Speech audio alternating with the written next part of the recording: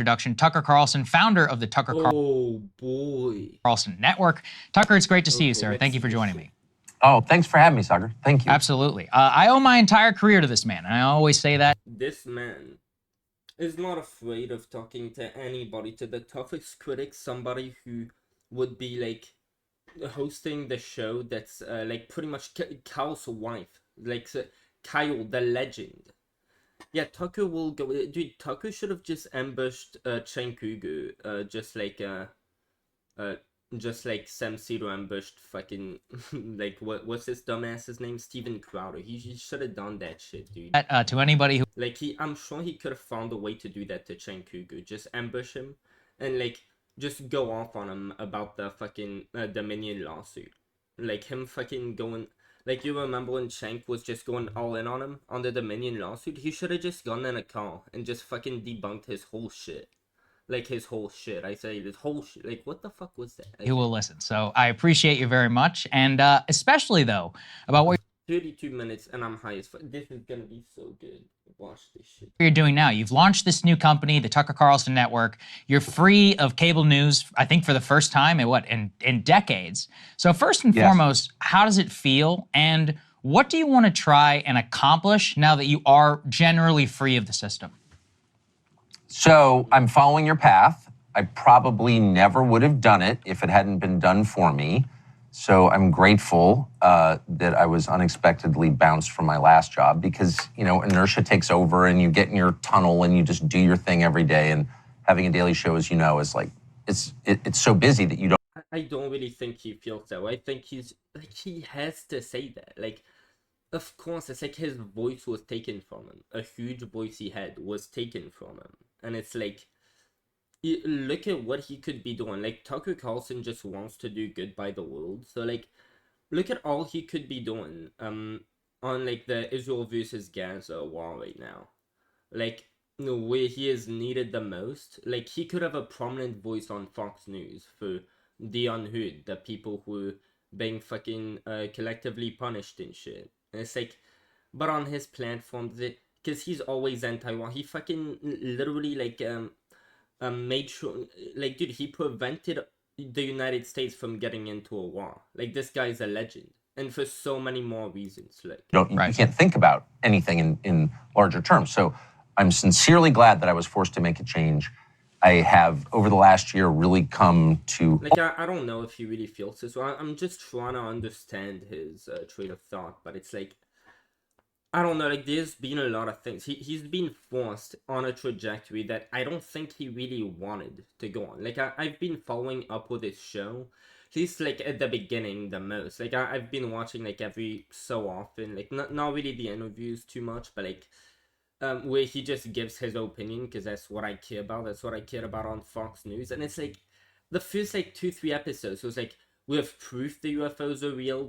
And it's like, I could sort of understand right from the beginning. Dude, like, this is just putting him in a difficult position where he has to do everything he can to just keep a reach on people so that, in a time where his voice becomes important, he can keep his ability to, like, have a voice that matters in the world. But, like, I don't think what he's going on with this show about, like, on a regular basis, it's really there. Like, I think most of it is just he has to stay relevant. He has to do that, otherwise he'll lose his ability to do good. Only read independent media, just because I don't trust anything else. So I'm proud. I mean, to be fair, you gotta keep up with what they're saying, what their narrative is, because that's also part of the news, like, part of staying informed. Like, especially someone like you, like, and that's sort of always been his problem. Like, he's listened to the people who he trusted. Like, at first he was kicked off of MSNBC and CNN. And it's like, oh, well, these people did me fucking dirty, and look at Fox News, they accepted me. And since then, they let him say whatever he wanted, speak freely. And it's like, well, like, the people at Fox News were feeding him a bunch of garbage, a bunch of bullshit. They're like, you saw all the hosts back then just saying the same stuff. Just like, you'll see, like, all the people on the left who were sort of like, of the same beliefs, right? Like, Sam Cedar, the Humanist Report, Secular Talk, the Rational National, like, and also even, like, people like, Vosh and Hassan Albi, like, even them, a lot of the time they'll be like posting pretty much the same shit, like about the same thing at the same time. Like they'll all be covering the same thing, having like around like a similar takes on it. Remember when Kanye West, like just to prove that it's not that they just have different priorities and different issues that like matter a lot. It's like, oh well, they'll cover that issue because like it's a part of their principles as being left wing that they would care about this, and there's a major issue for the left versus like the right, they don't really care. Like I'd understand that they might cover something because they think it's, but like dude, all of the left was covering at the same time fucking Kanye West, some dumbass celebrity, wasn't taking his medication and he was saying dumb shit. The guy literally has a mental disorder, and it's like every time he did a new did a new fucking dumbass thing, it's like, bro, I'm high as fuck, I'm sorry, but like they would all be covering it like within the same like 5 hour period. I'll be dropping a new video on it, and it's like, dude, goddamn. And on Fox News, you'd see the same shit that like the other side wouldn't cover. They'd cover the news on this, and like the other side just wouldn't cover it. Like that's just a thing. Like people who are at Fox News tend to get all the information from the same fucking sources, the same people who. And Tucker was like, dude, they're the people who allow me to say the truth, to say whatever I really think. And that's why he trusts their sources. And now he's like, I don't trust any of this shit. And he's just not gonna look at any of that. And it's like that was his problem from the start, that he like trusted Fox News, so he didn't like sort of try to double check or just to see further, like do his own research to see if any of this isn't true. To like he likes to keep things simple. By the way, that like he said that's his mindset. He likes simplicity. He thinks that, you know how in mathematics like you know that an equation probably means something if it's what's the word for it, if it's elegant, and one of these things to something elegant, when everything like all the fucking like values on both sides cancel out and you're left with a simple small equation, like E equals MC squared. Like he has a similar worldview on politics. He's like, if it's just stays simple, intuitive, all of it's just like go with your gut instinct. Like that's what he said time and time again when he was on Fox News, after he left Fox News. It's like, dude, his instincts, it's like he tends to have this worldview that he shouldn't even try to go further, because like his instincts are gonna, and like everything else is just like a bullshit that he, like if he pays attention to it, he's just gonna start feeding into it, so he better just like knock that off. And it's like, dude, I hope it one day at some point he'll reconsider all of that and think like, dude, maybe it's the world isn't simple. When you're talking politics, this shit is not simple. It's not. It's like it's the most complex shit you could fucking like get to, which is why I love it despite being fucking retarded, dude. To be in it. And what I want to do is really simple: create a news company that can't be canceled. I mean, having been, I'm not whining about it, but, having been silenced a couple of times, several times, I don't want that again. So, you need a business model that is impervious to... Yeah, to be fair, I was about to say, if you want to do that, instead of going on X, you should probably just make your own website. But, like, he might have, like, just started it, too. So that might be what he's on here for. Like, he's also maybe going to talk about that. Coordinated attacks against you. And that's the subscription model. Because I'm happy to have advertising. That is the only way that he... Because I know at some point... Like, despite what the Dominion lawsuit said, I saw a clip from Trevor Noah. Like, Trevor Noah, of all people, like, somebody who dislikes Tucker Carlson. Like, in that video, he was trying to make fun of Tucker Carlson. Well, basically, somebody, like, was recording Tucker in private. They recorded a private call with him, one of his family members. In which, like, him and Sean Hannity were both, like, they didn't know they were being recorded. And, they kept going off on that. Like, basically their family members were trying to talk about Thanksgiving and planning out Thanksgiving dinner and all, and they were just berating her with, dude, we gotta find out about the fucking election, dude. Like, this is important shit, we gotta talk about it on Thanksgiving night, because like, it's sort of the tradition here. Like, on Thanksgiving night things get political, but like basically people they were with who were recording this shit, they didn't want that, and they were trying to tell them they didn't back down, dude. They were fierce. They were like, no, we gotta know what happened. So I'm pretty sure at that point in time, like I don't know the timeline here, but like at some point Tucker and Sean Hannity, like they definitely believed like what they were saying in the car. And again, since it was Chen Cougar and all who was saying, oh well, we should only believe them when they don't know that they're being like taken advantage of or something, when they don't know that people know what they're saying. So they were saying that with the Dominion lawsuit, and ironically enough, if you look at the Dominion text, it only makes Tucker Carlson look better. Like I've gone into this shit, like Trump, like forced his hand, sort of forced him to just have to lie to a bunch of people, and at the end of the day, it was sort of Tucker had to make a choice. Like, dude, all of my audience, they're getting their first-hand news from Trump, so whatever Trump says, they believe, and he was troubled with that, as he shared in his text, and for good reasons. I would have done the same thing. He was mad at Trump when he did this thing. It's a pretty big deal, pretty damn good reason to be mad at Trump, right? Fucking like his ego, he just let his ego go ahead of his duty, and he just lied about the election being fake. And as a result of that, Tucker Carlson was put in a position where, like, remember how a few years back he had literally saved America from a war with his voice. He was put in a position where, oh well, if I'm going to get to do that again, if I'm going to get to keep a voice, I'm going to have to sacrifice my integrity a little bit here. And like, it's about, do I really care about spreading, getting to spread the right message when it's the right times?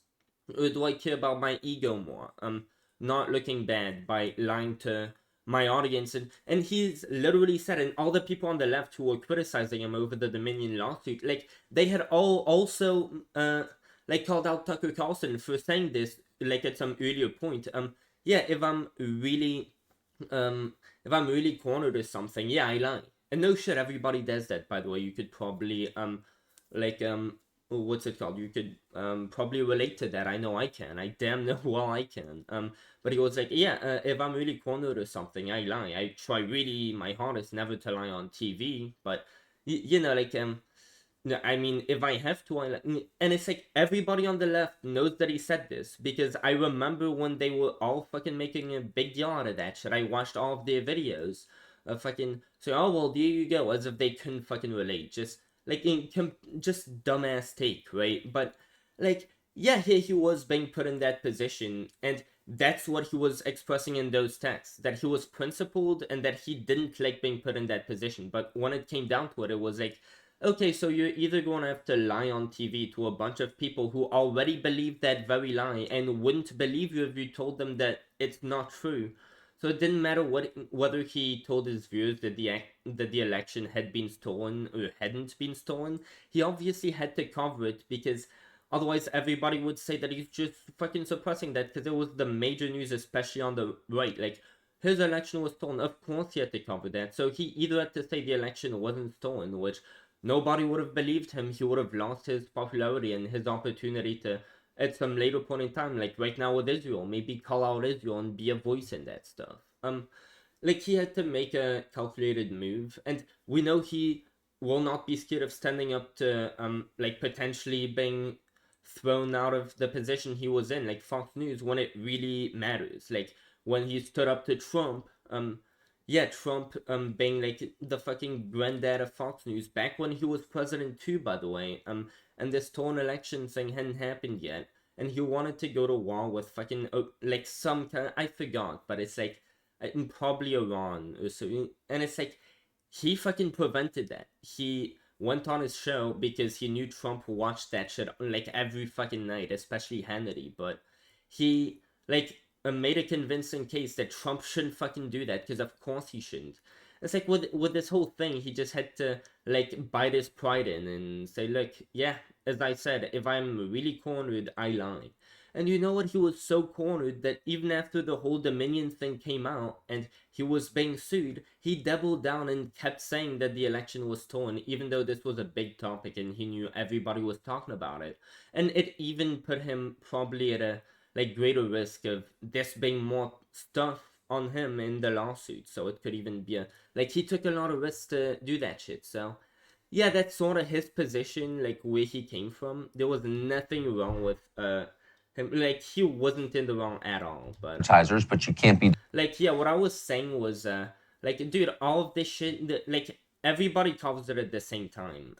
Whether it be the left or the right, and you're all sort of in your what's it called? You like what's it fucking bubble more or less. You like you.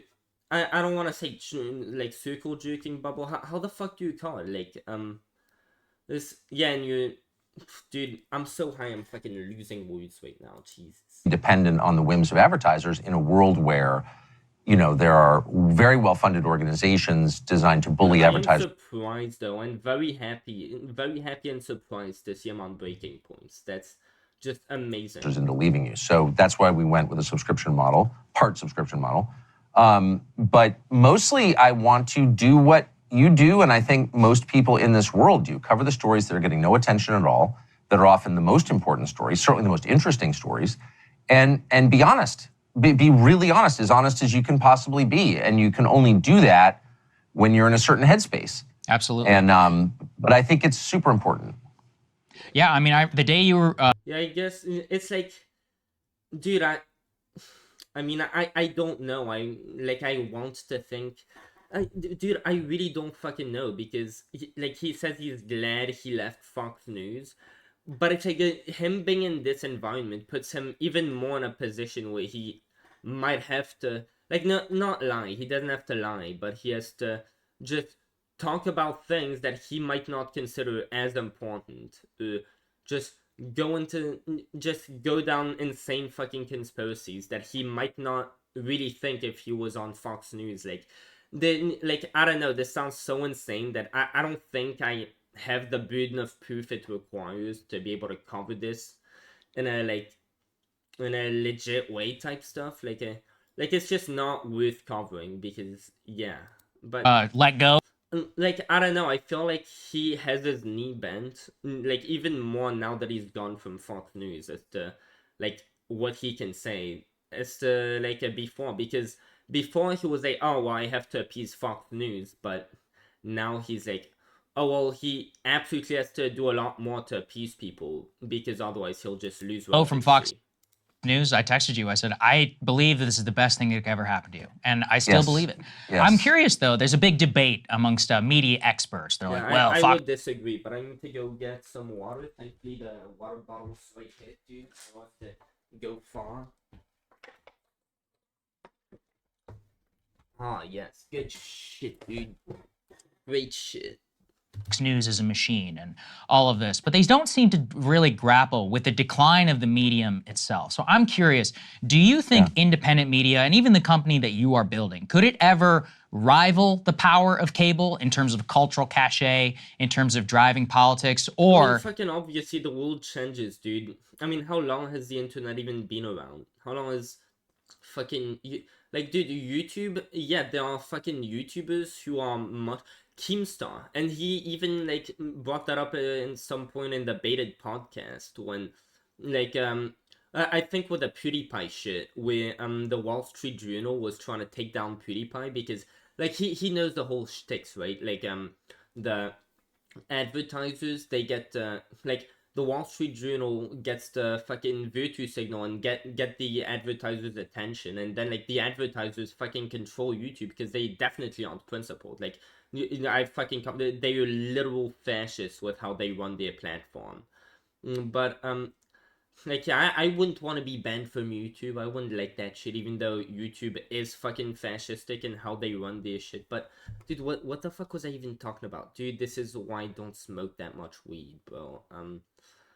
Do you think that they're still gonna retain a lot of the power? Yeah, dude, of course they have it's bro, the internet changes so fast. Yeah, what I was saying with Keemstar and all was saying about when the Wall Street Journal tried to take down PewDiePie because they have such a huge reach specifically over the advertisers, despite having much less public. The things that get done at the top of the chain, usually the public doesn't fucking agree with it, but it's people more thing is with that, Keemstar was pointing out, dude, all of us YouTubers, literally everyone in this call right now has can get more views on their YouTube channel than anybody on fucking cable news and like Fox News, anything could get. And it's like, that's true. There are a lot of YouTubers like that. Power that they still have.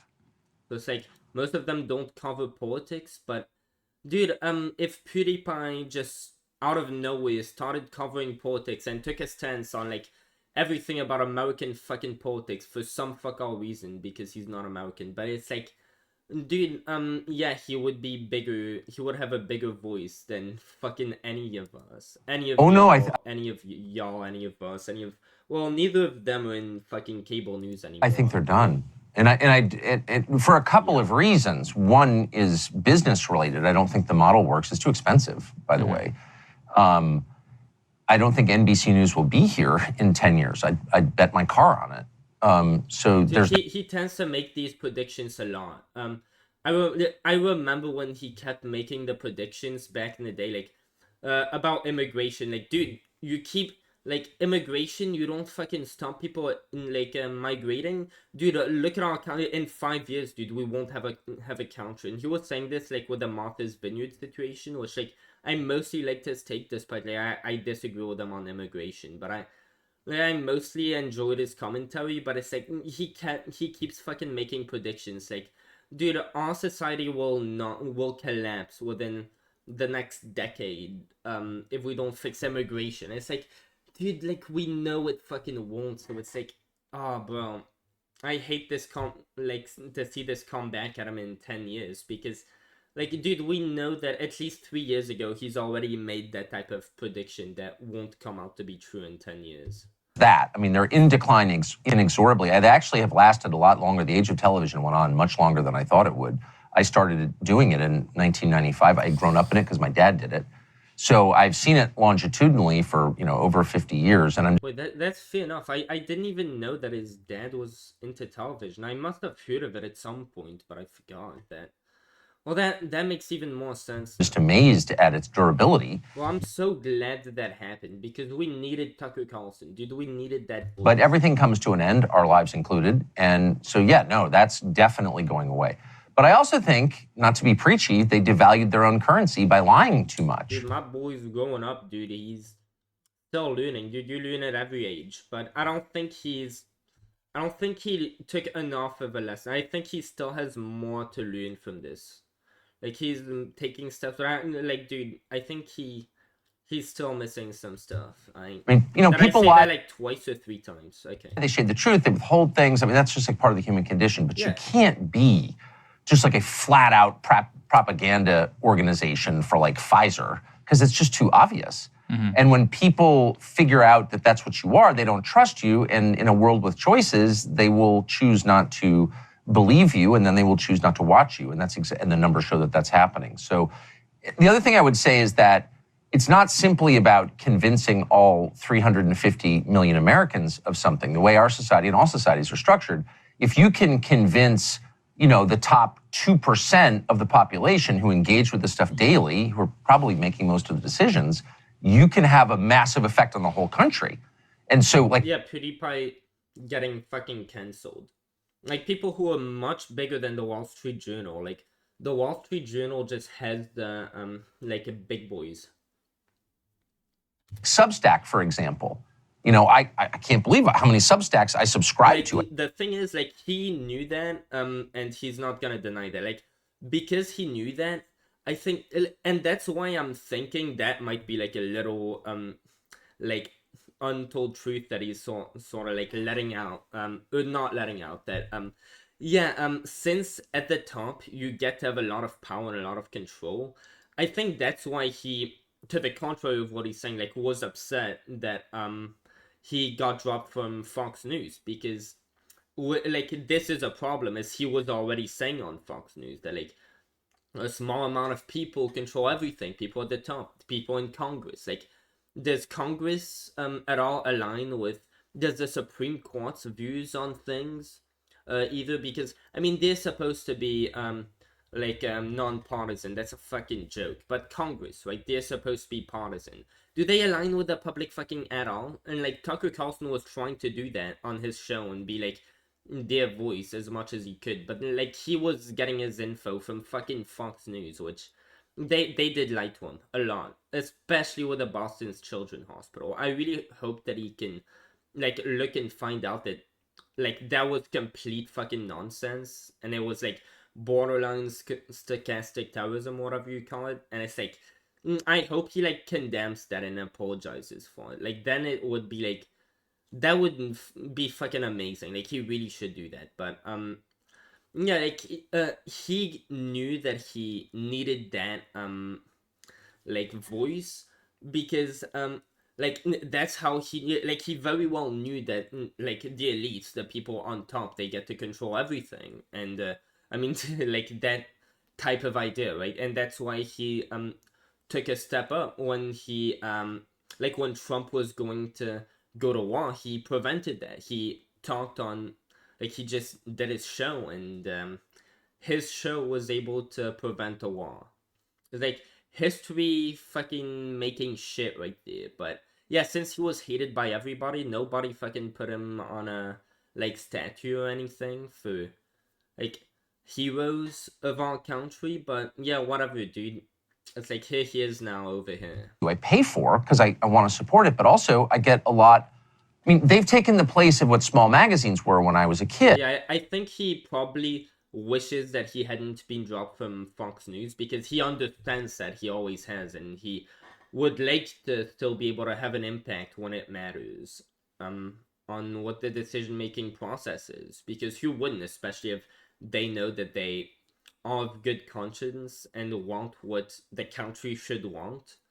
It's like, of course you wanted that. Or books were when my father Like, was a kid. otherwise, nobody like him, like nobody would just be willing to do a whole talk show where they just know that what they're saying isn't true and isn't helping the country in any way, shape, or form, but they fucking say it anyway. Like when they're already rich and don't need to be going through all that effort. Like, do you know how often, like every day he had a full show, he had to practice. Like, do you know how tiresome that must be? But like he's already rich, so he doesn't really need money, right? But like, yeah, just so he can like be rich, even though he's already rich. So just so he can like pretty much get nothing, right? He's just gonna spend all this time for a cause he doesn't even believe in, because he's just lying. Like, don't you see how that just doesn't make sense? You know, a place for people to air their views in a longer form and in a more honest way. Like, what is going on in our society? Like, the only way that I could really see, and you should say it if it's true, that like I could see him being glad that he left cable news would be like if he realized, like, I'm sort of fighting for the wrong side here, even though like I'm spreading a message I believe in. Like I'm sort of on the wrong side. Maybe what I should try to elevate is maybe just fight this from the side of the like media that I think should be leading the message, the like independent media. Maybe like elevate that with my voice, and then I could help take down corporate media instead of like being the part of it that is actually trying to help the world. Just like, I mean, most people on there probably are, again, like most of them are probably too rich to be fucking bothered to spend so many hours of a day just like just working on shit they don't believe on, to like get money that they don't need because they already have like all the money they could possibly want. Like when they're like, no way, dude. Like they probably all fucking believe this shit, but yeah, maybe some of them are dumb, some of them have like a lot of content. Dude, Tucker, there's so much, like everybody knows he's like the smartest person there could be, and he's so good at communicating too, right? But like, okay, dude, anyway, society, you can actually learn a lot from Substack. You learn absolutely nothing from the cable news channels. So just that, it's a small company. It'll probably never be a huge company, but it's had a huge. But I mean, he has to bring up the fact that, I mean, he was on cable news, and you would learn a lot. I learned a lot by watching his show. So, I mean, now he's talking about it, but like he was on cable news. Like, if you watched cable news, he was the biggest show. Like, he literally had the biggest show by far. Like, he was the most watched show by Democrats, as he himself, like somebody pointed out to him, and like he was laughing and shit. I forgot when but like he knows that like he was the most watched show in the country, even by Democrats. Like he was by far, dude. Wait, what was huge that? effect. Shit is going on in our society. You can actually learn And like, so if you were watching cable news, chances are you were watching Tucker Carlson, and therefore you were learning. And he's been on there for the past like 10 years. So it's like, a lot from Substack. You learn absolutely nothing from the cable news channels. So just that, it's a small company. It'll probably and what the hell is Substack? Is that like trading? What? I don't know. never be a Maybe I'm fucking dumb, dude. huge company, but it's had a huge effect. Shows like yours that came completely out of nowhere, you know, with people who were not nationally famous, and then you become nationally famous just because you're being honest. I mean, like, look at your own life. It kind of tells the To story. be fair, is he nationally famous? Is Secular Talk my boy? Is he nationally famous? Because, like, Breaking Points just beat them. Secular Talk's at 1.09, so let me guess, he's at... Okay, so he has, like, 300,000 more subscribers. Or 30,000 more. Like, something like that. Like, bro, they are pretty close. Is Secular Talk worldwide famous, dude? Like, I don't think so. I don't know how old nationwide you were when you started it, but your ascent and the ascent of a number of people like you, not just who cover politics, but who are, you know, effectively cultural commentators or comedians who are honest. Theo Vaughn, you know, how many people have heard of Theo Vaughn last year? Yeah, who is that? I've never heard that. Maybe, you know, some, but all of a sudden Theo Vaughn becomes this phenomenon. No, I still don't know him. Because he's honest. I mean, so there's a massive space that's all a reaction against the lying, and I think it's like the bright spot in America in 2023. Oh, it's very kind of you. The thing with Tucker Carlson is, like, he tends to, like, he's sort of like what he says of Ron DeSantis, right? And I think to some extent, like, no, that wasn't a part of his text, but like, what he said just the other day of Ron DeSantis was like, I think he went on, what, was it Bill Maher's show? It was like it was Steven Crowder's show. Fucking Steven Crowder, dude, he talks to Steven Crowder. It's like, he just has a very poor, ability to, like, he has a huge lack of judgment of people's character. Like, as strong as his character is, like, he always ends up in the wrong crowds. And it's like, sort of what I do, what my mother would constantly complain about me fucking doing as a kid. It's like, I was special and now I'm special in the, like, mostly in the retarded way. But, like, he's special in the opposite way. He has, like, the most high-functioning autism there could be, right? And it's like, dude, what the fuck was I even talking about? You to say. I think one of the things It's true. What is true, dude? Yeah. Oh yeah, I was talking about like he just said Theo, and like I don't know, for some reason, even though Tucker is endorsing him, I just have this instinct to realize, like, dude, most of the people who Tucker tends to, like, end up, like, caring about or, like, elevating, like, they have nothing, they are nothing like him and his ideology and what he wants for people. Like, a lot of these people who he endorses and all, is like, dude, they have their own corporate interests and, like, their bottom line. They, like, nothing else, nothing for the people. Like, that's not their interest. It's like fucking Trump. Like, you see Trump, like, and not all, he just puts on a fake facade, and now he's just open about, dude, I don't fucking give a shit about this country. It's all about myself, dude. My retribution, it's your retribution if you care about me, because your fucking boy is gonna get his retribution. So, like, dude, if you care about me, dude, I represent this country, dude. I will be happy, so you will be happy by proxy if you care about my happiness more than anything, right? Because, like, Jesus, you like, making him happy, that's like, but apparently, like, Trump supporters, a lot of them, like, legit worship Trump's word over even Jesus. Like, that was a fucking study. I don't fucking remember what it was, but, like, Cal Kalinske brought it up. Like, you know, the guy who's, like, the talk show host. Like, it's him and like, Cal's wife, right? So that's Cal who was bringing that shit up, and it's like, Trump, dude.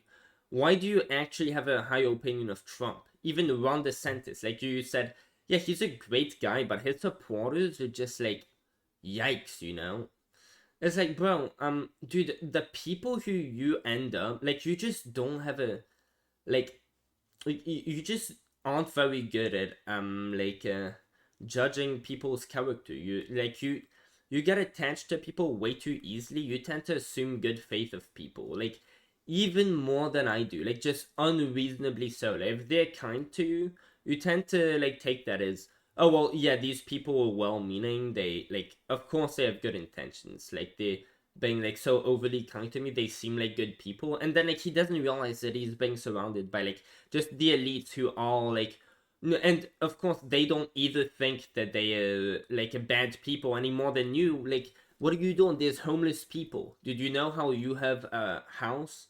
If just you just house one person, that'd be a huge inconvenience, right? But it's like having a little brother. I'm so glad I'm an only child, right? I wouldn't have wanted to deal with that shit. But it's like a homeless person. You could probably learn from them because they've probably lived a very different life. They've probably got a lot of, like, experiences and values they could share with you. You could, like, learn to live with them. Just house them. Just house one homeless person. Feed them. Like, yeah, it's a, like, decent bit of an inconvenience to you, but it's life changing for someone else, dude. I mean, why aren't you doing that shit? And it's like, yeah, the elites probably see us in the same way. Like, oh well, they're just serving their own interests first. But it's like others, and it's like, except that they're dealing with, like, the system and they don't see it because they're like, oh well, this is sort of, because they have their own ideas as to how the system is, like, supposed to benefit them and, like, the people around them and who they're surrounded by, or elites. Like, everyone's in their own, like, elite, or like the middle class, or in their like, middle class semi-elite bubbles. Like, Tucker Carlson, he's trying to see both, but it's like, dude, everyone's sort of in their elite bubbles to some extent. But yeah, the people around him sort of just have their own goals that don't reflect on what the middle class, like, what would be best for the middle class. And they just push that garbage onto him. And since they're nice to him, it's like, he's like, he just thinks, oh yeah, of course, these people want to help others out just like I do. It's like, bro, I feel so horrible for him because he keeps being influenced by the wrong people and getting the wrong opinions with, like, like, I definitely, he makes a very good case for them, even though, like, he's wrong. He just doesn't get all the details because he isn't informed of all the details, just like he wasn't at Fox News. But, like, they made it in a way that would always keep making sense, so he would keep making sense of it because he was just predisposed to fucking believing that shit. So that's, like, he took it, like, he just ate it up with ease. Like, didn't even need to critical think. It was like, yeah, okay, they're handing it to me, they're telling me this is the truth. Like, it wouldn't even occur to him if, like, fucking 3 months ago what he was, like, informed of, like, just contradicted that. Like, he just wants that aside as, like, dude, keep things simple. Because, again, that's his worldview. He genuinely thinks, like, hey, if things aren't simple, there's a problem. You should go with your gut feeling. That's, like, the biggest, the most powerful sense you have. Like, he legit did a show all about that. But, like, this guy's so complex, and it just leads him to. So, like, dude, Matt Walsh is even more complex because I don't think he's lying either. But he's just, like, instead of being like, he's just not as wholesome, not nearly as wholesome. Like, Matt Walsh is just driven by just culture. Of course, culture plays a big part of talking, but, like, Matt Walsh is just, like, tradition, culture. That's my worldview on fucking morals and how the world should work. Like, what have we been doing throughout the years? What are, like, some practices that we don't do anymore that, like, some people, the very low minority of people want? Who, like, we specifically moved away from these things because they were bad. And this century is, like, the century of fucking, like, like, just so many good things are happening because we're, like, finally with the industrial revolution and all that shit. Like, we've hit a point with humanity. We've sort of realized we're making exponential progress in all of these aspects. Like, we'd be better off, like, just going away from, like, religion and all of that. So we evolved past that. We evolved past just a lot of, like, social norms that were just bad. That were just like, oh yeah, men and women not being equal, black people not being equal. What the fuck is that shit? Yeah, that doesn't match our values at all as of today. Like, we have better principles than that now because, like, just spreading ourselves and our power. We don't have to keep going through that because that's no longer what's like in our best interest or in anybody's best interest. And we can all collectively get together because like with like internet today, like we could talk to each other within a space of like a few minutes at most, like a few seconds now, like from one side of the globe to another. Like that's a whole new thing that reshaped a lot of things that like led to just us having to see the world in a new light that was just more sophisticated and just adapting to that. And something like since tradition sticks to us, it's like it's just and again like he goes with his instinct, but he has critical thinking skills and he cares about like our values now. But I mean, like Matt Walsh is just like if tradition says this shit, like he just has his whole intricate thing about how things should work, but like it just goes down to like he does a decent job at defending it, given how horrible his worldview is. But it's like he's a character, but Tucker Carlson is so much fucking more than that. Against the lying, and I think it's like the bright spot. Like both of them, like Matt Walsh is not retarded. Like he's not like insanely like he can communicate. Like you can understand when he speaks. Like this guy has just a rigid fucking worldview, and he just like does not accept anything that falls out of that. He's very like he's just not open-minded to any other shit. Like he probably thinks he is, but it's so obvious that and there are so many things others see that he doesn't because he's just so disconnected and has like very rigid, strict worldview that like nobody stands by anymore. And he's just like this guy, like from like a few centuries ago, pretty much, just stuck like just brought forward in time, just like forced to just cope with the rest of us and like the society that he doesn't understand because he was raised in like back in the fucking like Stone Age or whatever the fuck. But like yeah, he's just brought forward in time and he's just like trying to like manifest his worldview and he's just unable to like accept that maybe he's wrong, but he still does a decent job. He's just not open-minded but still smart. Some people are that way, but like dude, what the fuck type of tangent am I going on, dude? I smoked way too much. In America in 2023. Oh, it's very kind. I'm barely even reacting to this shit. Like I'm just finding some commentary of my own that I want to make that it like ends up being like almost unrelated to the video, and I just go off of it. For you to say, I think one of the things It's true. What a lot of people want to hear from you, I think, is that you played the game at the highest level. And so are all of our suspicions true about what's being told to people in the anchor chair about what you can say? By the way, that is not how he should approach this, because remember Trump, how he's saying that, oh, well, he knows the Trump better than anybody because he fucking is the swamp, dude. And everybody eats that shit up because, like, what the fuck? They just have a cult-like behavior at this point, right? Like, people point out, like, it's like, okay, yeah, some Trump supporters, like, diehard Trump supporters are fucking cult-like. Like, not most Trump supporters, most people who support Trump are just, like, normal fucking people. Like, I know some people I live in Louisiana, they aren't fucking extreme. They're just like, yeah, I like Trump. Like, I mean, probably I don't even know if I'm gonna bother voting because I probably got better shit to do. But like, yeah, if I vote, I'll vote for Trump, dude. Hell yeah. But like the people who are diehard fans of Trump, guess what he fucking fed to them, dude? I can fix the swamp because I am the swamp. Dude, I've been the swamp. It's like for the past 4 years, I could have done this shit, but would the swamp want to fix itself? Fucking, like, you tell me, motherfucker. So elect me again, dude. So the swamp can, like, drain itself. Try to drain itself a second time, dude. It's like I tried to build my wall. I tried to drain the... I couldn't do it, dude. But things have changed, okay? We're gonna make America great again. Except we're gonna keep America great. Oh, fuck, never mind. But yeah, about what you can't say, about commercial impact, about the pressure.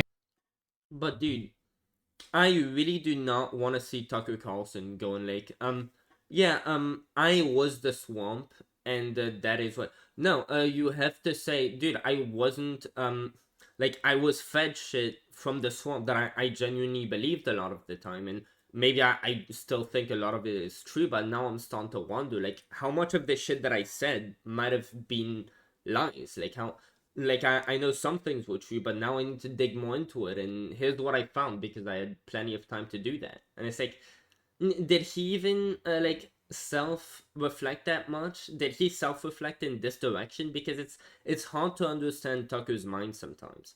Like, he keeps things simple, but it might be simple to him, except like he's going from completely different like what's it called, premises, and like maybe he just sees the world very differently to some baseline like degrees that I just don't know. Like, I mean, he barely talks about himself on his show. He just gives his opinions, but like deep down, like you don't know what his life is or what leads him to believe whatever he believes. Like, he hardly ever talks about himself.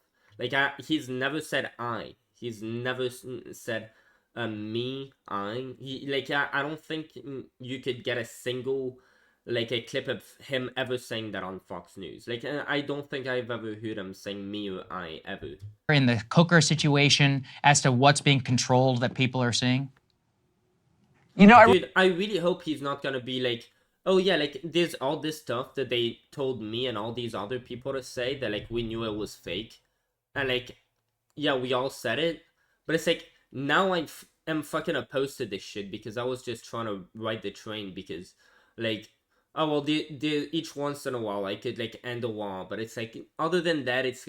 And I hope he's not going to try to take that approach because we all know it's false. We all know, like, if he does that, he'd be fucking lying. Like, he knows that he genuinely believed what he believed when he was saying it on Fox News. Like, he knows he wasn't lying. I hope he's not going to try to take the approach of, oh, I knew I was lying, but, like, just to try to copy Trump, just hope that people who follow Trump would follow him too, because, like, he was sort of fucked over in a similar way that Trump was back in the day. And Trump is one of those people who fucked him over. Trump is, like, probably the person who fucked him over more than anybody. And, like, I don't understand how Tucker managed to forgive Trump. It's, like, just adds to, like, the guy is very humble and he is forgiving. It's, like, the fact that I don't think I would have been able to forgive Trump. I've said this time and time again. I just tweeted about it last fucking night for some reason. It's like, yeah, dude, I'm looking at the camera too. So, dude, I'm way too high. I don't have webcam on. I don't know why I'm doing this shit. I really should write a book on this. If not that anyone would read it, but just to sort of. Dude, I haven't read his first and second book. It's like I found. I don't even know what excuse I fucking have for that shit. And dude, if I had been less high and had an excuse, I would have probably fucking lied right here, dude, to be honest, because I don't have an excuse, dude. I don't know what the fuck I would have come up with, but it wouldn't have been good, dude, because people do that shit. Yeah. Work out my own thoughts about it. You know, again, when you're working in a business that's. Jesus, I just hit the 6-minute mark. I hope I'm not like 1 hour into recording this because I very well might be. Like, dude, I have to fucking check. I'm 40. Jesus Christ, dude. Oh, I gotta try to shut the fuck up. Okay, this is great. I love just not shutting the fuck up, but like, you see even my speech impediments getting worse. Hey, dude, we gotta stop that shit. That regimented, you know, to show every night exactly the same time. You can't be late. You know, it's like your whole life, and I wrote my script, so my whole life was about writing my script. Like, that's kind of all I did. So I was telling you that to admit that I missed a lot. I personally... Oh, yeah. That is true. He missed a lot. Start with the Boston Children's Hospital.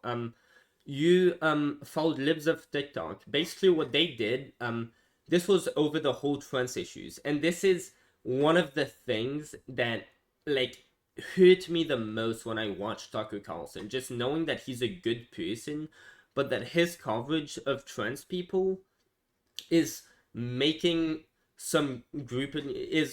people who already deal with like way more difficulties than the average person. Like he's abetting what's the fucking word, dude? Like he's like Dude, oh my god, I'm having the biggest brain fart ever. Dude, help me, somebody. Like he was like helping in this shit, and he was a big voice, just spreading things that were originally and I don't know if they were lies. I don't think even libs of TikTok. Basically, what libs of TikTok did, there was this whole like hatred of trans people, and on every opportunity, like even like the.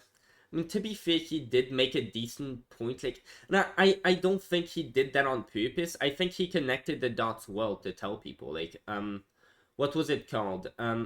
Like when there was the Club Q shooter, he was like, "Oh well, look, this guy. They should have apologized to us. Cable news should have apologized to us because, well, his lawyers said that oh he was trans and gay, even though like there's literally a clip of his father reacting to like the news that his son just shot up a gay bar." And he was like, "Oh, thank God he's not gay." I like, what was he doing in a gay bar? Like, when I heard he was in a gay bar, I thought he was gay. Oh, he just shot up that bar. Okay, dude. Oh, okay, dude, oh, thank fuck. Like, that was legit his reaction. And Tucker, I don't think he saw that, but I don't know what was going on in his mind. I think he probably made a connection to the fact that, like, you see, like, I think he was trying to, like, play, so I don't know what he was doing, but, like, you remember at some point where, Tucker Carlson's lawyers, somebody tried to sue him, and his lawyers argued in court and won on the premise that like no reasonable viewer takes him seriously, which is a lie. He is a reasonable person who took himself seriously, as we can definitely tell. Like he genuinely believed what he was saying. Genuine people, I believed what he was saying. A lot of it was true, by the way. And I like at some point I realized like a lot of it's false, and I like kept watching his show, like knowing like especially the stuff about trans people, like yeah, all of that's just garbage. I really want him to like self-reflect and realize, because it just makes sense. Like, dude, these people, there's just some like the elites want to control your kids, and they're making, and then like your parents, some people's parents like because of their political views, they're just like joining the cult of the left, and like they're indoctrinating their kids.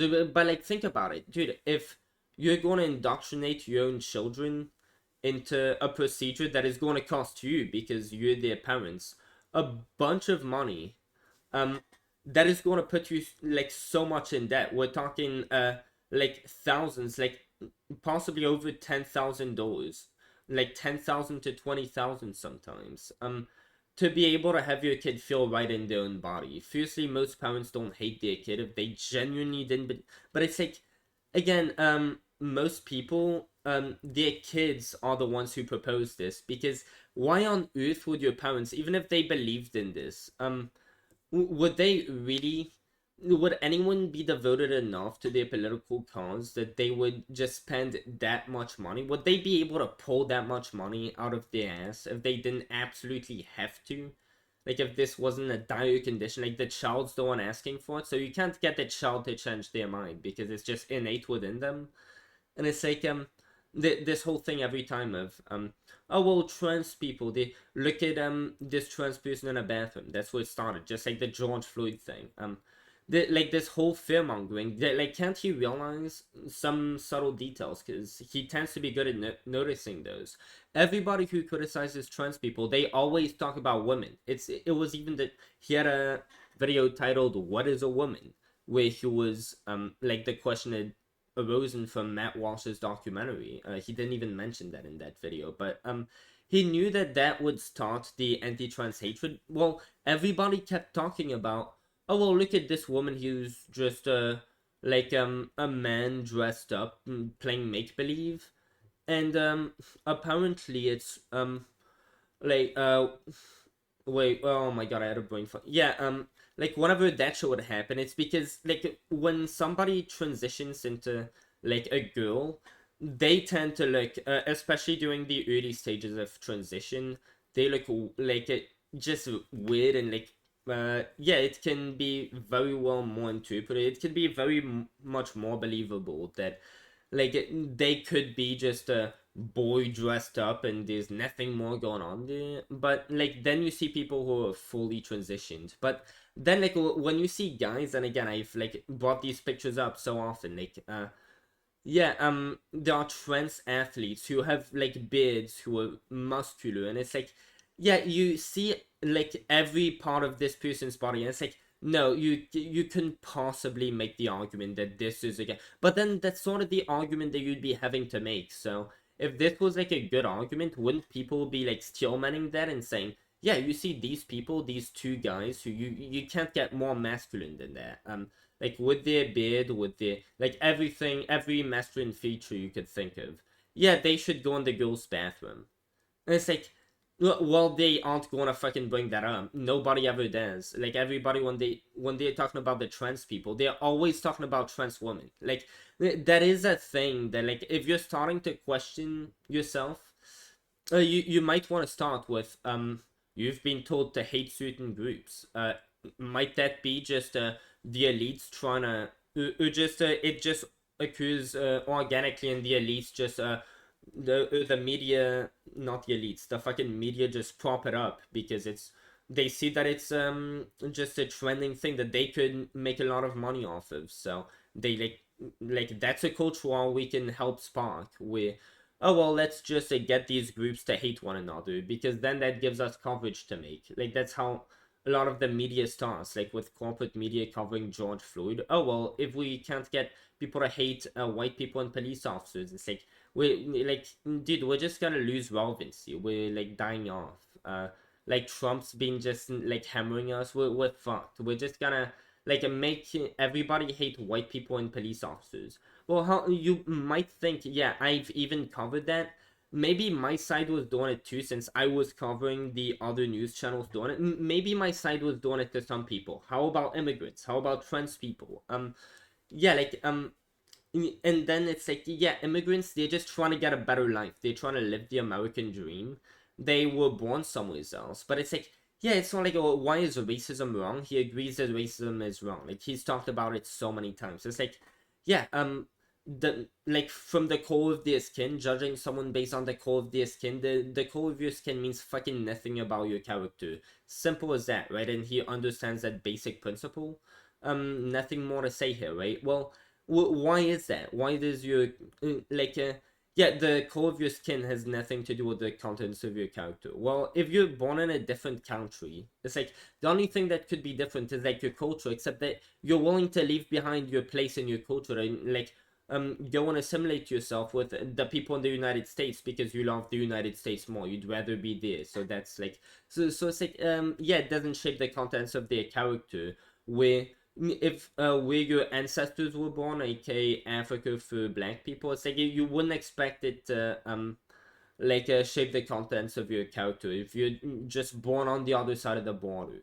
Like a lot of immigrants became pro-Trump because like a lot of the South is pro-Trump. They assimilated themselves with that country's values, even though the left is the party that claims that pays lip service to wanting to allow them more in, like caring more about these people. They started it like Hispanic voters. There was no group that Trump was more light upon than them when like he was legit calling them fucking rapists, like Mexicans. Like at least that was like I know that was sort of taken out of context. He was like, there's a lot of rapists coming and there's a lot of all of that shit. But it's like it was well known among like Hispanic groups, everyone in the country at least, that yeah, Trump said that about Mexicans, right? And like everybody sort of took whatever they would take of it. Well, like yeah, amongst Hispanics, Trump was very popular because that's sort of the culture in the South a lot of the time. So they assimilated themselves in. So like, why would you still be tough on immigration? It's like these people are just trying to live a better lives, and they need that chance more than pretty much anybody because they're on the other side of the border. Well, how about trans people? Well, they're probably struggling more than anyone because imagine just being born and not feeling right in your body, like not knowing what this shit is. It's like, dude, I have depression. I've been having like since I was 14, dude. Battling with that shit was fucking like thank fuck I wasn't like in the wrong body. That might have been like way fucking worse. Just like since I already like have problems with my fucking what's it called, my self-esteem and shit. I have fucking ego issues. It's like, yeah, of course, since I'm insecure, dude, having that type of issue, that would have done numbers on my mental health. Like I don't know how I would have taken this shit. I'm so glad I don't have that problem. Oh well, what if they were trying to get you to hate these people because like these people were like the most what's it called, like not because they're the most like what's it called, at the most risk, but what is the fucking word, dude? I'm losing my words. Not because they're like the most susceptible to being fucking destroyed, but because yeah, it's just new, and we like the culture is sort of, we don't accept what's new. Not because they're the most vulnerable. Like it took me what, like almost 10 seconds or more than 10 seconds, dude. I'm still at 619. They would not doing a very good job, dude. Because this was not my first show. It was like my 8th show that I'd had over the course of my life. Like, we're gonna go back a few seconds, but I'm gonna go grab some water. So this is gonna be a lot longer, but then we're gonna fuck off and stop speaking. We'll try to.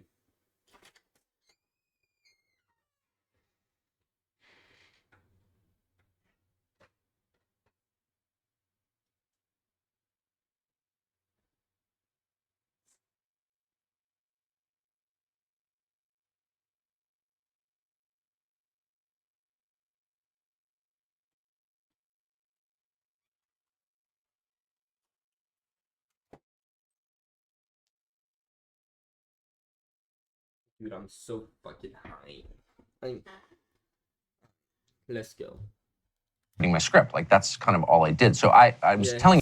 So yeah, now he's being like I'm glad that he didn't do what Trump did. Like, this is why I'm saying, dude, I wish that instead of Trump, we could have Tucker.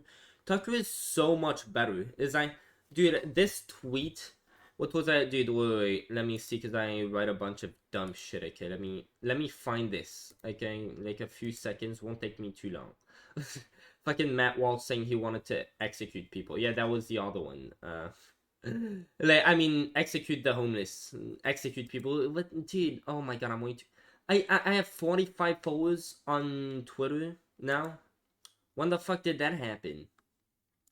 Okay, that's fucking cool. Okay, let's go into this whole fucking thing. Okay, bro, what was like the whole thread? Can I see the whole thread? Whatever, okay? Dude, okay, here we go. Dude, yeah, all of this shit says it all, okay? All of this, number 1, number 2, number 3, number 4, number 5, I think, like, some like that, dude, this shit fucking says it all. Tucker is much better than Trump. And instead of having Tucker, we had fucking Trump. Like, if only Tucker was not one of these people, just like the left is probably screaming, if only Jon Stewart wasn't one of these people who, like, just didn't want to present themselves. Tucker's sort of like that person on the right. That, like, if fucking only, dude. But nah, he doesn't want to. That to admit that I missed a lot. I personally, because this was like, he's not going to go down the. Yeah, I was part of the swamp, and I knew, like, dude, I was all over that shit. Like, just like everybody else, we all knew we were fucking lying, and that's how I know exactly all the strategies, dude. I could tell you, I'm a valuable. It's like, yeah, I come from Hamas, dude. I could tell you all of Hamas's plan. You should elect me to take down Hamas, because I fucking am Hamas, motherfucker. Not my first show. It was like my. It's like, imagine Hamas, like, just like Hamas presents themselves to Israel, like against Netanyahu. Hey, y'all should vote for us because we fucking are the swamp, dude. We are the Hamas. We know how to take care of the Hamas because we know where Hamas is because we fucking are the Hamas, dude. We fucking gotcha. Vote for us. 8th show. That'd be. It's pretty much what Trump fucking did with the swamp. It's like Tucker's just so much more sophisticated than that. That I'd had over the course. Yeah, I was into all this shit, and did some introspection after. But like, I mean, again, like a lot of the time, dude, when I got depression, I didn't know where the fuck to go. I was just confused. I got it wrong so many fucking times. I keep getting it wrong time and time again. It's like you just learn as you go, and it takes like Tucker, dude, he still hasn't gotten it right, but I hope he keeps going towards that. And I hope he makes progress exponentially fast, dude. Because like we're tired of waiting for this apology for the Boston's Children's Hospital. Like, dude, that was pretty fucked up. Like I know you weren't trying to do that. Like you genuinely believed it, but that was still fucked up. Like I really wish he had more responsibility. That he like. And like he believed this shit, like especially if his news source who he really believed would say something like that, he'd be like, oh, they would never like lie about that. Oh, some this important. Oh, they definitely. I know they made sure to check that this is definitely true. So I know this is definitely true because the people who I trust said it's true. Like right here, it matters more. Like I know they fact checked this because no shit. Like I would have fact checked this, but like then it's yeah, and maybe those people also got the info. Like we don't know how many like steps this goes. Like assuming bad faith from people, like again, it's like it's sort of in our nature, right? Another part of the human species, which like we've made exponential progress in the right direction so far. Civil Rights Act, allowing women to vote, allowing gay people to marry, all of that shit. All of that industrial revolution, great, fucking amazing stuff. But we haven't realized that people, whether they be rich, poor, like any class, people don't fucking lie, but it's like so much stronger. We tend to just want to assume bad faith of people that are saying things that we disagree with, because yeah, we tend to not get along with people we disagree with. We tend to not all fucking get along, just get hard-headed and all of that shit. But it's like then the best is what leaves us the most comfortable and the most self-satisfied is, I think, dude, these people, they aren't saying that because like somebody who's like a good person and like possibly just as well-meaning as I am could think something that I would despise so much, that I see as so filthy and just wrong. Like, damn, dude, what could I be missing? Because either one of us could be wrong. Either one of us could be missing context. Because like, I mean, chances are, since everybody sort of like is good faith, most people like most people around you aren't bad people, don't have bad intentions. Like nobody fucking does. It's just like, and the people the closest to you, who you know the most, you'll tend to like have the most of the opinion, oh yeah, they would never do anything like that. It's like as you learn to humanize people, you learn that, oh well, they might disagree with you, but they just have a different point of view, and you are just as likely to be wrong as them. It's just a matter of where you get your info from and like how much you even know on the topic and like who's into it. It's like, yeah, there's just missing context, but it's just way easier for people. It just gets them way more comfortable to just think, oh yeah, if this person's saying something that I despise so much, they're just lying, dude. They just, of course, it's just so much simpler, so much more elegant, I guess, in that way. And that's why like things like that are complicated, dude. People don't lie. If they have a there's a reason why they believe what they believe. There's a reason why there's a reason why they say what they say, because they believe it, and there's a reason why they believe it. And it's like it's much more complex than like, oh, if they have like that opinion that I don't like, they're just fucking lying. It's like people need to understand that shit. But like the first step in his fucking recovery, right, of all that bullshit that he was fed was, hey, which parts of it were wrong? Which parts of it do I need to like update? Which parts of it do I need to clarify that just what's it called? Like make a public statement. This was not true. I have self-reflected and looked more into it, and I realized yeah, like he should probably do that, right? Say, yeah, this, that I said, that was not true. I was fed this shit, but I don't stand by that. Like he should probably like make statements about that publicly, right? course of my life. I Like made that, a at least that'd be my logic. But like again, like he has a very different like I don't know where he has a disconnect in a lot of places, but like dude, yeah, very whatever. clear I deal said I'd try to shut the fuck up. with my employer out loud and just said, Wait, look, what is this? Dude, I'm just so all over what the fuck I'm saying that I'm just barely paying attention. because this was not my first show, it was like my 8th show that I'd had over the course of my life. I made a very clear deal with my employer out loud and just said, look, I'm not going to be told what to say or think, period. It's not my company. If you don't like what I'm saying, take me off the air. But I'm not going to sort of say or not. But the thing is, with Fox News, like you've only ever worked for like news organizations, and Twitter is just a social media platform. Like all of your previous employers, they would leave you to go off of your intuition and what you think of the info they're giving you. But like whatever you're saying, there's a reason why everybody on Fox News, just like everyone on the left, they probably have the same type of opinions. Like again, the Majority Report, Secular Talk, Rational National, like people like that, they'll all tend to report on the same stuff around similar times that like nobody on the right is going to cover. Like the Kanye shit, it's like that's unimportant stuff. Well, there's some unimportant shit that the right's going to cover. Just oh, this new like thing about like transport fucking what was it, like some the January 6th or something, I think, like some fucking shit that like the right is all gonna cover, violent crime. Oh well, that definitely matters. But then like Biden, yeah, Biden's fucking computer laptop. How about that? And like nobody on the left will talk about it because literally nobody cares. But then on the right, they'll all be told that it's a big deal and they'll all cover it. Why? Because like they're all told that it's a big deal from the same source that they trust. Because like they're all just getting the assault. They're all just in different fucking bubbles.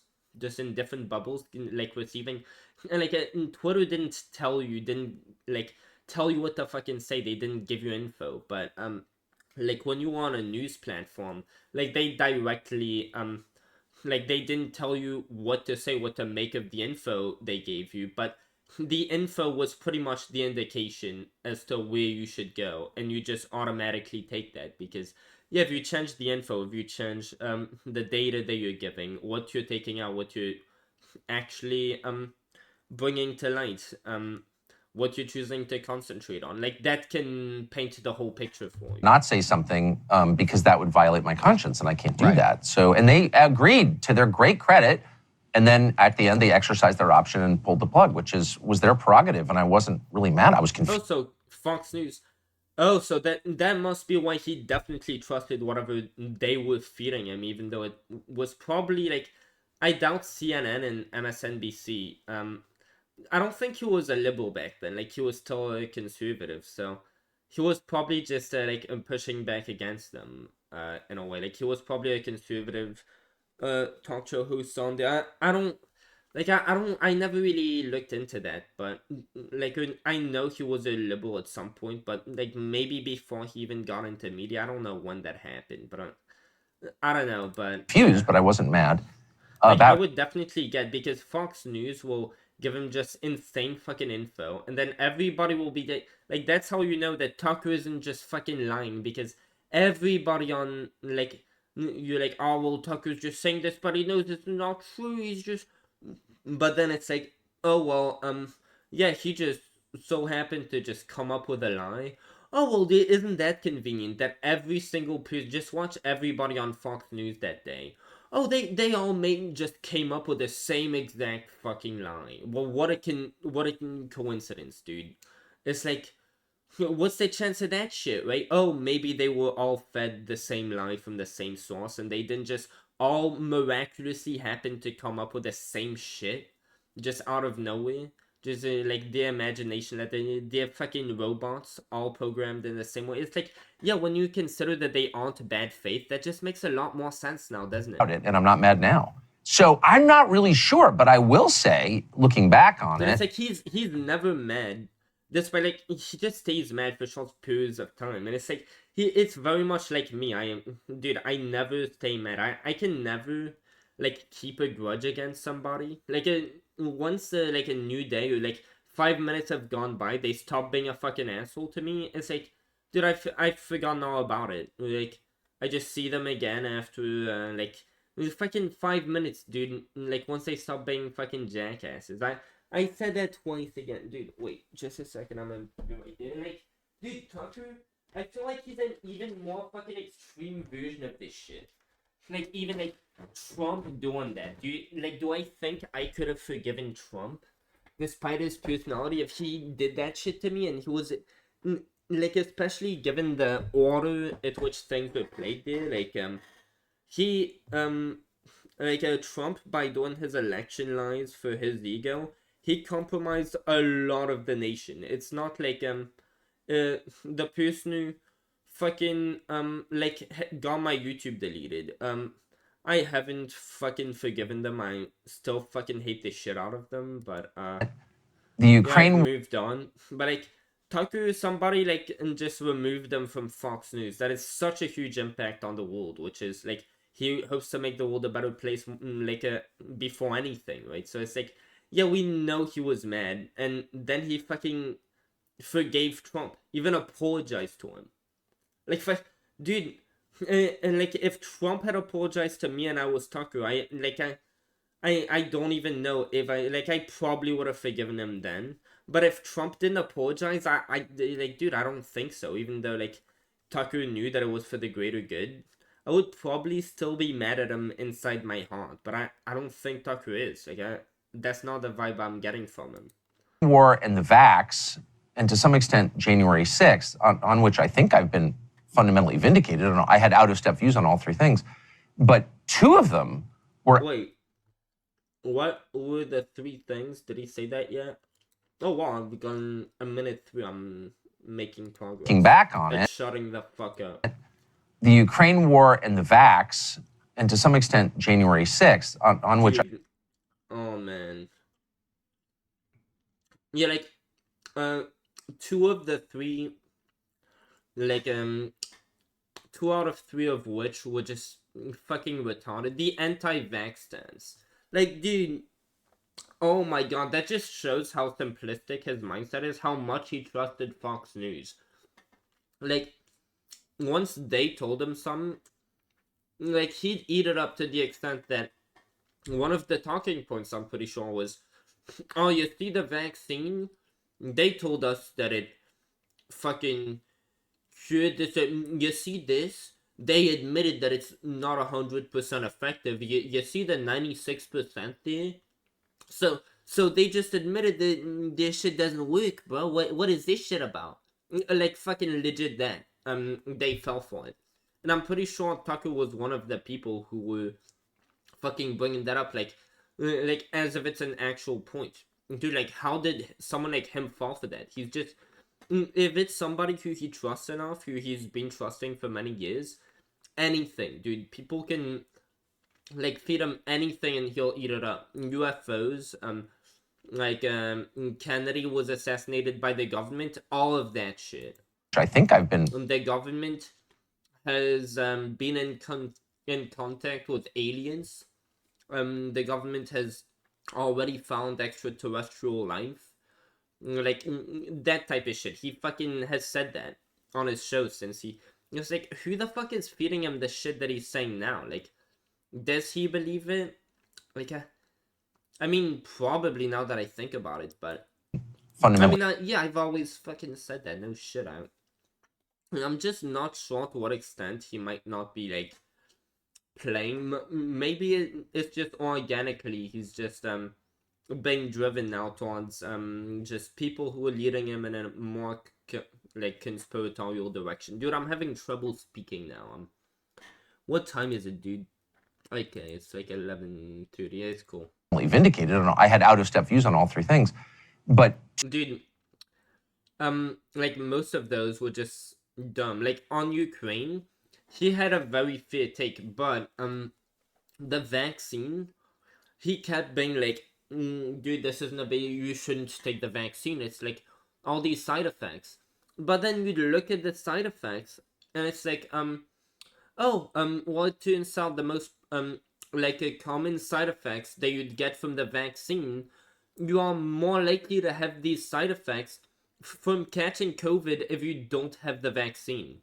Like, way more likely to get these same side effects from COVID than from the vaccine. And you are going to have those side effects, if you have them at all. They're going to be way more mild if you have the vaccine and you would have had it with COVID. But if you get these side effects from COVID as opposed to, like, you happen to be one of the very rare people who'd get it from the vaccine, like, those side effects would manifest like way more strongly. They'd be way more like serious, possibly deadly sometimes. So it's like all of these side effects, like, if you looked at it from like getting COVID, like, it was obvious, and they always concentrated 100% on the, oh well, you know, if it's a 96% not effective, that, I mean, 96% effective, that means it's 4% not effective. So like you fucking admitted that it's not effective, right? Like, that it doesn't work because it doesn't completely work. So like, dude, if some doesn't fully function, you know, as the circuit has one small hole in it, dude, the light bulb, it doesn't give a shit how small the disconnect is. It goes out, dude. And it's like, how do you even get to that? It's like, Tucker didn't even like bother to think through it. Like, it didn't even occur to him. He was like, this is a relevant source. Like, it didn't even occur to him that like, this didn't even make sense, because he didn't even like consider, like, dude, Two I just need to shut up, dude. I'm just like, what's the word, dude? I'm getting more and more stupid as this fucking thing, and I haven't been smoking weed in like the past like half an hour because about 15 minutes. Dude, okay. of them were absolutely, were red lines. Like, you couldn't go there. And Fair I'm enough. And so Ukraine was like, okay, that's decent. There was the fact that, yeah, January 6th.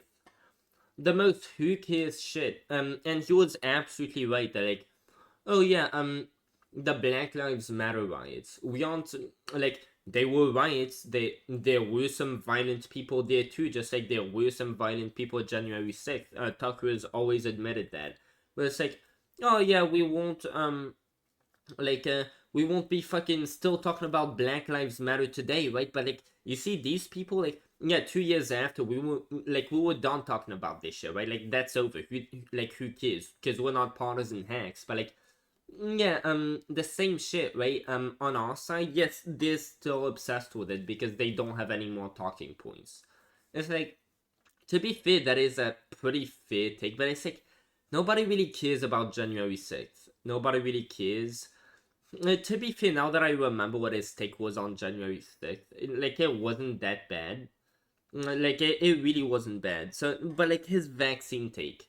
Yeah, okay, so, like, I don't know why my brain thought, like, January 6th, no, he had a very good take on January 6th. And on Ukraine, a really decent take too. But, like, Cenk Uygur would always be saying that he's a puppet of Putin, even though he legit, like, condemned Putin a million fucking times, and Cenk Uygur is just too lazy to fucking see if his claims are backed up by anything. He just fucking says bullshit. But like, dude, yeah, 2 out of 3 of these actually are very respectable. Not one, and so that's just my bad for that. not exactly sure why. I mean, I think for different reasons. The vax, because obviously the pharma companies are the biggest advertiser in media. Mm-hmm. They don't advertise to sell their products. You're not. And it's like, of course, dude, that's how his mind works. He's like, who was spreading it? Who was like behind this? Okay, well, we don't need evidence. These people have bad intentions because it just makes sense, right? Just follow your instincts. Like, that's all he needed. And from there, anything he was fed from this, like, he's not gonna bother, like, critically thinking through it and, like, if it makes sense. Because, like, he's just already like, what's it called? Like, he's just a like, he's just, bro, he's just predisposed already agreeing with it. So he's not even gonna bother. It's just yeah, sounds too good to be true. You know, people I aren't just said that and like not wasted less than 30 buying seconds most. mumbling.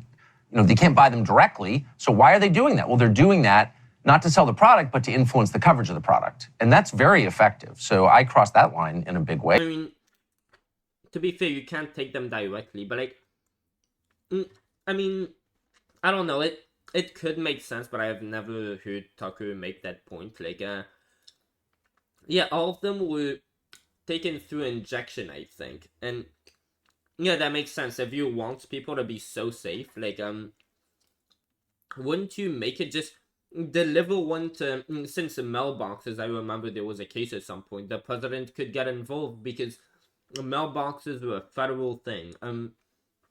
Yeah, shouldn't, the critique be, oh, well, Trump, because it was him under COVID, he had the unilateral power since mailboxes were, like, under federal legislation. So, like, yeah, they're, under their, what's it called? Under their say, or under, like, yeah, their jurisdiction. Couldn't you have just mailed a vaccine to everybody? But, like, the thing is, you take it through injection. So, like, you go to the, like, pharmacy, and it's like, yeah, that does have complications. Like, yeah, what if you're not really sick? A lot of people who might go there might be going there because they're sick. So, it, like, increases your chances of, being contaminated with it. Like, yeah, if the vaccine could just have been mailed, but then, like, could you really consume it? Because if they sent you needles, like, would you know how to inject it? Like, wouldn't that be sort of like Trump's idea of drinking bleach? Like, just not that great. Like, once you don't even think about it that hard because you don't have to. Because I thought the vax was dangerous, and it turns out it was. And then on Ukraine. No. COVID was more dangerous. And, getting the side effects from COVID as opposed to the vaccine, you had a much higher chance of getting it from COVID. And if you got it from COVID, it'd be much more serious. Yet, if you were to get it from COVID, the vaccine would make those symptoms much milder. So, like, in any case, you're just more likely, like, you're just better off taking the vaccine. Even though there can be cases, like, very rare, where the vaccine did cause side effects and you would have been better off. Like, you don't know if you're going to be in that percentage and you can't know beforehand. So, like, all you know is that, like, it is, just much more safe to take the vaccine than to not take the vaccine. Considering you're just some random person. It's like every single person in the top 1% for income and influence, like literally almost every single person took the vaccine because what were they in on the lie? But they were vaccinated. This weird frequency, except for fucking you, of course, which, well, thank God you didn't get COVID at least. Dog whistle that commanded them to worship Zelensky. I don't think you did. And I'm not exactly sure what that was. I looked at Zelensky and I'm like, that guy's really bad. Yes. He wants to get my country involved. Fair enough. I learned this from his show. Apparently, he just, like, when the war started, maybe even before, he just took control of the media and made it like a one-party media that was just in alliance with him. And it's like, yeah, you don't get more fascist than that. Fair enough. If Zelensky actually did that, it's like, especially given that it's a time of war, a lot of countries do that in a time of war. But, like, yeah, that is fascist. So if he did that, like, yeah. Involved in a nuclear, like, not allowing opposition in mainstream media, that's no. War. And, you know, I don't know him. So I'm not get fucking brain rotted in the walls. Attacking him personally, but anyone who wants my kids to risk death in a nuclear war is my enemy. It was just kind of that simple. So I was like, this guy's evil to the extent that he's acting against my children's interests. And saying that was like, oh my gosh, it was like a bomb going off. Like, people couldn't even deal with it. And I'm not quite sure what that was, other than off on Zelensky. Everybody in Aspen, Nantucket. But he went off on Putin too. Don't forget. Jackson and Bethesda was like all in on this thing. And someday historians will discover why. I really don't know, but that fact is true. That's such an important point. And this is another thing too. I've always respected them most is, to a certain extent I rejected the system early on, but you came up in it and you also openly gave them the middle finger, even while growing up next to them, living next to them for years. I've watched it with Ukraine and I watch it now with so this guy's probably Segu. Crystal is like Carl's wife, by the way. Like that's both of their show. Israel. I watched in particular, there was a lot of consternation around some comments you made, I think by Ben Shapiro and others. Yeah. Push him on that because, dude, this is Tucker's perfect moment to just stand up for Gazan human rights, for Palestinian human rights. And like, he could have such a big voice. So far, he's been pushing back against the attacks, but he's sort of been justifying it through like we all know what it is. Like he's just a human guy who cares about people. Like even though he claims like he cares about pretty much just the people inside this country, like he has a conscience. He knows. Like I think he's not just saying this because of our country. Like he sees kids getting bombed, adults getting bombed. All of these people just having nothing to do with anything. They're just like, so they're just fucking victims whose families are getting destroyed. And he's like, but how is my audience gonna, like, I sort of have to say, dude, our country, how about our country? Because that's also a fair point. And it probably didn't feel right to him either. Again, like, people have to do that when their audience, like, they have to keep them on certain points. But, yeah. Where you were like, well, this is a great time for him to bring that up with someone who agrees with him. I've never seen this. Like, he won't even get pushback. He could just like get insight. This level of care about Americans who are dying of fentanyl, which I think is a traditional nationalist message. And yet I've watched the entire. Yeah.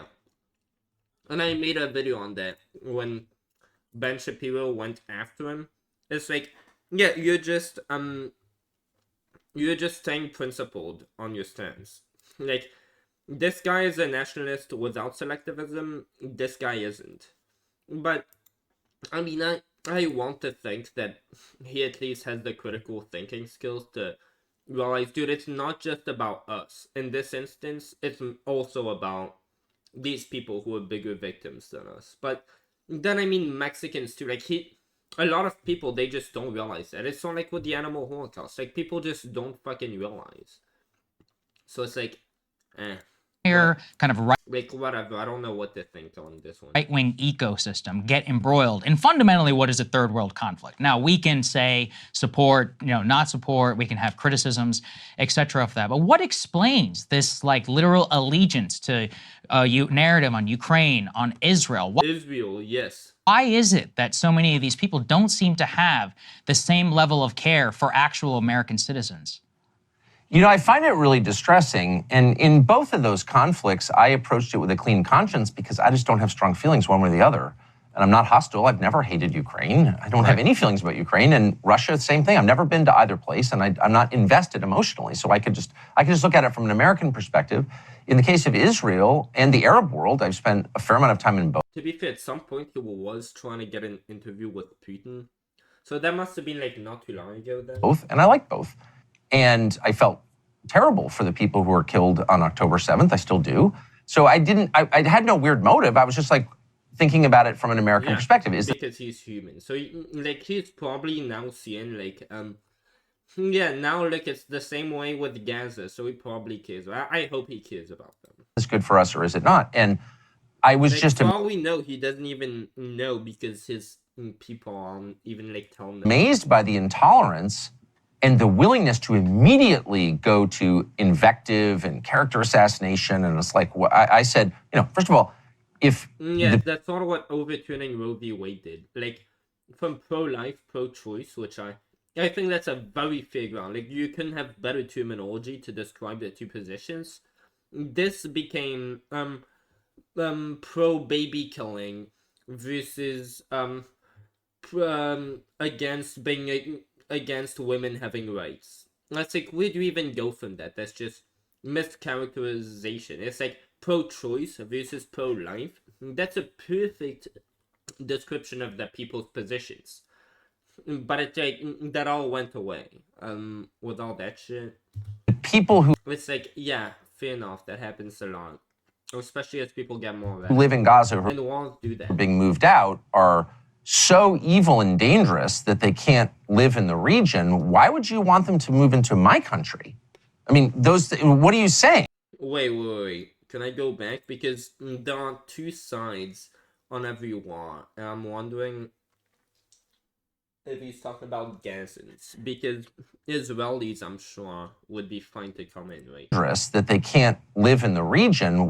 First of all, if the people who live in Gaza who are being moved out are so evil and dangerous that they can't live in the region, why would But they aren't Hamas, by the way. you want them to move into my country? Because it's like the same thing that he's having with Mexicans, right? Like, if they're coming here, chances are, like, there are some drug smugglers. Do you think Mexico, the only business in Mexico is drug dealings? Like, how do you think they'd get by and live if, like, that's all they have to eat? Because guess what? Food is also, it's like, yeah, there are some drug smugglers because the drug cartels exist, but most people are just people who say want to flee the drug cartels. Well, if Gazans want to flee Hamas, well, good fucking luck. Hamas is a dictatorship, and they have a blockade. It's an open-air prison, so not much they can do. So, like, these people aren't so dangerous. They are being held hostage. Like, they are victims of the people who are dangerous, just like the victims of October 7th are that. Same thing for Gazans. It's just two different people, and you can look at it from a neutral perspective again, because like, look at Netanyahu. He's killed so much, like, so many more people like, since October 7th than people have died in October 7th. Like, are we going to draw the same conclusion? Like, oh, well, we're not gonna trust Israelis. Look at how many more people they killed. They're even more dangerous than, like, Gazans are. It's like, no. I mean, what are you saying? They can't And live again, there by the because way, like, I know it's an obvious counterpoint that apparently now in the West Bank, which is not even run by Hamas, apparently Hamas has, like, an 80% approval rating. And it's like, yes, because these people are also, like, you shouldn't assume bad faith or just hatred. These people are evil from fucking anybody. And he even said, like, I just assume they're evil because what else do you consider? For all intents and purposes, they want to hurt my kids.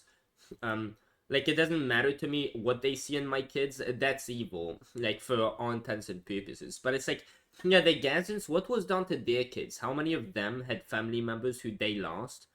Can't you imagine they'd just be human just like you? You'd assimilate to them in that fashion. That they also just have family members, a lot of whom they lost, who could maybe empathize with that. And it's like, yeah, that's how they see Israel, and anybody who wants to fight against Israel, help them fight, like Hamas. Even if they're on the losing ground, because they aren't seeing straight. They're driven by anger, hatred, that is rightful, except it's misdirected. It's directed again because the elites pull the strings, and over this the dictators of Hamas, into telling them that it's all the Jews and not the people at the top of Israel, and they're just seeing that, like, but you're seeing it in the same way, like, oh, Gazans just respond. Like, that's how you get these two groups to hate one another, by just getting the elites to pull the strings and to, like, make all of that. And then every time people get bombed, it's like people have lost family members, and they're gonna, like, go with the same conclusion that you do. Like, good people just like you who are gonna be like, Israelis want to hurt my children. They elected Netanyahu. This is what they want. When it's like, the good faith position is like they are trying to keep themselves safe from Hamas, and they think that's what they need to do to keep Israel safe. And like, in Gaza, they're like, oh, well, Hamas, like, look at what they're doing to us.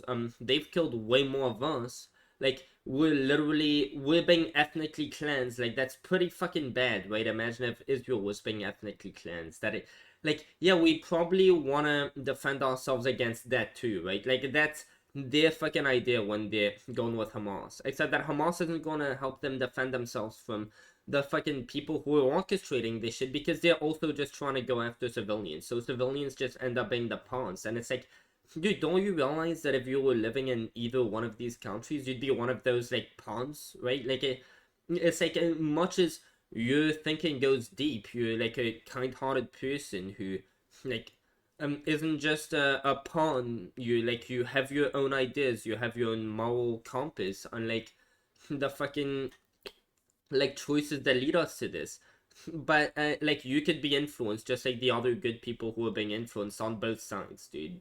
There's no reason to draw this line at, like, Gazans and not at like Israelis. Like, sure, they get indoctrinated into hating the dude. Israelis, they get indoctrinated into the Bible, because the Old Testament. Except I guess what the Old Testament has to say about like, look at us over here.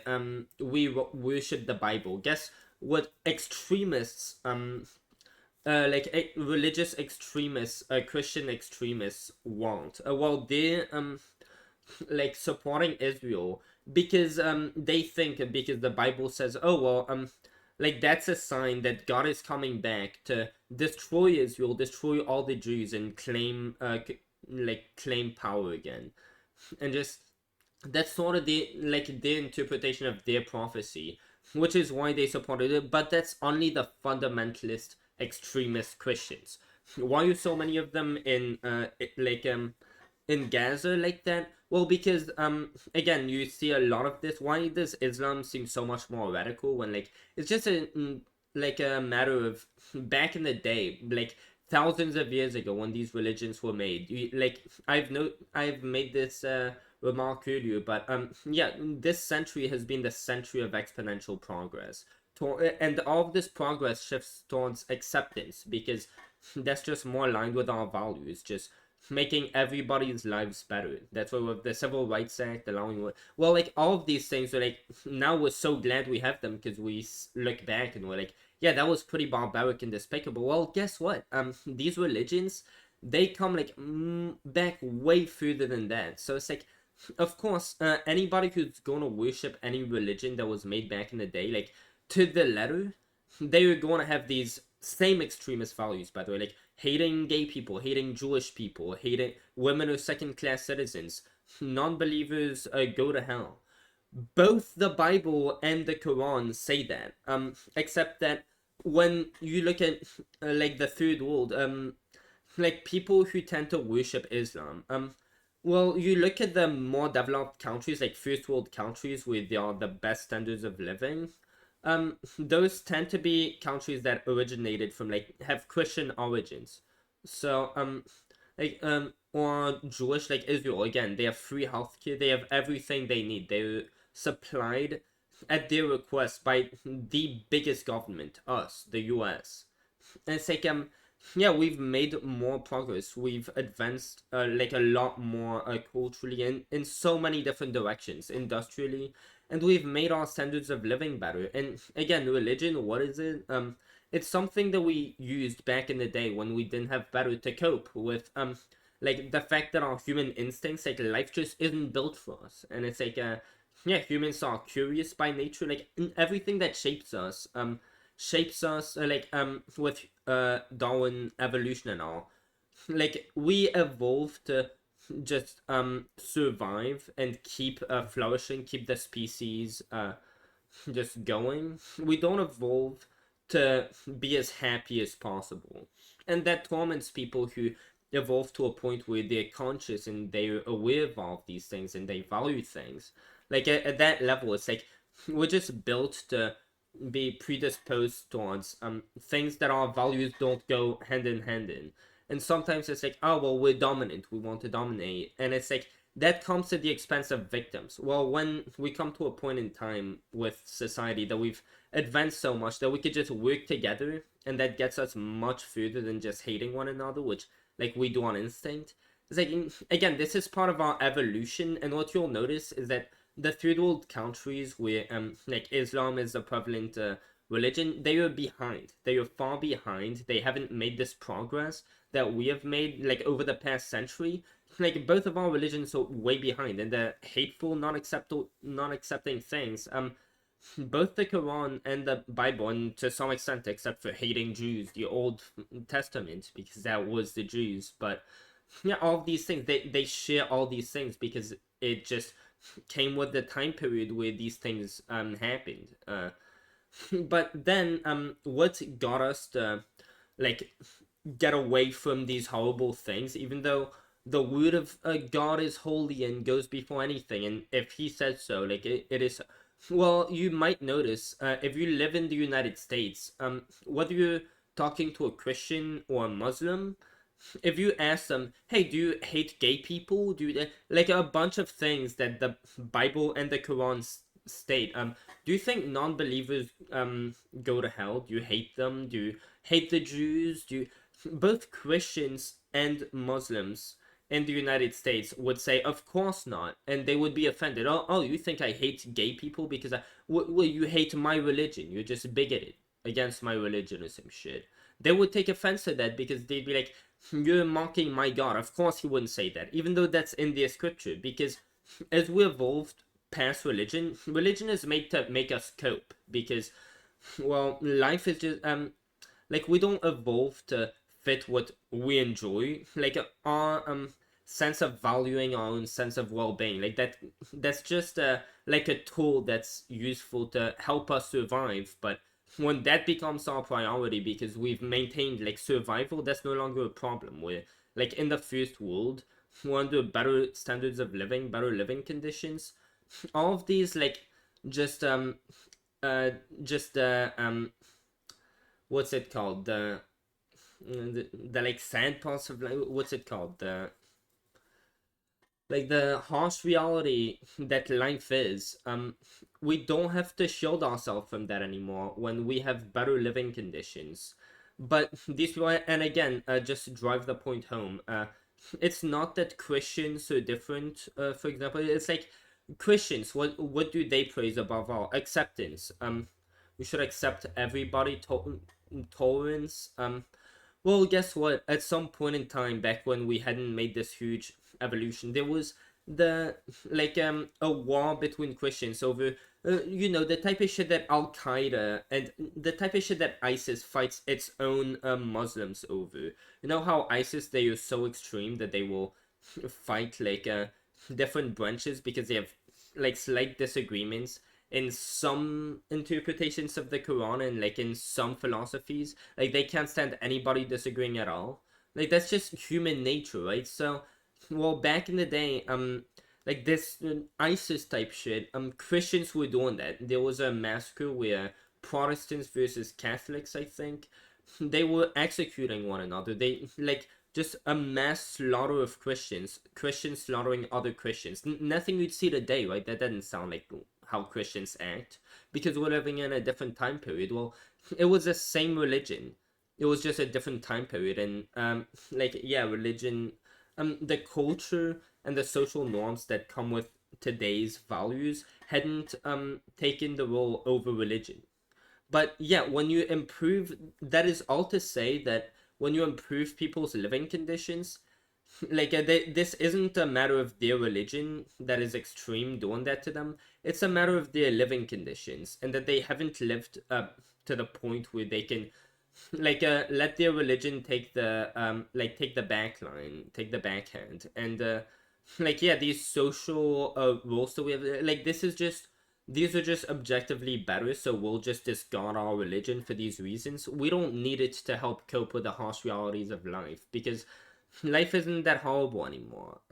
But yeah, if you look at religion, I've gone into this. It's just designed to help you cope. Like the inevitable fear of death. Like who wouldn't want to think that like at any point in time everybody's gonna think that they are right, of course. So two people worship the same god, they get in a fight, they're fucking mad afterward. Well, who wouldn't want to get to leave any dispute, any argument, any type of just you not getting along with somebody, you both get to leave that thinking like, I'm mad, but I don't have to stay mad because God's on my side, dude. And both people think the same God is on their side, because of course they do. People are just like that.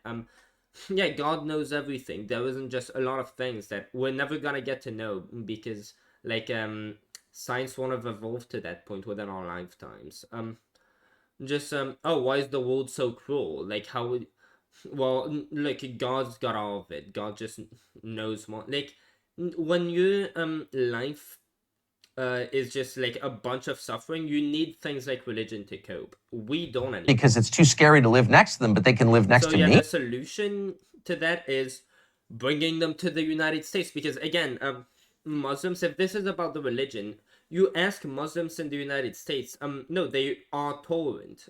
They will not tell you that non-believers go to hell. They don't hate the Jews. They don't hate gay people. They don't think women are second-class citizens. But if you go to those countries where they are behind, that is the case. Just like Christians, back in the day, what are Christians racist today? No, they aren't.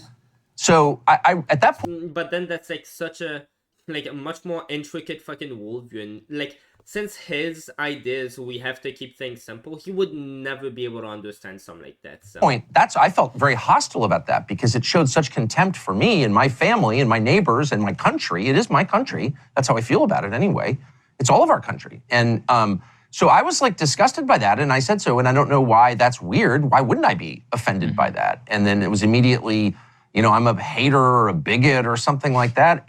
None of that registered with me because, first of all, I've been attacked for so long, but attacks that aren't true, if somebody said, wow, you've gained some weight this summer, I'd be like, oh, it would hurt my feelings because it's true. But if someone's like, oh, you're a hater, or you hate, that's not true. So I don't really care. But I did think it showed like fair enough. And it's like people were making, then I don't know, like most people when they were criticizing him, they would just, and that's how I came to meet Tucker Carlson. I was watching the Humanist Report. Like I met him through like the whole thing about net neutrality. Like people who I was like I was watching Leafy's Hair back in the day because like and I like heard of him from fucking Minecraft, and I jumped into like that stuff and developed some opinions from there, like watching the whole Leafy's Hair gang and all. Like that's how I became such a fucking huge free speech advocate, right? Like seeing what like Minecraft was fucking doing that same shit and just forcing us to be super family friendly. I hated that shit, and then YouTube did it like yeah with Leafy that like that was that era, and then I sort of got from Pyrocynical, got me into watching the Humanist Report, and like I saw every video that he made on Tucker Carlson was just so dumb.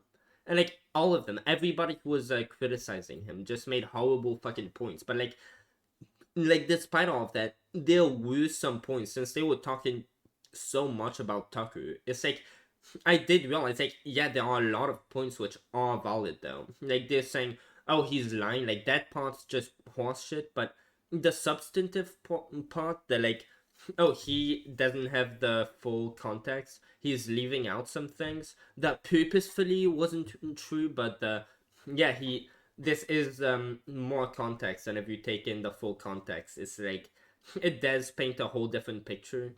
Like that was the case a lot of the time. Level of not just corruption, which I knew, but of like emotional instability and crazy. I mean, there are people, and I stopped reading any of it, but there are people on the right who have spent the last 2 months. He's never read any of it. The fucking New York Times thing that like he took a picture of himself. Like he didn't fucking read it, dude. Every single day focused on a conflict in a foreign country as our own country becomes dangerously unstable on the brink of financial collapse with tens of millions of people. Do you realize you could do both? The United States, like, and you'd argue that they aren't helping their own country because they just don't want to, because that's a part of the Democrats' plan, or the people in power's plan. They just don't care. So it's like, you're saying don't do this because over here, but like, you're already going off of the assumption that, oh, they aren't helping people over here because like, it doesn't matter if this money wasn't going to Israel, it still wouldn't be going to us, right? So it's like, why make such a big deal? It's still like if this was the case that Israel was right, this funding would be, if it was going to self-defense, like just like the money was sending to Ukraine, if it's actually going towards helping Ukrainians like get to fight back and live a better life down the road. It's like, yeah, we should do that. That's at least a good cause. So like, just talk about the military-industrial complex. That's not a good cause. Who shouldn't be here in the country. We don't know their identities or the purpose of their being here. Like stuff that's could destroy the country for real and make it impossible for my kids to live here. They've said nothing about that, and they're focused with. I'm sorry, that's not gonna destroy the country. Like, we've gone into detail before. I don't feel like dude, they literally put more into social security than they take out. Like, I mean, I get, like, he really thinks this from a nationalist point of view, but it's like, no, dude, we disagree. We fundamentally disagree on this point. Laser intensity on foreign conflicts, and I'm like, at some point, I've got 4 kids. If I'm so caught up in the problems of my neighbor's children and completely ignoring my own children as they get addicted to drugs and kill themselves. But dude, why don't you just like collapse that down even more? Like, why don't you just only care about your own children? Which, like, you could just move out of the country if something ever happens in this country, so like your children are good. And it's like, you're making this comparison because it makes sense on your kids level. But then if you're going to stretch the empathy to the country, like, why wouldn't you just share this empathy to just globally, like people all around the globe? We have we are the country which is in the best position to do that because we are the richest country, and people would see that as a good faith step from us, and we would get allies from that. You know, I'm not against helping my neighbor's kids, but clearly I don't love my kids. I mean, that's. But the thing is, what Tucker brings it to at the end of the day is, if we give any help to immigrants, it doesn't matter how well we're taking care of the people here, it'll never be enough. It'll always be oh, but this money could be going to us. And, he doesn't see it that way, but, I sort of know that, no matter how well it went, there wouldn't really be a situation where he'd be yeah, we can give this money to them. We don't really need it. We've done a good enough job here. Now, it's yeah, supposedly Trump brought the country back all well together. So it's well, should Biden have started helping immigrants since, well, we were doing well now, so we could start helping our neighbors too, right? Since we had taken care of ourselves, Trump did that. Biden can just extend it. And on top of that, Biden's been even harsher on the border than fucking Trump. More than 3 times harsher. That's the only logical conclusion, and they don't care about the country at all. And that's kind of their prerogative. Assuming but bad faith from people is how you got so hated. Because people disagreed with you and they assumed that meant you were just lying. It's that's how wars fucking happen. How Gazans favor Hamas so much, despite what Hamas does, even to them. It's because it is. I do. Because I have no choice. Because I'm from here. My family's been here hundreds of years. I plan to stay here. I'm shocked by how little they care about the country. And dude, we're just better collectively. If we collectively agree to help one another to some extent, it's better than not helping others at all. Because we do better collectively. Including the person you mentioned. And I can't. That is legit how the human species rose to prominence. It's the biggest strength of the human species that brought us to where we are, having industrialized society as we have, is collaboration, our ability to work together. None of this would have been possible without that. Imagine how someone like that could get an audience of people who claimed about it. If you want the collective whole to do better, you should want to help the collective whole even more. And if there's a greater amount, oh, there's other people elsewhere we could be helping, yeah, we should want to do that and encourage that mindset, since we're in the best position globally speaking to do so. Care about America, because he doesn't, obviously, right? Right. Well, I mean, Tucker, we've seen it too on free speech. I mean, people who've become multimillionaires, who've made entire careers, who've literally became famous, on this very reason. I know you've spoken about this previously, but it's very important to our audience as well. Is that standing up for free speech rights of people you disagree with is probably the most important exercise, and we've seen some of that come for American citizens on Palestine. How do you work through this too when we're both under such immense pressure? Even anti-BDS protests should be illegal, and they are. they're anti-constitutional, but doesn't seem to matter in a time of war, even though the US isn't at war. Since this other country's at war, and it's literally a slaughter, it's not even really a war. Yeah, we can suspend the First Amendment. Bullshit. Even if we were at war, even though I get that for the country, if we were a dictatorship, it makes perfect sense that we would suppress speech that might interfere. If the public opinion turns against our country, that might very well interfere with our potential to win that war. That could very well even cause us to lose. That could influence our country to lose.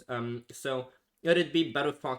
But then if we represent democracy, right? That's what we're fighting for. When we're fighting for our country, we're fighting for democracy. So should we fight on our principles, or should we just abandon our principles when we're fighting? Like, yeah, like your true colors are shown when you're the most desperate. Do you stick to those, or are you not worth like what was it called, conserving, because you're not really true to those? But like, if you can't during the moments when it matters most, like wars, stick to the basic, most foundational principles of democracy, like free speech, it's like, what are you even defending? Like, if you're not even gonna keep the First Amendment, it's like you're defending fucking suspending the First And social Amendment. pressure of like, how could you support this? Take maybe the context of the university presidents. We've got billionaires like Right. Bill Ackman, who's there. I'm curious what you Never heard of them. make of this. My assessment is they're upset that they're not included as marginalized within the DEI regime. They claim to be against the DEI regime. But will Never heard of it. you really keep going to make sure that all this racial hatred and all this other that's been enshrined in elite institutions will be, once you get a win, are you really going to keep going past that? What's your assessment of this general What does he mean by a win? Like, once his show on X, on his new website, like, gets ahead of corporate media, like, just rises past CNN and Fox News and all that shit? Like, what is he talking about? moment on Palestinian, free speech, hypocrisy, and more? Well, we have free speech in this country. And he has. Just like when he was on cable news, he took that opportunity because he had the biggest voice to go against the fucking status quo and, like, explain to Trump why he was doing the wrong thing, even though Trump was literally the favorite of his fucking show. I mean, of his fucking news station. Like, he took a stance because it mattered most, and he had the biggest chance to possibly have an influence on that. Like, he just stood up to the institution that he was running for, and he took a chance because it was the principled thing to do. And yeah, he has done that even while he was working for corporate media. Like, no shit, he'll do it again. It applies to people we disagree with by definition, period. I mean, it's the first right guaranteed that, of course, it precedes government. It's given to us by God, as the document says. But it's the first right enumerated in our founding documents. So it's the foundation of the country. And so you can't give any ground on that, like none. And anyone who would give ground on that, and I would include the governor of Florida, who I think is a good governor, and I like him personally. Dude, I love Tucker Carlson for going just hard on anybody who opposes free speech. Get the fuck. They're like, yes, we need more of that. We need that mindset. But signing We need that speech. We need that rhetoric. Signing a censorship bill, enforced, completely unacceptable. And I don't care what your motives are. I mean, and he stands evenly on that, by the way. Trump is a complete hypocrite on free speech. He literally plans on day one to, like, what is it, the Insurrection Act, so that yeah, imagine if people wanted to do a reverse January 6th, just like a Hillary Clinton. He stole Hillary Clinton's idea of saying the election was stolen from him. Like, he wasn't even the first to do that. He stole that from the Democrats. What the fuck type of point was I? Oh yeah, like, he Trump is much fucking worse than Tucker on what? On free speech, yeah. Dude, he wants to ban flag burning because he doesn't understand that that's also free speech. And like Tucker will go, look, fuck right off, free speech, motherfucker. The only exception was the Colin Kaepernick, and he was asked that by Chen Kruger, and he said, no, actually, I do believe he should have free speech rights. And I don't believe that he should be censored or be taken out. I just think that, yeah, I disagree with what he did. Just like most people who don't share his opinions. I disagree, but, yeah, I would still applaud Kaepernick because he had his beliefs that I fondly disagree with, but like against all odds, he stood up for what he believed. I think what he believed was stupid. It was driven by CNN and MSNBC's race hatred, just like the anti-trans bullshit. And like immigrants are criminals when they commit crime at less than half the rate of like a native-born citizens for like obvious reasons. They like the stakes are higher. They run away from a country that like nobody would leave everything behind. The average person wouldn't, unless there was just such a danger to run from, and they are at the risk of getting sent back. So, of course, they have a lot more to lose by committing crime. And it's like, yeah, shit like that. You like Tucker. You now that corporate media has let go of you, you should reconsider all this shit. By the way, because you have said that like immigrants committing crime. I bet he said that at least once. I don't remember. Like, dude, he's probably said that multiple times. That immigrants are criminals. When like, dude, it's the opposite. Like, straight up the opposite. For reasons that are obvious. Wait, bro.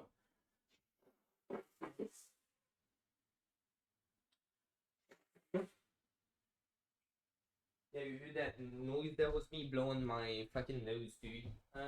Anyway. Oh, wait. Okay. Whatever. There we go. Him personally, but signing a censorship bill enforced completely unacceptable. And I don't care what your motives are. I mean, this spring there was some black nationalist group that was indicted by the Biden Justice Department for its views on Russia. And my first thought was, that's not acceptable. Now, how much do I have in common with the black nationalist group? Exactly. That I guess probably. I'm surprised that this guy isn't pushing back at all, because I know Crystal Ball probably disagrees with this a lot. Like that black nationalist group, I mean that no black supremacist group probably is Black Lives Matter, and like I know that Kyle at least has a very different take about Black Lives Matter than Tucker Carlson, so I'm guessing his wife probably does as well, or they would have like discussed it on the show. Like, I'm very surprised that her co-host isn't pushing it, because I agree, but I'm surprised his co-host isn't like throwing a fit over this. Probably hates people who look like me. Actually, I mean, her co-host. Probably 100% chance I'd like him if I had dinner with him. To be honest, I'm sure they're really good guys. I mean, I just sort of feel that, but whatever. It was irrelevant to me. You can't. Wait, who? People look like me. Actually, I probably 100% chance I'd like him if I had dinner with him. To be honest, I'm sure they're really good guys. I mean, I just sort of feel that, but whatever. It was irrelevant to me. You can't do that. Dude, like, he tends to, if somebody's a victim of shit that he can relate to, he'll tend to assume just good. That's how he ends up interviewing like the most insane people who just give insane takes, and he's just like fucking nodding his head a lot of the time, and just like the people who say they've seen UFOs, it's like complete horseshit, and he's like, well, of course they aren't lying. They, like, I'm looking at their face, my gut instincts tell me they seem honest. You can't try to put people in. And it's like, believing in God can fuck with your critical thinking skills a lot when you believe in instincts. Prison for expressing opinions the government doesn't like, or the ruling class doesn't like, or any opinion. Like, you can easily think, oh well, this may not seem rational, and it's like just and people obviously have the instinct to go to that, especially if they think they may be right, because it's easier. Again, like, why do people tend to just assume that someone is lying if they don't share their opinions, especially if the opinions that they have, like, some that they really disagree with a lot, like, can't stand, it's because that makes us more comfortable with ourselves. And yeah, when like, he believes in God, he can think, oh well, this thing, especially some that he's feeling uncomfortable with, because like, he's subconsciously realizing, yeah, some fishy seems to be going on. He can just have all of that go away by just like, his subconscious kicks in and tells him, no, you're right. Like, God's telling you you're right, and that's like, it just settles it right there. Like, oh well, good things God's there. Good thing God's there, because otherwise, and that just leads them even more to thinking God is real, because like, religious people tend to be happier on average. It's like, religion can help your subconscious fucking play the parts out that like, make you more comfortable, but the truth doesn't tend to be comfortable when you think about it a lot of the time. Opinion. And the thing is, it doesn't tend to conform with what you believe all the time either. Must be protected, or no opinions are protected. So anybody who seeks to limit my ability to say what I think, believe what I want, is treating me as a slave. Jesus Christ, I'm sorry, I know, but this time I'm going to bring 2 water bottles, okay? Because I'll let him finish this.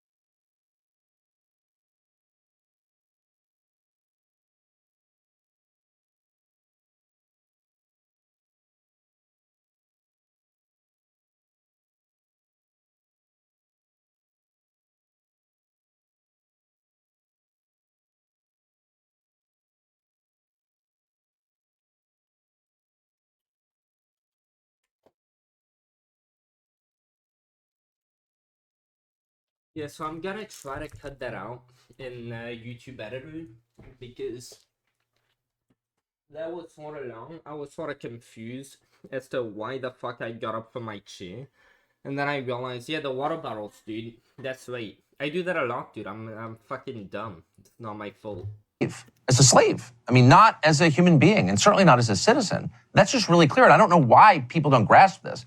But you know, one, I sort of parenthetically. Same thing with what, and Taku's just leaning in on this with Elise, and like, he's one of them. He should understand this better than anyone. Like, yeah, despite what anybody thinks, if you wanna like, make corporations just yeah, I remember he thinks corporations aren't people, they're entities, when like, that doesn't make sense, because number one, like, let's just not even try to make it, let's just draw a little analogy, right? So corporations aren't people, right? Even though they're run by people, like, Elon Musk is not a person, right? And he, like, Tesla. It's like, okay, so say these are entities, just like a global warming or fucking hurricanes, those are also entities. So, yeah, I mean, like, these corporations, they're really corrupt, right? Like, they're just entities, they shouldn't have rights, but they're also so fucking corrupt, and we want to sue them. Well, you can't fucking sue an entity. You can't sue global warming or any, like, oh, well, how are you gonna sue them? How could you sue, like, Fox News was being sued for defamation? What is that? Like, like global warming is lying. What can global warming be sued for damages for? Like, if there's a hurricane, can you sue the hurricane for damages? No, motherfucker, that doesn't make sense. So, if you can sue, there has to be a possibility for responsibility. So that means there's a person. So, like, there you go. So corporations are people, and these people at the top, maybe we should consider their human rights, such as property, being a human right. So when we're going out there, like, oh, let's steal more money from the rich to give it to the poor because that overall increases well-being. Well, people wouldn't be in favor of being forced to house the homeless, even though that would like increase well-being a lot, as I said earlier. If you just took if you were forced to house a homeless person, that'd be inconvenient for you, but that'd be life-changing for that person. That would save their fucking lives. That'd be the difference between living out on the streets.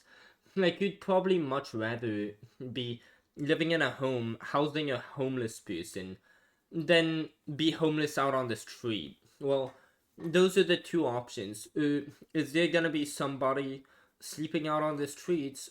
Somebody who is very perplexed that they have to house somebody. When a lot of these people, even like the poorest people, tend to have kids the most. So clearly, if the poorest people can afford housing another person and another, when kids like require the most care, it's like, okay, well, the average middle class can do that for the third class too, but you'd call that slavery. But like, then when we want to raise all the taxes on the rich, it's like, yeah, I understand that. If I like when I support the Republican Party, I've always known, yeah, and this isn't in our best interests. We're just having a principled stance, even though like yeah, being against the minimum wage, and that like I'm literally like a fucking fast food worker. Like, that obviously isn't in my own best interest, but yeah, I'd rather not be having to have my salary knowing that yeah, this was like I'm benefiting off of someone being robbed, off of slavery, like getting my check from fucking slavery. I'd rather just get to have a clean conscience when I get my check and know that like they were reasonably wanting to pay that type of salary because it's above minimum wage. Hypothetical, ironic note, to see people who spent a career mocking, the sensitive liberals on campus who want safe spaces and they're, feeling in danger because Yeah. opinion. Yeah, exactly. It felt that way to everybody. When Ron DeSantis and Nikki Haley just like turned on the First Amendment, yeah, we were all fucking mad and confused. Like I fucking was too, dude. We were all just all over that shit, mad. Opinions or violence say that That exact was a same joke. thing. People feel unsafe. What? No. Words are not violence. You have to tolerate them in a free society or it's not a free society. As to the question of DEI, the whole thing is Jim Crow. I mean, it's grotesque. Yeah, and the then idea apply that certain that, like, imagine, like, I want to see Tucker Carlson try to grasp his mind around the fact that there are people who not only think that speech is violence, but I think that fucking speech over an online place where you could literally just stop hearing the speech with a single button. You could disable chat, you could block whoever's messaging you, that this shit could be fucking violence, and that this shit should be moderated. people on the basis of immutable characteristics get certain privileges and other people are hurt Yeah. on the basis of their immutable And characteristics. you know Like, what that's he was called over and over again on his show more than anything? Racist, dude, fucking dude. Yeah, one of the biggest principles that he stood for and fought for on his show was racial equality. Talking about retards. totally The incompatible people who hated him the most of them were the stupidest. with America. It's got to be a colorblind meritocracy or it can't keep going because it's a pluralistic society. There's no majority of anything that has, anything in common. So to keep the country together, it has to be based on merit. Well, actually, humans, whether you are in the United States or not, share a lot of common values because these common values tend to be what got us to evolve to prosperity. But under your system with God, well, they're all God's children. So it's like take care of your own self and your family and your siblings first. Well, the whole human race is included in that then. So why wouldn't you take care of immigrants too, dude? Sort of racist, dude. Like, no, I know that racism and nationalism are two different things. One is actually just a position based on practicality, and the fact that practicality goes before morals if we want to make things work, and the other is based on just people being dumb and thinking, oh yeah, these people's grandparents were born elsewhere, so they look a different way because they evolved to like to be more resilient against skin cancer, because where they evolved from, like, yeah, it was closer to the equator, so ultraviolet radiation was more dangerous to them, so they evolved to counter that. And it's like, yeah, that's much dumber than, yeah, we just, like, it might not be right, but we need to take care of ourselves first. If we're going to be like sovereign nations, we need to take care of ourselves first.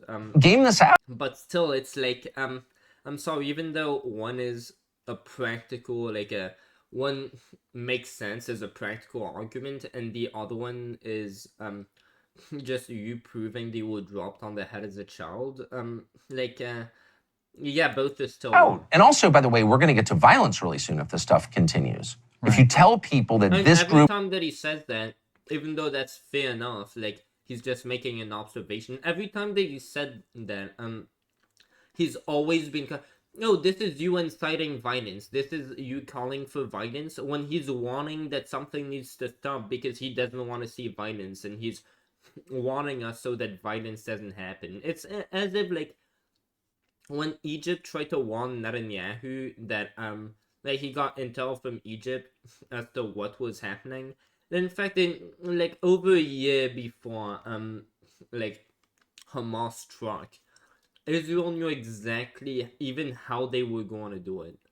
Which I'm surprised they had already like known what the strategy would be for like over a year, but if they just kept track alongside. But or that group is bad because they're in that group, because they look a certain way or because their parents looked a certain way. If you tell they were born in a certain place, I mean, that doesn't shape the contents of your character either. It's like, I hope he will see this someday, but it's like, if he can't even see this with like trans people, stuff like this, it's like, I don't know if he's gonna see it with immigrants when that's like a deeper topic, like the trans issue. Like, that's, yeah, like, I'm surprised he even like took the bait for that. them that over time, that group's going to get hurt. Yeah, I think And the only reason he took the bait for that is because like, there was just this huge thing, just like the Great Replacement theory really scared him, and he took the bait for that to go after immigrants.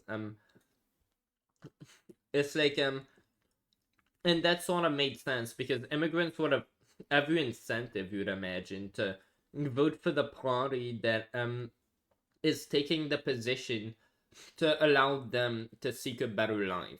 Like, they'd have every reason to be aligned with that party based on just that. But then you see it doesn't happen because these people tend to just assimilate with those around them, because we all do that. Another thing we all share in common, wherever we're born. But we don't need to guess about this. Well, actually, it happened in Europe not that long ago, but it's happened throughout history. So why are we tolerating this even for a second?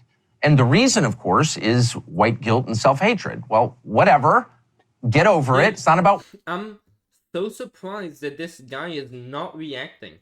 To the contrary. It's like, dude, just like realizing how this plays out. Like, this is the co-host of like, Carl has been talking about this show like all the time. Like, this guy's just agreeing with everything Tucker's saying. Like, he's just nodding along. Like, I am genuinely surprised. White like, people. Tucker probably is like getting frustrated over this shit. Because like, dude, and I've been saying this of him, by the way, like, he needs to start talking to people who are going to push back against him.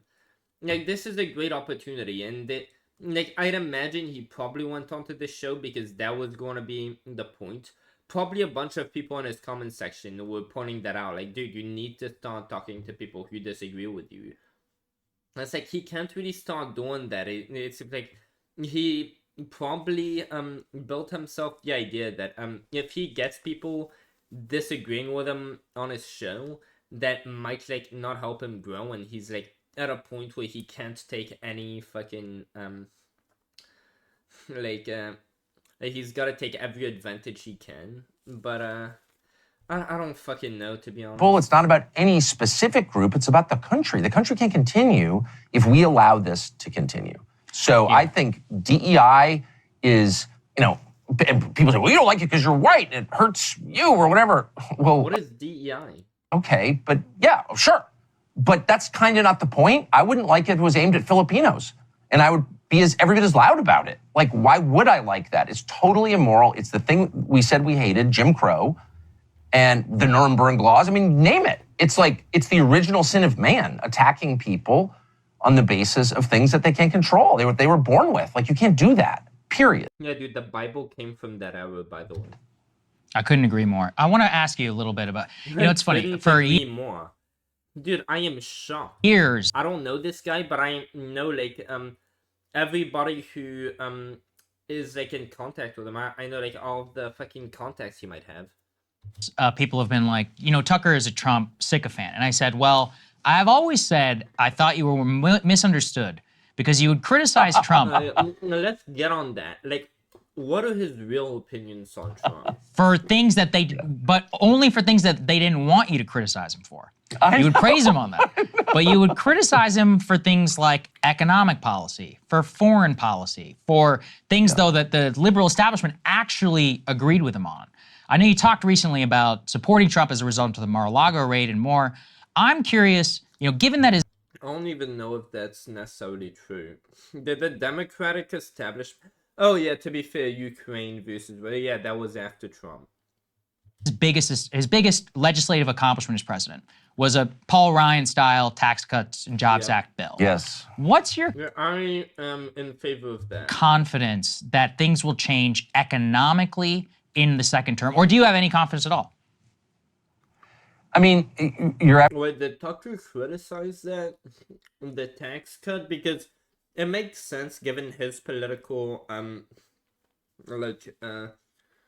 ideology that he would criticize it, because it was mostly a tax cut for the rich, which makes it all the more morally right, because those are the people whose money are being stolen from the most, disproportionately. The rich, per capita, have more money stolen from them in taxpayer dollars.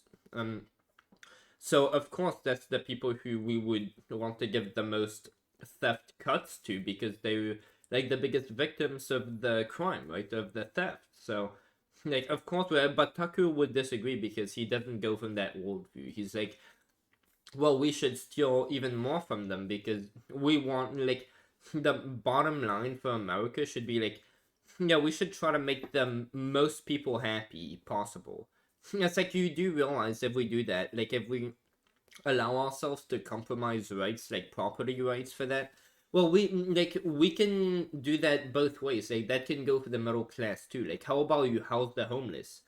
And it's like, oh, well, that'd be a greater good type deed for Americans too. But when you take it down a notch to oh, the victims are no longer the rich people but the middle class, it becomes way more apparent to y'all that, oh, well, that's bad, we wouldn't, that's authoritarian, we wouldn't want that, that's fascism. But then oh, well, we have that, we want to steal people's money. And another way to think about it, because I know a lot of the shit that I say doesn't land, just at baseline, what the fuck was I even saying? Jesus Christ. Oh man. Yeah, if people are gonna say that's the socialist argument, more or less, because it's at baseline, it's the idea that, oh, we should have higher tax, we should have taxes because of course we should have them, but they shouldn't be mandatory, and they should be a contract. They should be a contract that you don't get to use public services if you don't pay your taxes. Now, of course, the most important thing is we should have a tax breakdown of all the issues we could fund, and we should be able to choose how much of every issue we put our taxpayer dollars in. We should get to have a tax breakdown of what the government is going to spend our money on, like what is their overall budget, and we should get to put however much money we want into whatever issue there is to fund. Like, see how much money they want, how far they are in reaching that. And if you care about that, if you're like fuck the government, I just want to overfund something that well, they don't consider we need more money for well, if you disagree, you can just keep funding that, and then it's up to the elected leaders not to just be elected to represent their donors by saying that they'll represent the people when, like, of course they aren't gonna do that. Instead, their job is just educate the people on how to represent themselves. So that's like, at least that's my position from the capitalist standpoint. But like the socialist standpoint is like theft. It's just a necessity because like the only value is just maximizing well-being. So like if you eliminate certain civil rights such as the right to property, like if you enslave certain people, like the top 1%, like look, if you made everybody, you made them pay 30% or even higher taxes on the rich, right? Because guess what, if you put higher taxes on the rich, it'll be better for all. Okay, well, you know what, if you steal, how about you steal all the money from the top 1%, dude? How about you just steal 95%? How about you just leave everybody in the like top 1%? You just like like you just give them a salary of $2,000 a month, and you take all of their shit. They could live off of that, right? And you literally give them a salary. Like, there's no way that they I don't know. It's like you give them the lottery or some shit. They just waste all their money at once. And like no, they just save $2,000 a month. Like you could live with that, right? Okay, we take all of this. Well, like people would be much better off, dude. Right? Like in general, the overall population. So it's like, so how far are we going to go with that? Is it like, can we draw the line at no theft? Theft is bad. Period. It doesn't matter what you steal, how much. Property rights or civil rights, you don't touch that. There is no basis to touch that on, just like free speech. Under no condition can you say this is too mean to be allowed. You cannot have, you can never say, oh well, this is an exception that like we really hate white people right now, so we're just going to take away their rights. Oh well, George Floyd just happened, so white people lose their civil rights. Oh well, poor people are really struggling, so rich people lose their civil rights to take care of that.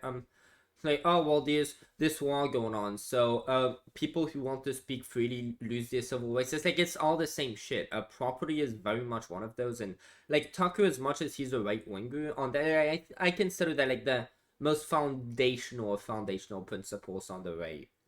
Like from there there's like someone, but it's like, yeah, that's the most foundational one. But Tucker disagrees with it, but like yeah, there's that whole complex thing, and I wouldn't expect him to ever fucking even though he is one of the victims of this, because he is pretty damn rich, as he acknowledges, and so his money is getting stolen. Like, he's a greater victim than pretty much anyone is. More money is stolen from him per capita than and by the way, if you're going to say, oh but that's not per capita, it isn't really accurate for this measure, because like you should take it per like as a like according to their quality of life, like as a fraction of their quality of life. If like if 30% of their salary does make up more money, especially per capita, then like yeah, if you take money from the middle class, per the same block of rich people, you'll have a lot more money stolen. But it's like if you are taking this from the like point of view of standard of living, it's like, oh yeah, when you get more money, money sort of loses its value to you because you're like if you gave a poor person $5, that might be the equivalent of if you gave a rich person $1,000. But then if you look at if you what's it called, if you account for money and things that are related to money, and that from that point of view, as a legislative practice, if legally speaking, this is how you account for money, that just makes no fucking sense, because then it's if you're gonna do that shit, okay, well, how about then? Wouldn't it make sense to just make everything just cost more for rich people? Since oh well, let's just put that much higher tax. At that point, it's just the same thing. How does the money? What is the value? Again, currency. When we account for anything dealing with currency, we need to take it from the standpoint of $1 equals to $1. It's not a matter of how much you can expect a certain person to value $1. It's that's just such a a vague notion that to go off of that is just feelings over facts. Again, it's if you're gonna take a legislative position on how we should handle money, you shouldn't account for money as a a matter of how much the person who you're stealing it from values it. That's not how you account for how much you're stealing from someone, how much you expect them to value it. If a poor person steals breaks somebody's property, and $5,000 worth of damages is caused to the property, they whoever did that, whoever did, doesn't matter who is responsible, they will owe the same in damages, not according to how much that person can afford to pay damages, or how hard it would be for that company to afford it. If we accounted, if we handled the prices of things or money affairs in general just in that way, money, how much should it cost, the cost of taxes, how much should we make that? It depends on how much that stuff is valued to you. Well, if we see things from this perspective, wouldn't it make sense that we should just rich people, it should cost to rich people just items, the same items in the store, following that logic, the same item should cost a different amount depending on who's buying it. If you're rich, well, the same item would matter just the same, just as much, but you'd be willing to pay a lot more because money's just worth a lot less to you because you have a lot more of it. So is that how it, why should specifically taxes work that way? You wouldn't call for what's it called, for everything that for things that rich people buy to be to be set at a price that's relative to how much they value their own money. So currency has a fixed value. When we're dealing with legislation, we handle currency in terms of that. It has a fixed value. Its value doesn't change according to. So yeah, if you're stealing $100,000 from a rich person, or if you're stealing $300 from a poor person, that is the difference that it sounds in the numbers. You are stealing 100,000 versus you are stealing 300. So it makes sense from a moral point of view that if you wanted to make tax cuts for moral reasons, you would owe the most compensations to the rich. So yeah, again, I wouldn't expect Tucker Carlson, even though he's the victim of this, to understand any of this. I mean, again, our brains work very differently. He's much more of a genius than I am. But from my point of view, one thing that I have that actually helps me in this, I tend to always just want to question my own beliefs, whether or not I'm right. Anytime that I might think I might be wrong, I'm just look into every possibility of could this be wrong? Let's just assume that I'm wrong. If I'm even if it's even coming to my head that I might be wrong, let's assume that I'm wrong, and just see if there's any way that this can hold up. and just try to like find any way to debunk my preconceived notions, going off of the assumption that I am wrong. And unless like I cannot come to any conclusion other than a contradiction with that, it's like, well, I have to change my mind. So like that's pretty much the most effective way. And I've always had that. That's like almost been an instinct that I've always had. It's like Tucker does not have that instinct. So like I think that's just some stuff that is beyond him within like how he thinks. Absolutely right. I was offended by that, not on ideological grounds, because I don't think that's what the country needed. And the fact that the carried interest loophole remained in that legislation enraged me then. It enrages like, me thinking. Dude, like, again, like, don't get people who are just enraged at, the top 1% who put their money on offshore accounts. Like, that is the most beautiful form of free speech, of manifestation you can have. Usually, what is the response when someone comes to steal your property? What is an American response to that? You take your gun and you shoot them. Imagine if someone, especially the top 1%, of how much money, since money isn't being viewed from the objective, just fixed value that it is when we're talking taxes, because that's not based on objectivity. That's completely anti-democratic. That's dictatorial. You're stealing money from people. Like that wouldn't be accepted. And that, like, when you do that shit. Wait, what the fuck was I just I don't think that's what the country needed. And his biggest legislative accomplishment as president, economically in the second term. Dude, I'm gonna wait. Or do you have any confidence at all? I mean, you're absolutely right. I was offended by that, not on ideological grounds, because I don't think that's what the country needed. And the fact that the carried interest loophole. Yeah, like, yeah, I was talking about people who put money on their offshore accounts. Everybody screams about that. Like, anybody, like, it doesn't matter who you are on what side, everybody sort of comes together to say, yeah, these people, they should have to pay their... And it's like, no, firstly, you are stealing from them. You're demanding that they have their money stolen from them.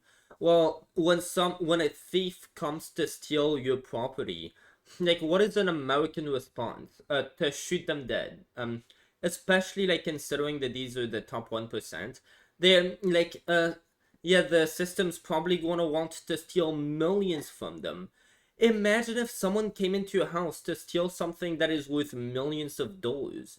Well, like, these people aren't taking their guns and shooting the thieves.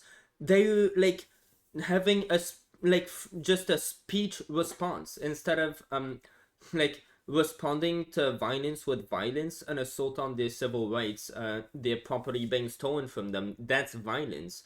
They would have every justification to just start a civil war, start shooting at the people who are coming to steal their money. But they, instead of doing that, they're just peacefully they're responding to it peacefully by just like hiding their money so that the thieves can't get to it, instead of protecting and defending their property like through violent means because it's justified. That is, like, if somebody comes to steal your stuff, you have every right to just shoot them because you have every right to defend your property. Well, like, these people are doing it without even invoking violence. It's like there was nothing to reproach. Remained in that legislation enraged me then. It enrages me thinking about it now. I mean, I don't think that we should have different tax rates for, work or money. I mean, I think, if you invest, you pay for work or money. Like, I think, yeah, there should be the same thing. But like, basically, what I think, I don't know about there should be the same tax rate. I think there should be no tax rate in terms of mandatory taxes. There should just be like a contract with like all the public services that your taxes help fund, including the roads, by the way. Like, if you're going to use the system, like, you don't get to enjoy the benefits of a system that you refuse to contribute to, but you don't have to contribute to that. And the rich, like the top 1%, they could probably make a whole privatized thing where they don't need to rely on any of these. So, like, just because you are born within a society doesn't give you any obligation. It doesn't like you don't owe anybody around you anything just for being born amongst people around you. Like you didn't choose to have them be in like the situation they're in. Like you don't owe any, like that is just kindness. If you want to be kind, the law shouldn't mandate that you be charitable to anybody. That should be coming out of the goodness of your own heart. So like mandating that you help people, it's like if you want to have a contract to also be helped, if that is in your best interest, that should be your choice. Because 13th Amendment, slavery is over. You cannot force people to contribute to good causes. And yeah, that does apply to like somebody who needs help, who like you're not gonna save their lives. Well, that makes you an awful person, right? But it's like the 13th Amendment, again, slavery is no longer legal. You can't force somebody if like they refuse to help somebody who is in dire condition, who they could help, whose life they could save. They just don't feel like it. Maybe they don't like that person. Like that is cruel, but again, you have the right to say cruel things. You have the right to not do things that you are cruel for not doing, because at the end of the day, like you're just prohibited to to abuse others. But the law shouldn't mandate that you be charitable or that you follow life a certain way. It should just prohibit you from abusing others. The same tax rate as someone who goes to work every day. But yeah, there should just be a system where people are in control of where their money goes, of the legislation that gets imposed, of all of that. They get to vote for it through their taxes. Like, and they get to have individual control over it. They get to boycott the system on an individual level. The taxpayers' money can be like it can be the taxpayers' voice instead of their stolen money that goes to what they never fucking wanted, by the way. But yeah, I think that should be the system, and under that system, should different people have different tax rates? I don't know if the people want it so. They should get to have like unilateral votes on it. Period. And I don't understand why we have, you know, the richest people paying half the taxes. I think that's like actually insane, and it will make your country But then, volatile. like, yeah, I think it'd be fair under the system that I propose. Like, yeah, rich people have to pay more, but then that is also them getting to have a bigger say. Because to be honest, if in a system where the rich pay the most money, if they didn't get to have a bigger voice and therefore a bigger say in how the system that they help fund more than anyone runs itself, like they'd be sort of getting scammed. Like if the rich people didn't get to influence the system more than anyone else, when they have to pay a higher cost for serving in that purpose, it's like, yeah, if they didn't get more out of the system that they are funding more than anyone else, like if they didn't get more than the average person out of that system, if the system wasn't biased towards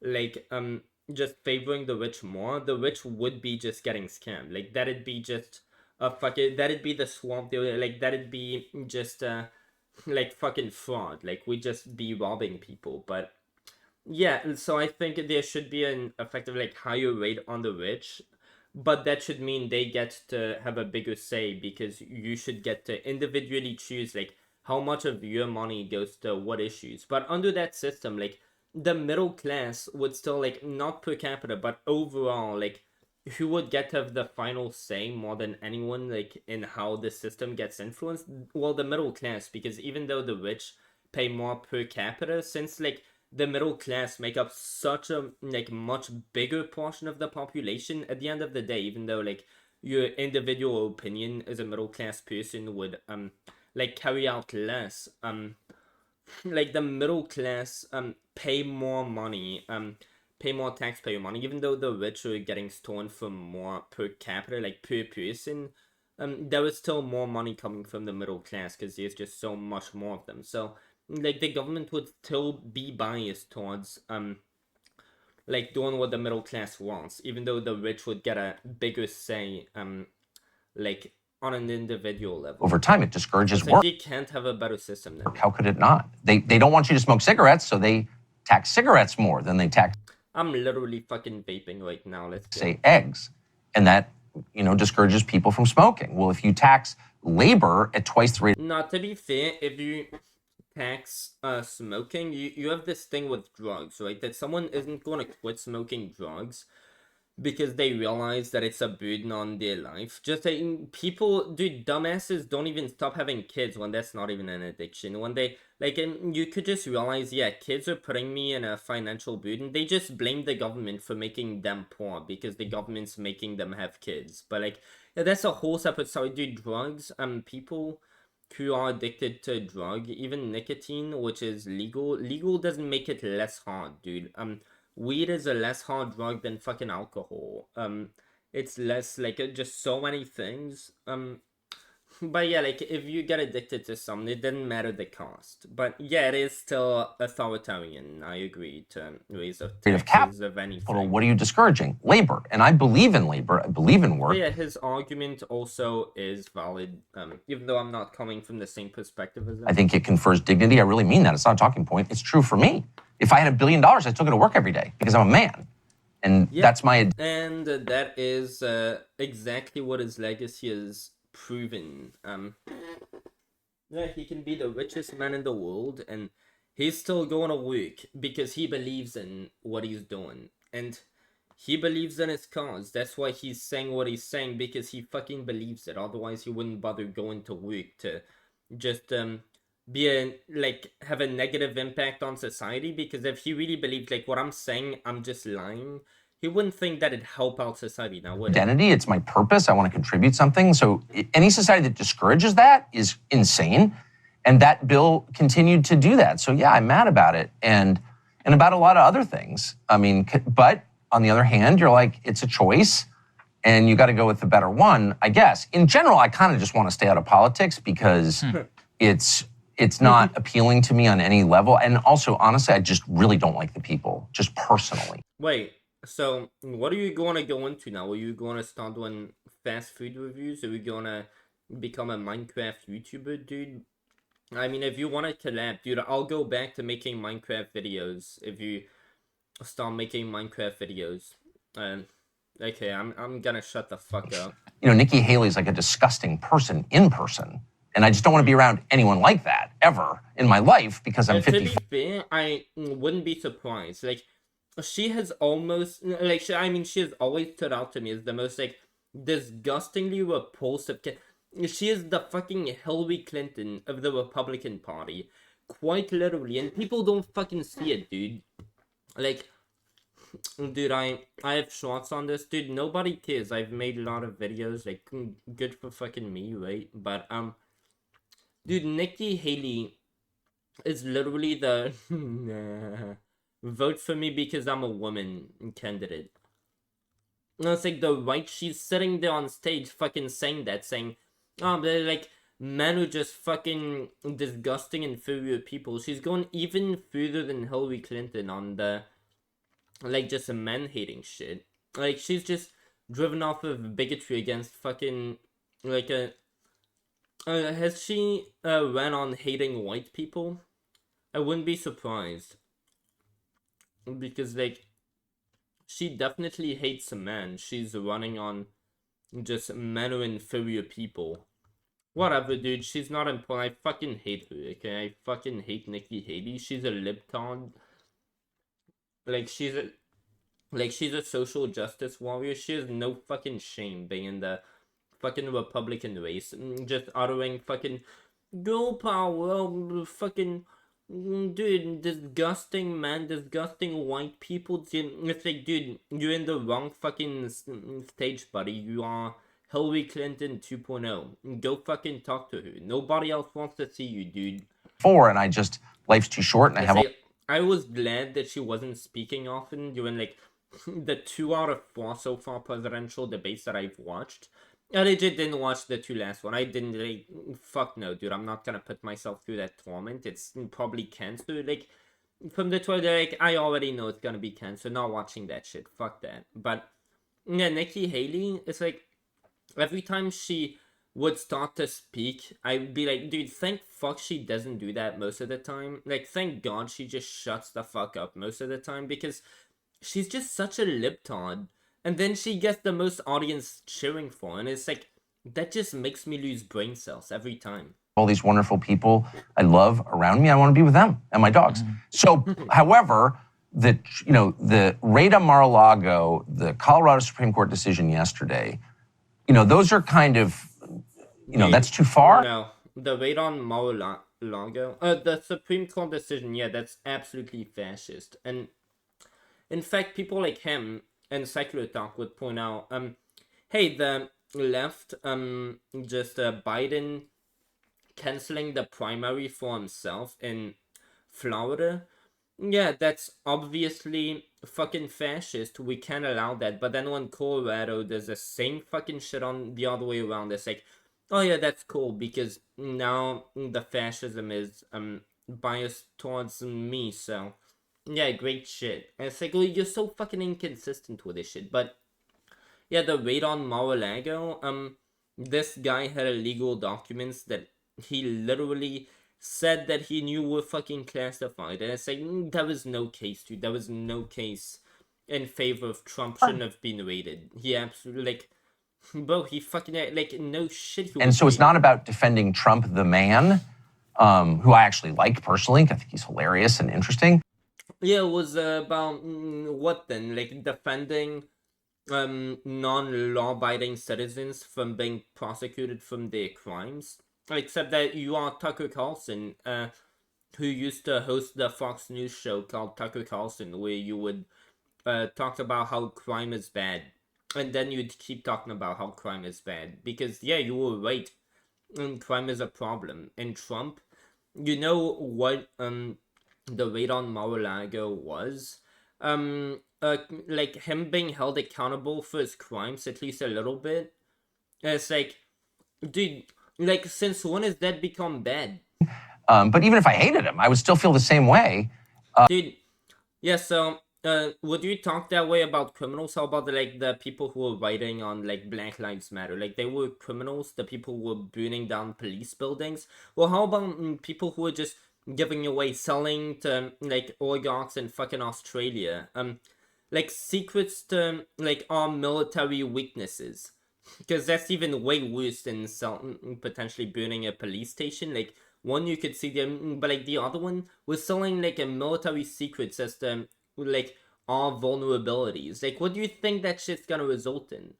And it's like, and apparently, it wasn't even just a secret either. Like, we're just talking to them about it. That you can't allow that. If you allow, say, someone to be punished without being convicted. And I know he has this whole thing of, yeah, most things that the government keeps secret, they should, but, that doesn't apply at all to Trump. Like, he had his, formula for ink or something. I remember his showing, but it's like, that's not at all the type of, information that Trump was, concealing. Like, he didn't, of course, Trump, why would he have, kept the information that is useless, such as this ink recipe? Of course he wanted information that he could sell to people. Why would he want to sell something like that? Of a crime. The Colorado Supreme Court said yesterday that Trump has to be punished for committing insurrection. Well, he's never been convicted of insurrection. Yeah. Right. So if you fair enough. And on top of that, it's like the fake electoral scheme, yeah, go after him. He did something wrong there. That was as bad as you could get, but on January 6th, he has literally nothing to do with anything. It's like, he literally said march peacefully and patriotically. Like, motherfucker, if that is incitement to violence, then if I said, dude, you might as well say that, yeah, you might as well say that Joe Biden did January 6th, because I'm sure he also, said that, committing violence is bad, just like Trump did. So, if Trump is, guilty of what happened on January 6th, because he specifically told people not to do what they did that was bad, well, I'm sure Joe Biden, also, what's it called? I'm sure Joe Biden also condemned violence. So, is he responsible for January 6th? Is anybody who condemns violence responsible for January 6th? Like, march peacefully and patriotically, meaning no violence. Okay, so yeah, if you're against violence, you are guilty of insurrection. Like the dumbest shit you could imagine. You allow that, it's like I think Like, Sagar of all Trump's faults, and of all the things you could convict Trump on, literally taking a campaign donation from the Saudi government and they're like helping and abating like a genocide in Yemen, like that he literally got paid to fucking fund, like with our taxpayer money. It's like, dude, that's fucked up. Like, why isn't that one of the charges? Like, of course it isn't. But like, yeah, the first charge we heard about, what was it called? Using campaign money to pay, like using his campaign money as hush money for a prostitute without disclosing it. Tucker Carlson did a whole show on why that is legal and the fact that it is. And the Democrats actually, like in a case that I forgot what the case was, but yeah, like that's been already tried and it's not illegal. and Jenny is a wife beater, so Even we're though gonna it's obviously immoral. It's like, yeah, that makes sense. put him in jail. Well, actually, he's never even been charged with wife beating, much less convicted. How can we put him in jail? Well, that's a precedent that can't stand. You Wait, who's that now? can't have that. And I would say, by the way, same for Joe Biden. If they tried to do it to Biden, I'd be like, you can't do that because you'll destroy this essential thing we have, which is a fair justice system. But yeah, apparently a lot of Trump sicko fans, they're incapable of like coming to terms with that reality. They were incapable of uttering the words he just said. Just shows how disconnected. nobody else seems to care, but I care, Yeah, you certainly do. Just as he said in the private text that people on the left tend to be like, oh well, that's what we like. Yeah, Anna Kasparian from TYT, that fucking douchebag. Like, yeah, she was like, oh well, you can only trust Tucker Carlson and what he says in private. Oh well, what he's saying in private is exactly what he's saying in public. Yep, I care. They don't, but I do. It's like, yeah, like what he said in the Dominion text is pretty much what he says in public. Like, he cares about the country and he hates the fact that he had to lie, as he had said publicly before on his show that like he doesn't like lying, but he definitely does it if he's really cornered. But then like, yeah, and he got mad at the person who cornered him, Donald Trump. Like of course, like, wouldn't you get mad if someone forced you to lie on TV, like put you in a situation where you had to do that?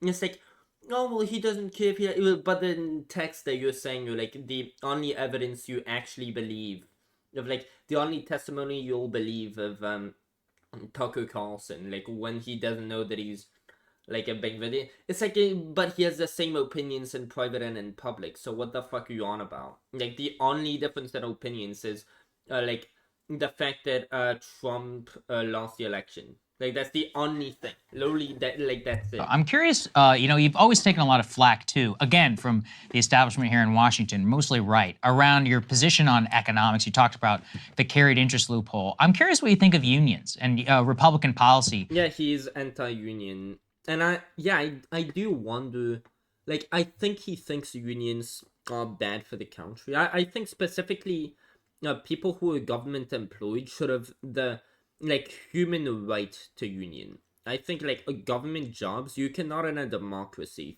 say that like people who are government employed do not have the right to unionize. Like, democratically that is a right, but like in the private sector, like if you run a company, you should not have to, like, if the government mandated that companies run their companies democratically, that'd be like as fascistic and dictatorial as you could possibly get. That's like saying that you have to run your house democratically. So your like house rules, it has to be based on like the people who are in the house. What do they think that should be the house rules? And yeah, like that's just fucking insane. So yeah, a company is a dictatorship by definition. Like, and so it's like yeah, it's an exchange of a good for service. Like yeah, you get to have a certain amount of money for whatever I want you to do. And like, yeah, that's just an exchange. But if you're for freedom, you should want that to be open to like, if they both accept a certain deal, you don't intercept because you're not a fascist. You let them both decide whatever they want to decide. And as long as it doesn't hurt any party that doesn't consent, like, not allowing that would be fascist.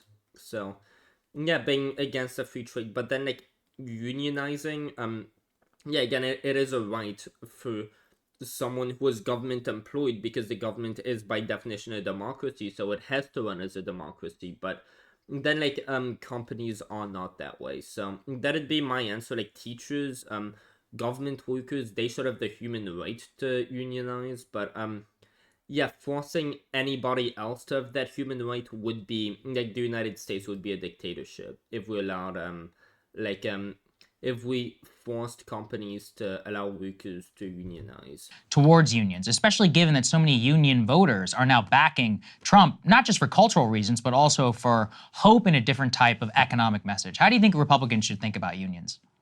I mean, I have so many, I mean, of course, in a union, have been my whole adult life. My father was in a union, you know, after SAG. And fucking good, even if it doesn't align with your principles, at least you're right on. and I, as a kid, worked in a union plant in a factory. And again, like I'm sure if you but like if you are for just if your number one goal is just help the majority of people, you think that is the number one and even the only objective of the government, to just take whatever decisions will make the majority of people's lives better, at least law-abiding citizens. It's like on that basis you should be pro-union. But then if you consider like, okay, well then that if you're going to say like, yeah, we can't like my position would be, yeah, of course, like your priority, it makes sense that your priority, especially since you're a democracy, you want to represent the people, you want to do whatever is best for the people because that's what the people want. But the people tend to want dictatorship. It's not uncommon for people to have fascistic views. And if the people want fascism, like there was a point where you have to say civil rights are off the table. Like those are off the table. It doesn't matter if a majority of people demand that civil rights be taken from people. The civil right to like property rights, free speech rights, like it doesn't matter. You have that, like the right to self-defense. It doesn't matter how many people hate you or like would rather that you not have that right to self-defense or to free speech because you're hated. It's like no matter what people think of you or of your speech or how many people disagree with you, you have that right. Well, like I would say, yeah, your right to property doesn't matter how many people would benefit or would like for your money to be stolen to be given to them. That is theft. Civil rights are off the table. Like it doesn't matter what people want. To be able to preserve a democracy, you have to have civil rights and say like those are off the fucking table, because then that group, like if you allow for groups to turn on one another and just take one another's civil rights away, well then they'll just keep going on to the next group and the next group, and slowly you'll just have like a majority of people having their civil rights taken away one by one. Like now we're going after the rich, and then we'll go after these other people, and slowly these other people on top of these other people end up making the majority. So that's why sometimes the people do not have the best opinions. So you have to have like civil rights are put off the table. And for 3 months. So I've seen it from a bunch of different angles, and I've worked in union shops and television. I mean, the idea of unions is very appealing to me. You need a counterbalance to corporate power. You know, there's the owner of the company and then the people he employs whose labor makes him rich, and they should have some power too. At least he is still manning the union position.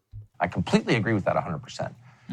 Labor unions in the United States I mean, what is your problem with unions? Like, my problems with unions is that I'm against dictatorship, but like you don't seem to think it's dictatorship. So have like behaved so despicably, sold out their members so okay, I wouldn't know anything about that, to be honest.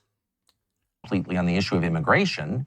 I mean, labor unions were responsible come on. historically for limits on immigration because more people willing to work for less undermines the bargaining position. But if people want that, and it's like, not only would the people want that, but the people on the other side of the border also want that. So, like, and this is also civil rights for these people. Why would, and it makes sense. Again, you have the nationalist position, and it makes sense practically speaking. Like, again, yeah, even though these people, like, from a moral perspective, if you're born on the other side of the border, like, yeah, you should, like, anybody from any place in the world, whether you're born in one place or another, you shouldn't have different civil rights. And even though different nations will, like, it is the segregation by country, the fact that if you're born in a certain nation, you'll have less rights because different governments govern their people in different ways. But like, if you like, try to fix it, if we had just one huge country, well, what if that country turned fascist? Like, then who's gonna, like, so there are, like, obvious problems with it, such as that you can't just have one government that rules everybody, because then that's super risky. If that government turns fascist, there's no counterbalance. And then, like, there's just so many problems. So that's like the nationalist position. But so I get his point of view, but then, like, firstly, immigrants pay a lot into things like social security and all, but they, like, immigrants actually help the economy.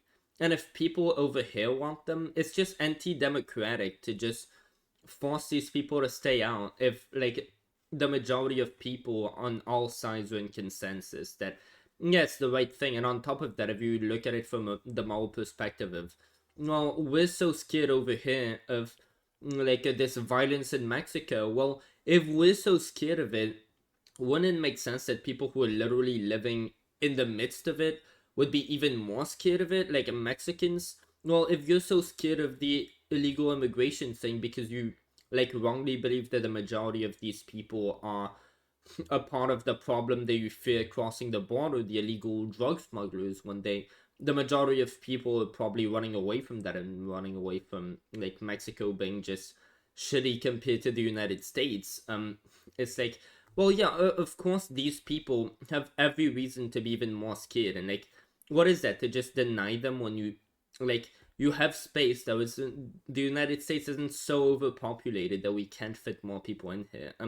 Like, these people are escaping danger. Nobody would just leave their home. You wouldn't leave your home. Nobody would just leave their homeland, leave everything they have, leave everyone to just go to a country where they don't even have citizenship. Like, of course these people are obviously just in need. So it's like, I don't know, to me, on every issue, and also the fact that like, the idea of that trespassing fucking public property, like, what the fuck is that? No, that's an oxy fucking moron.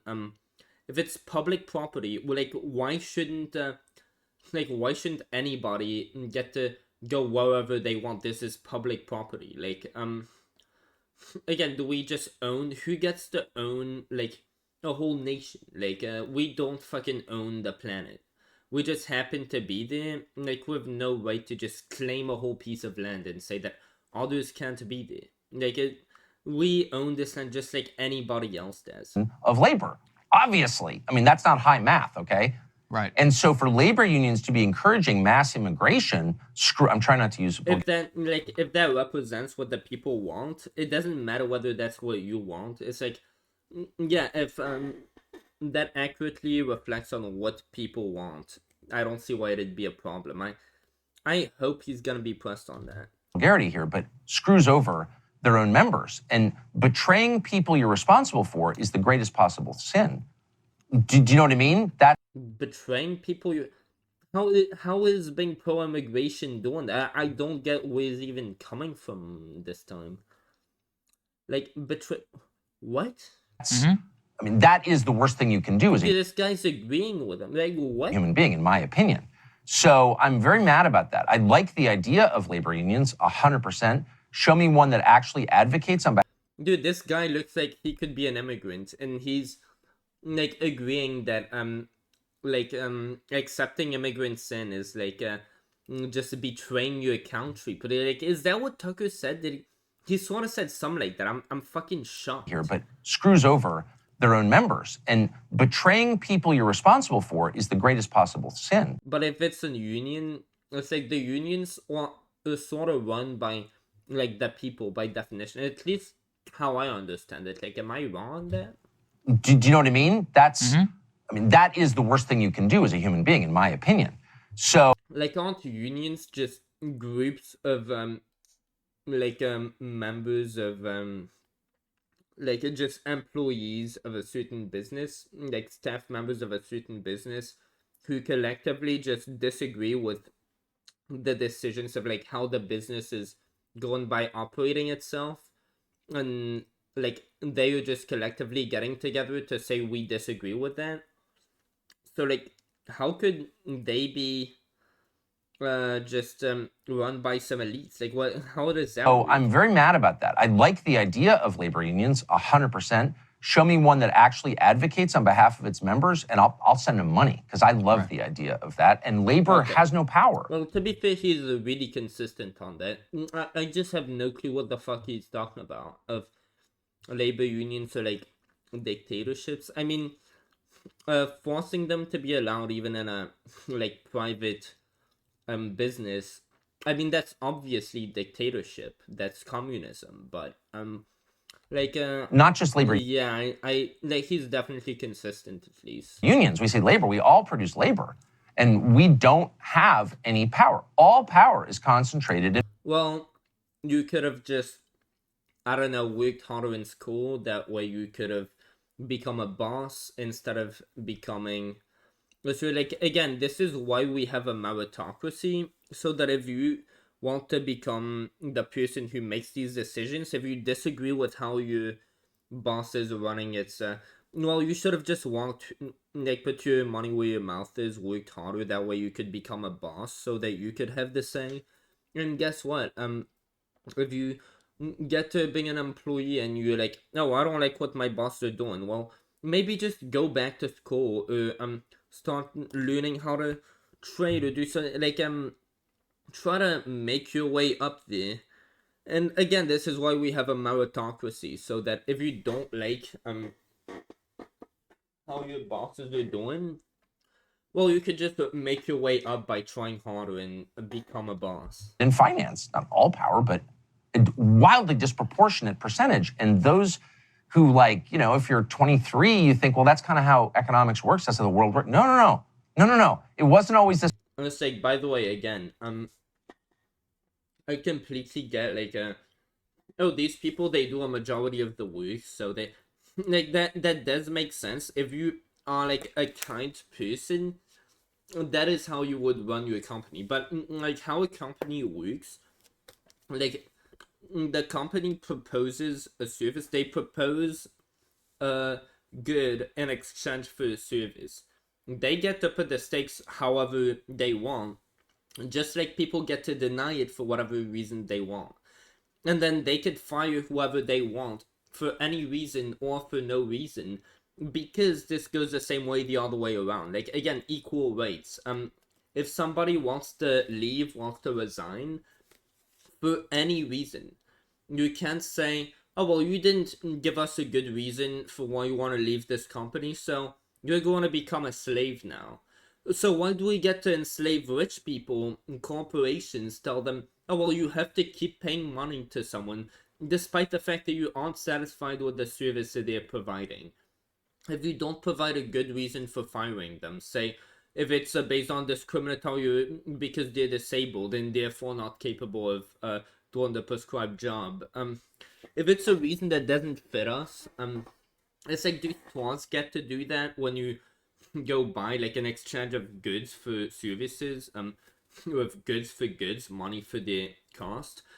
If you decide, oh well, yeah, actually I changed my mind, I don't want to buy this, I'm putting it back on the shelves, is any store allowed to tell you, okay, so you're gonna have to tell me why you no longer want to buy this, and if I don't agree with the justification, you're gonna have to still buy it? If you wanna start going to a different store because, I don't know, maybe it like is cheaper and just serves your own best interests more, oh, well, you're going to have to explain to me why that store owner deserves to be like getting your money more than our store does, because otherwise you're gonna have to come back to our store instead of going to that cheaper store, because like you're doing something more like, no, you only see this being done the other way around. If you saw it done like this way, like it'd be absurd. Anybody would see it. Like, yeah, let's force people who are working. Like, if you're gonna resign, like we're gonna have to agree with the reason why you're resigning. Otherwise, you don't get to. Well, oh well, if you choose not to hire someone, like for any reason, oh well, that doesn't work. It's like, again, I get that you can be an asshole. Like, what if if my employer decided to fire me for being white, I would disagree with that, but to say that they shouldn't have the right to do that is fascist. Like if I said I want to resign because I didn't like there's this gay person working here and I don't like gay people. Oh my, I didn't realize that like my boss was gonna be black. I didn't know that my, okay, I resign. Should I like not be allowed to resign because my reason would, or should I just not even have to give a reason because we don't live in North Korea? And it's like, in one direction you see it like, no shit, we don't live in North Korea, that is unacceptable. But on the other side, it's like, that is how just disproportionately discriminatory like a bunch of people in America, but in, like especially in like communist countries like France, are towards rich people. Like, they fucking don't even think they should have civil rights. And it's like, Tucker will just buy into these types of just segregationist arguments against rich people, and he won't even see what they are. You know, it's like, and the left proposes that. What else is the left doing? Yeah, they want segregation against white people. So they want it on the basis of race as well, of a class. They want segregation in terms of class explicitly. They also want explicit racial segregation, such as affirmative action. White people don't get to say certain words like the N-word. They should even expect to get beaten up if they say it in public. When the average black person you'll hear around you will say it like multiple times in a sentence, as much as you might say the word fucking, but they get to, and it's like that's the party, like the party who is fascist doesn't want free speech, thinks that if you are offending somebody you shouldn't get to speak. And it's like, you could connect the lines, like, yeah, this is just what they do. Segregation by race is the left thing. Oh well, this is just segregation by class. That's just the left being the left. But like Tucker can't see through that, even though he's the group that's being marginalized. This way at all. Farmers had massive power. And like, there couldn't be a person other than like maybe homeless people who would benefit more from like the system he's proposing. It's like, dude, if I got to have the minimum wage be at $30, damn, I'd get paid $30 instead of like $9.50, which used to be $7.25 when I was at my previous job. But it's like, yeah, I recognize that like, even though it tremendously helped me, I'd rather civil rights be just off the table. We don't touch that. I'd rather we keep the 13th Amendment. You're not allowed to have a minimum wage. That's slavery. I'd rather we not have like just a right for the disabled. In terms of, if someone's disabled, you can't fire them if their disability like goes in the way of them being able to do the prescribed job. And again, like you can't find anybody who's more stupid and disabled than me, so I would benefit more than anyone from that as well. But since I am principled and I'm against slavery, I'd be against stuff like that. Since I'm principled and I'm against like segregation by class, since I'm against fascism, I'd rather be getting my check as a clean check and not just dirty money that was stolen from my employer, because I respect my employer, otherwise I shouldn't work for them. They feed the country and keep them from I'd rather them just not contribute to the animal industry. starving. They had the Grange movement. of the late 19th, early 20th centuries. Never heard of that shit, but I am going to take my jacket off, dude. I'm fucking... Oh, dude, I just realized how fucking hot I am. Jesus, dude.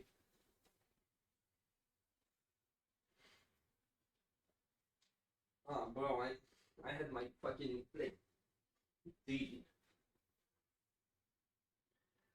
Jesus, that was so warm. My headphones fell on the ground again because of course they did. Dude, I can't believe this shit. I'm actually gonna get through like the entirety of this. Like I'm actually gonna get to react to all of it. It's probably gonna be very long though. Oh fuck, we still have 10 minutes. Dude, fuck my life. Whatever. I live next to a Grange building, which is defunct because farmers have no power, of course. Now, I mean, I could go on forever, but the point is, the idea of unions is not only good, it's essential, and the people who run them have... Yeah, so that's actually really the position that I would expect him to have, given his economic stance, and him, like, just breaking away from the right on that issue. Like, he's really having the position I would expect him to have. So, yeah, he is staying very, very consistent. Really been disgraceful. And I would say that's true across the board. The military, it's like the military's, you know... Military-industrial complex. Like 6 failed audits in a row. We can account for, like, over 60% of our money. So, over 60% of the Pentagon's money has just been stolen. By who? Like, no one's even gonna do an investigation because, like, nobody even gives a shit. Like, yeah, the Pentagon is the military-industrial complex, like, by far the most corrupt institution there could be. Some of the best people in the country serve in the military, and they are led by the worst people. Exactly. And I hope he's, like, gonna answer what I answered instead of, oh, this person's trans, you know, like, there's this, like, trans admiral. That doesn't make the military bad. That doesn't say shit about the military. Right? I mean, the Republican Party. I like, you know, rural Republican voters, some of the best people I've ever met. The people of the RNC, some of the worst people. So you have this weird dynamic. Dude, RNC, I should learn what any, like, I don't know what any of these acronyms of, mean. You know, the bulk of people being pretty decent, pretty commonsensical, pretty, you know, warm and tolerant, nice. And then their leaders being, like, utterly rapacious and deceptive, creepy. I mean, it's, like, bad. And, like, I'm sorry, but again, like, people, and he is one of the biggest victims of this. So, like, again, you'd imagine that, but thing is, he's so not self-centered ever that he can't even see it when it's done to him. It's like, here's one of the best examples of the people at the top who are accused for that reason of, like, being bad faith, and it's just assumed from multi. It's like, nobody, whether they be at the bottom or at the top, they just say, just like the middle class, they live in their own middle class semi-elite bubble. Like, when you're like, oh, well, the top class, they're just evil because they know there's a middle class who are just like them, and they're like, oh, well, I don't care about these people. They're people just like me, but I don't care about their suffering. You say, okay, well, the middle class, you could say the same shit about the middle class, because the third class, they legit see these people around them struggling. It's like Obama, he lives only around people like him, right? Like that super rich type, if you're gonna tell you, it's like, yeah, they might literally just be surrounded by people like them, so they don't even get to see the suffering or get to have any type of empathy towards it, because they're just completely shielded from that type of stuff. But like, homeless people, yeah, you see them all the time. That's a third class, right? So if you're gonna complain about the, like, first class being, it's like you could say that same thing about the middle class, because we're called middle class for a reason, because we're in the middle. Okay, I started my show on talking about that type of shit. I still stand by it, okay? Because it's true. Tucker, how do you think Republicans should handle the abortion politics after Roe versus Wade? Oh, damn. I want to see his take on this. I genuinely want to see his take. Like, I don't think I've heard him ever give a, like, non-pro-life position. I know apparently he used to be pro-choice, but that was back in his early days, like possibly before he even got into journalism. just like yeah, when he was like, yeah, liberal. which has been pretty significant downward pressure on them at the ballot box. How should they approach it? You know, I don't know. I'm the last person to give political. My brain doesn't work that way. Yeah, fair enough. That's the most humane take I could ever. I'm not. I would be a terrible Like, strategist. people think this guy's a sellout. It's like, what the fuck? And I've been a. Yeah, like he's one of those people who see that as in, yeah, I genuinely think that you're killing a kid and that's wrong. But then it's like, if like going with the principled take is just not gonna pay out for us either way, it's just gonna make this country even worse because it's gonna make us lose. It's like, yeah, what do you want to do? And I can understand that. Like I don't know, because I feel like I wouldn't say if the left was losing on the Palestinian issue, I wouldn't say, okay, well, fuck it, let these people, let these innocent civilians keep getting bombed. I'd be like, no, like it doesn't matter what people want. Civil rights are not off the table. You don't fuck with that shit. And like, yeah, to be fair, that'd be like the same argument. I just realized like civil rights are off the table. But then like if you genuinely think that these are babies, we'd be like, yeah, civil rights are off the table. But then he thinks more of like greater well-being no matter what happens. And again, like my analogy for that is, well, if you took all the wealth, if you pretty much like enslaved the top 1% and gave everything from them to the like remaining 99%, it's like that'd objectively improve the lives of the majority of people. But does that make slavery justified? It's like, no, civil rights are off the table. Like, it's as simple as that. Kind of a terrible strategist in my own life. Obviously, I keep getting fired. So I mean, like, like, yeah, life is just more nuanced. obviously, I'm not very good at that. Sure. I can tell my own feelings on it, which are super simple. If you consider, there's no dispute that a child in the womb There probably is a dispute. at Yeah. 8 months is a person, of course. Do you remember anything that happened when you were in the womb? Because I don't. Like, to me, my belief is pretty simple. Like at any point in time where I wouldn't be able to remember anything from that point in time as an adult, it's like fair enough. And like including after birth, like fuck it. A 2-year-old baby, what fucking value do they have? They're just gonna scream. They're barely even self-aware. They're just aware of what they want, what they need. They're just aware of like pain. They're like little animals. They're like insects. That's probably like they have the brain of fucking like dumb animals. Like most babies are like don't even have the intelligence of like a cow. Like they are far less intelligent than a pig. So it's like, yeah, these people like again and in terms of like I genuinely think it's all like the animal holocaust is atrocious. I think that's like a priority. If I was president, I would like abolish that immediately.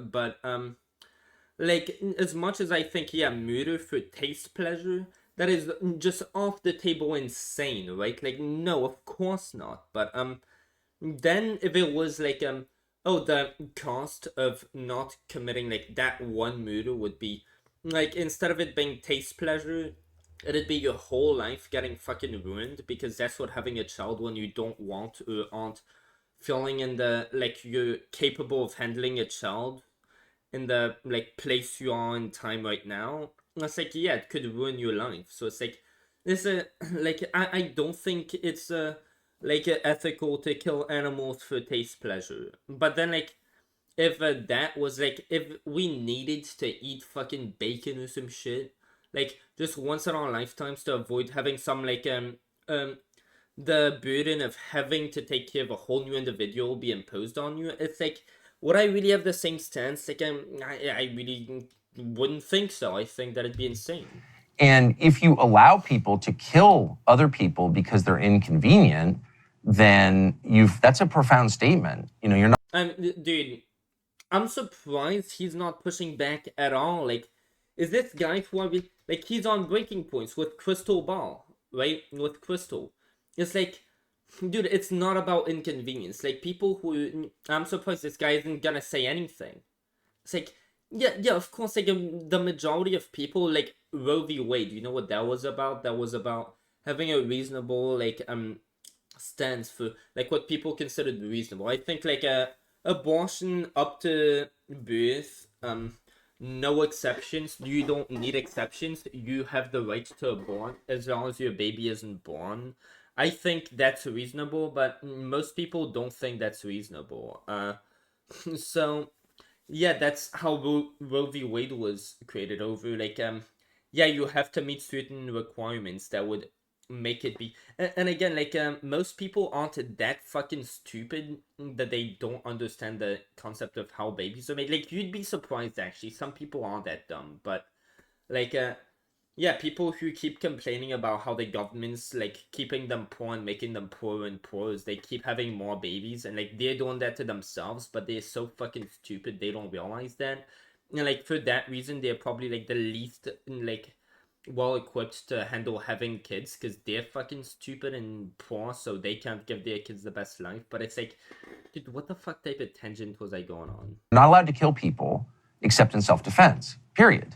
Otherwise, you are a monster. Dude, a lot of these cases, like, there was just a case that was thrown out where, a parent was, prevented from having an abortion. Like, the Supreme Court, I believe, ruled that, yeah, this person whose life is at risk if they don't have an abortion, whose fetus is literally going to die within, like, months of being born, that person, it was ruled that they can't have an abortion. So it seems like at least you're like you if you're gonna say that type of stuff and that's like the mainstream abortion takes, like that's what's happening. It's like you gotta condemn all that, but like clearly that's not what Republicans are taking it. But of course, like you don't stand with Republicans on everything. That's very clear. But like to say that that's a life, you gotta understand that human life, it's a value.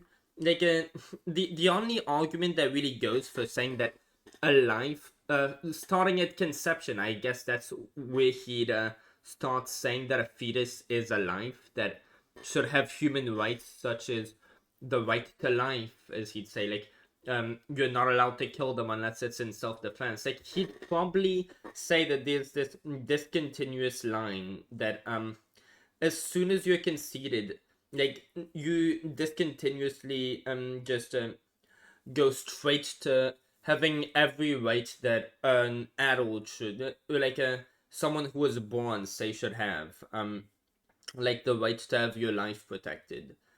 And like for him, like the people who argue that conception is like where life starts and this is discontinuous, like whether you are like you were just conceded, you're just a pack of cells, there's literally nothing there.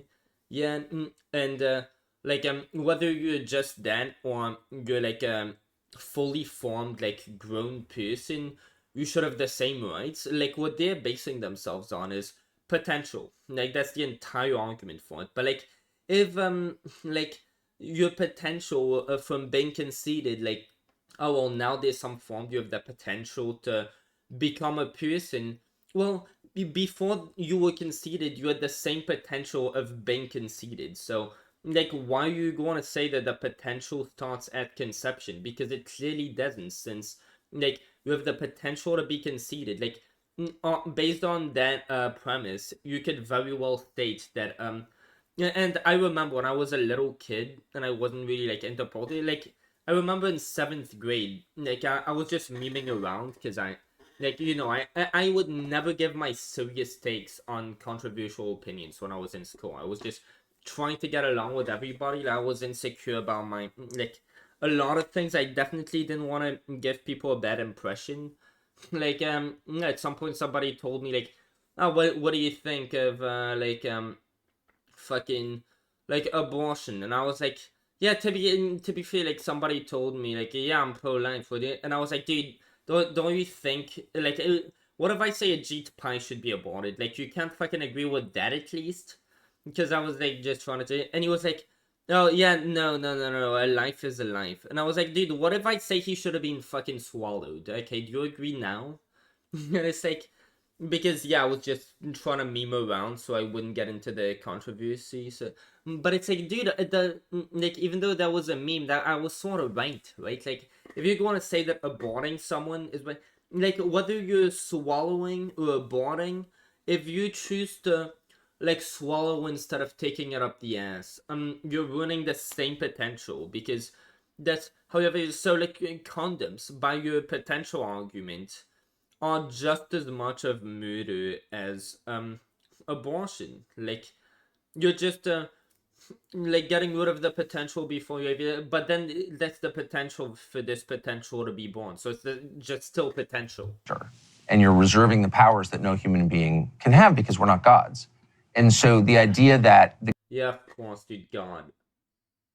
That's how he, and of course, like keeping it simplistic just does horrors for his critical thinking skills because it makes him arrive at like such insane conclusions like that. That like that's what the belief in God in a like society of today brings us, dude. Like society has evolved way past religion. At least the United States has. Like, bro, just keep up, dude. Imagine Tucker Carlson as an atheist. I wonder what positions he'd have on things. Like that'd be like I'd be so curious. That'd be so fascinating. What an atheist Tucker Carlson would think. Like what an atheist Tucker Carlson's positions on things would be. the government would encourage people to kill other people is But it's not, nobody, the government has never encouraged abortion.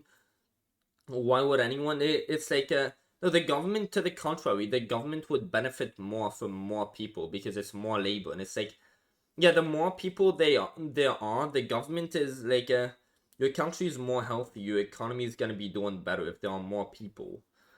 So like, and who are having the majority of abortions? Like, apparently it's like broke black women. So like that would mean like a lot of them are very poor. So like those would be people who like their children would probably end up taking like the miserable jobs that like you have to have someone who works these jobs, right? So like that's exactly the type of people that the government would prosper off of having more. really scary. I feel that way about euthanasia. I feel that way about the death penalty a lot of the time. And I just think he said it again, like he's against the death penalty. Remember when Tucker Carlson tried to and I make this point all the time, dude. Cenk Uygur, this fucking piece of shit. Like, Cenk Uygur to this day will keep accusing Tucker Carlson of being a populist. When like he literally said at Politicon, he called Tucker a populist, or asked him if he was a populist, and Tucker literally told him, "No, I'm not a populist." And the idea that Tucker Carlson is a populist in the first place, despite him wanting the majority, like what the majority of people want, it's like it's fucking insane because then if you like consider it, dude, he is a conservative like talk show host, basically. Like he is a conservative like commentator, and he holds pretty much like what's it called? He consistently holds conservative values on almost everything. Well, conservative opinions, they don't poll well, and the only right-wing opinion that seems to be polling at a like with the majority of people, like not the like Trump will have a lot of support from like a bunch of people who mostly don't agree with like any of his policies, but they think they do because they like the guy and the guy just fucking lies to them. But like in terms of policies, the only like specific policies that the right has that polls like that would qualify as a populist policy is the death penalty, and Tucker Carlson is against the death penalty. and I'm not Catholic, just to be completely clear. Yeah. This is not someone else's theology that I'm parroting. It's just very obvious. I am a Christian, but even if I weren't, Wait, so he's a Christian, but he's not Catholic? What is he? I'm curious. and the times in my life when I haven't been, I had the same view. You don't want to encourage the casual killing of other people. Wait, has he not always been Christian either? Dude, so many things I don't know about him. I heard he You one of the only fans I've ever had on my channel actually told me that he apparently he used to do drop acid and do hallucinogens. Dude, everything about this guy is just so fascinating. People, that's We need this guy back at Fox News, dude. Fox News did him dirty. terrifying. And by the way, Pretty much everybody ever has done Tucker Carlson fucking dirty. it'll come back and get you. But the other thing I would say is the fertility rate. I mean, at this point, we're kind of below. I would say we're below replacement. I haven't seen the latest numbers, but we're clearly below replacement. And if you don't have children, the whole point of life is to have children, is to reproduce. Dude, we don't need more people. Look, if you want more people, you know what you could do? Open the fucking border. Have you thought of that? Dude, that'd be fucking perfect. You need to populate your country, dude. Instead of having more children, just bring in people who have the best work ethic you could possibly imagine, right? Because they are literally escaping a country that, they know what it is. They know what it's like to need to work, to want to work. They've lived through the worst, and they have all the motivation they could have to want to, get to live a better life and do their absolute best, because they will have had to work to get to have the American dream. Whereas people who were born here, they had it. And these people actually had to prove themselves by abandoning everything they had, everybody, and they had to work to get the American dream. So they're more American than fucking anybody. So what? Dude, if you want to populate people, why don't you just change your stance on immigration? And every other culture and every other period in recorded history has felt that way because it's self-evident. What's your purpose on Earth? Well, it's fucking self-evident. Just open the fucking borders. Dude, when is he going to say that? I hope one day he will say that, but I doubt. To continue, unfortunately, to continue your line, your genes or whatever, with your descendants. That's the most basic human desire. And I wonder how he feels about gay surrogacy. He'd probably be for it. I mean, Matt Walsh is against, but he's just on trans issues. He got scared by, when people make a hard moral argument, that's really how it works. He just heard the people who he trusts the most saying, they're coming after our kids. And, with his keep things simple, just go with your gut instinct, these people are the only people who have said that they allow me to say whatever I want, so they couldn't be lying to me. When these people were telling them, oh, they're going after your children, he didn't give it a second thought. Oh, there are so many trans people. Does they grow there? Does that sound like a movement that it'd be growing amongst Americans? Does it sound like American people would do that type of shit? Just it'd vibe with them, a movement that goes around just sexualizing kids? Is that an American thing to do? No, that's not American at all. What would that type of shit be growing amongst Americans? Oh, propaganda. Well, don't you think the propaganda might be coming from your side? Now that he's again, now that he has come to that realization that Fox News does, is he ever going to self-reflect on that at all? His trans issue takes? We deny it's the most basic human desire. We do everything we can to thwart it. And you have to ask yourself, what is that? I mean, is the problem in America? Janet Yellen, who is a ghoul and a disgusting human being, who got rich, from the banks as she was supposed to be regulating them at the Fed, she said 6 months ago that the most important piece of our economic policy is that you have more abortions. And it's did really? She say that? Really, dude, did she say... I mean, to be fair, she's fucking old and a dumbass, so I don't know much about her. If she said that, she's probably the only person who said it. Just say... But then, there's also Marjorie Taylor Greene on the right, who's probably, the only person who says dumb shit like what she says. And it's yeah, she doesn't represent the Republican Party.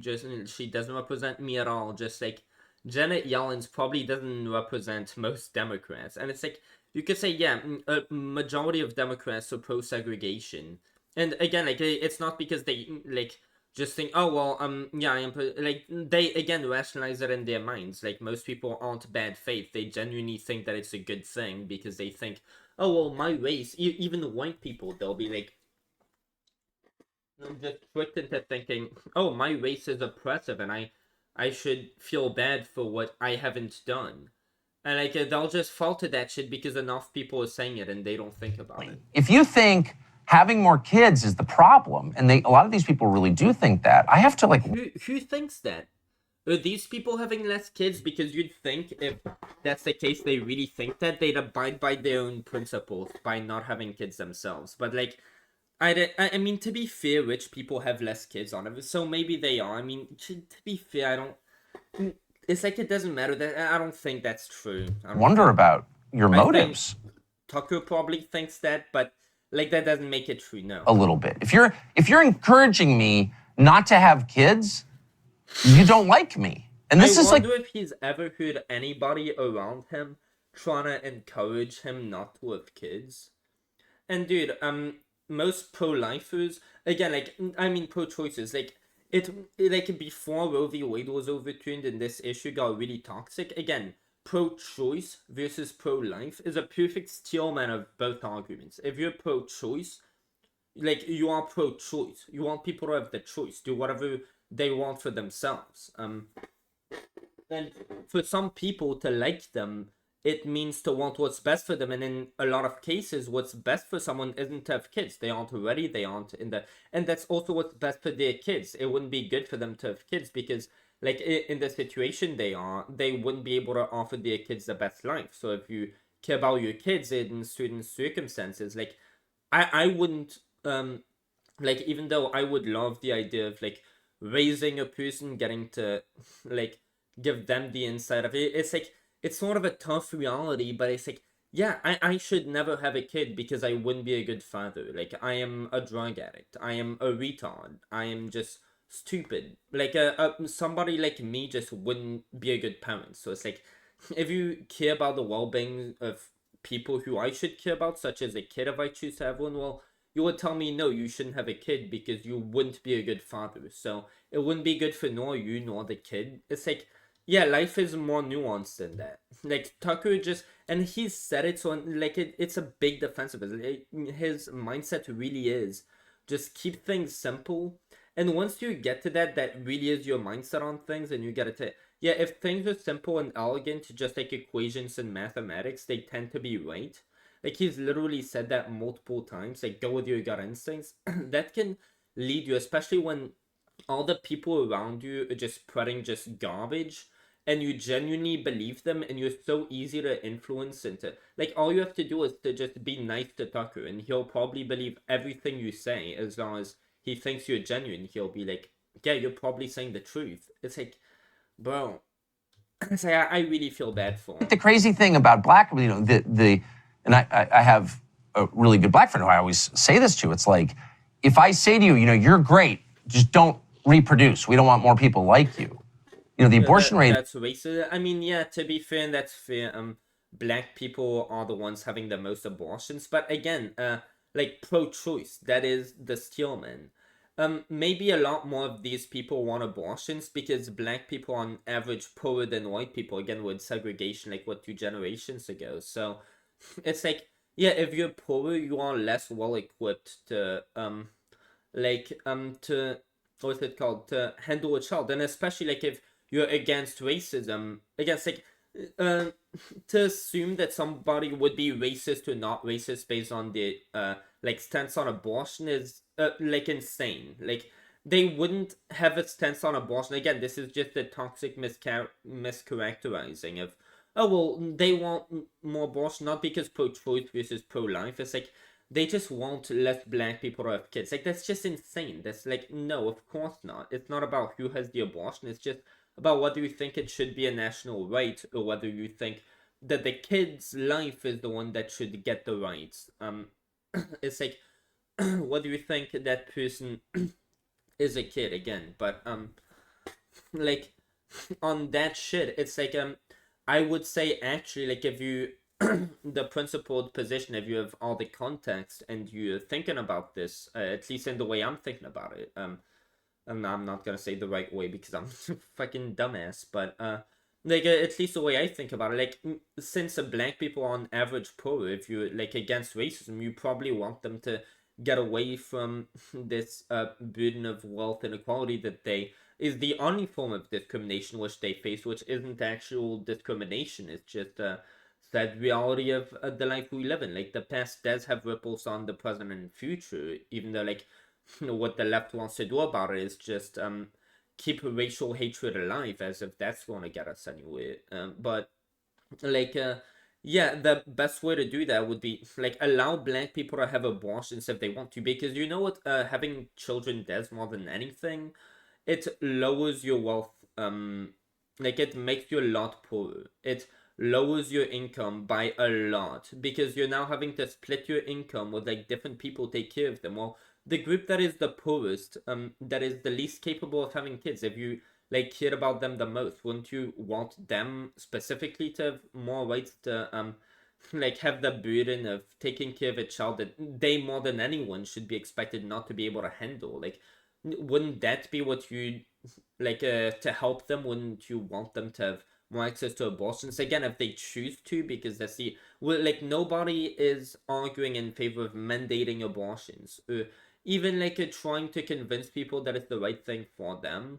Well, if it is, you probably should try to convince them that, because again, you care about them. Like, again, some people, it's just not the right decision for them. And maybe just not at this precise time for them to have kids. Maybe they should have kids, just not right now, because they aren't prepared and they might not be thinking straight. Like, again, if you care about a child, like the black people, well, they'll be having a child. If you care about that black child's future, you should try to make sure that like they are born as like as seldom as possible, as like really as possible, into a life where their parents didn't choose to have them and didn't want them, and are therefore like just super way more likely to just disregard them and not take care of them as a parent should, because it just wasn't their plan to take care of a child, and they probably don't want to have a child. Like I mean, again, it's a lot more nuanced than what he thinks, but like his simplistic take, him like literally having the take that if things are simple, that doesn't mean that I should like look more into them, especially if people are telling me that it's wrong, and like a majority of people disagree with it. It's like more that they're wrong and that they should follow their intuition and keep things more simple. In Black But America, like keeping things simple just makes it so that like the information you take, the information that you're given, are you more likely to take it at face value? Like, if you have this simplistic mindset and like straight up it's your ideology in politics, just keep things simple. Like for life in general, because that's what he said. It's like, yeah, especially when it comes to politics, like that'll extend to just you taking whatever information you're given more at face value, whatever it is. So it's like different people, depending on where they're getting the information from, if they have this keep things simple mindset, that just means that they're more likely to be like subject to propaganda, which he very much is subject to. Like, he will buy into that as long as it's said by someone who he believes is like has good intentions, based on whether or not they've been nice to him, or they claim that they like are nice. So super it's like just such a low bar. high. There's a reason It's always just his instinct. Like, yeah, these people are nice to me. I have a gut instinct that they are telling the truth because they seem like genuine people. for that. There's Planned Parenthoods everywhere. They target that community, and I don't know why more people don't say. Targeting that, and again, like I'm wondering, does this guy actually agree with all this shit? This guy is like hosting the show with Crystal Ball. I've seen Breaking Points. I don't really watch it because I watch Carl, but it's like, dude, I am shocked to say like he's not pushing back or disagreeing with any of that. Like, is Crystal Ball just like, has she been co-hosting with like a Tucker Carlson fan addict? If you're targeting me or like, my I'm very confused. children and trying to convince us not to reproduce, then I don't think you really love me. Like, the only thing I could take would be like, he's not agreeing or disagreeing. He's just like trying to understand where he's coming from, and for that reason, he's not pushing back. But it's like, he's legit said at some point, like, yeah, I completely agree. And I remember it was something that, like, you wouldn't actually, I don't think Carl or Crystal would ever say I agree to that. I forgot what it was, but yeah. You can tell me you love me, but if you're trying to get me to have an abortion, I think you may be lying. But nobody says this because it's framed in like... Dude, again, like, this, I think this, to the contrary, is bad framing. Like, has anybody on the left ever told you, hey, if you ever want to have a baby, like, I think you should reconsider whatever your stance in life is. I think on the grounds of you having a child, that's bad. You should abort. Has anybody ever told you that? Have you ever met somebody who you thought might tell you that? If you asked them, if you told them, "Hey, I'm having a kid," have you met anybody who you would expect their response to that to be, "You should fucking abort it"? You're not like, "Good, I'm happy for you." Like if you want that Like kid. my rights or whatever. Really, bodily autonomy? You're going to give me that lecture after the COVID vax?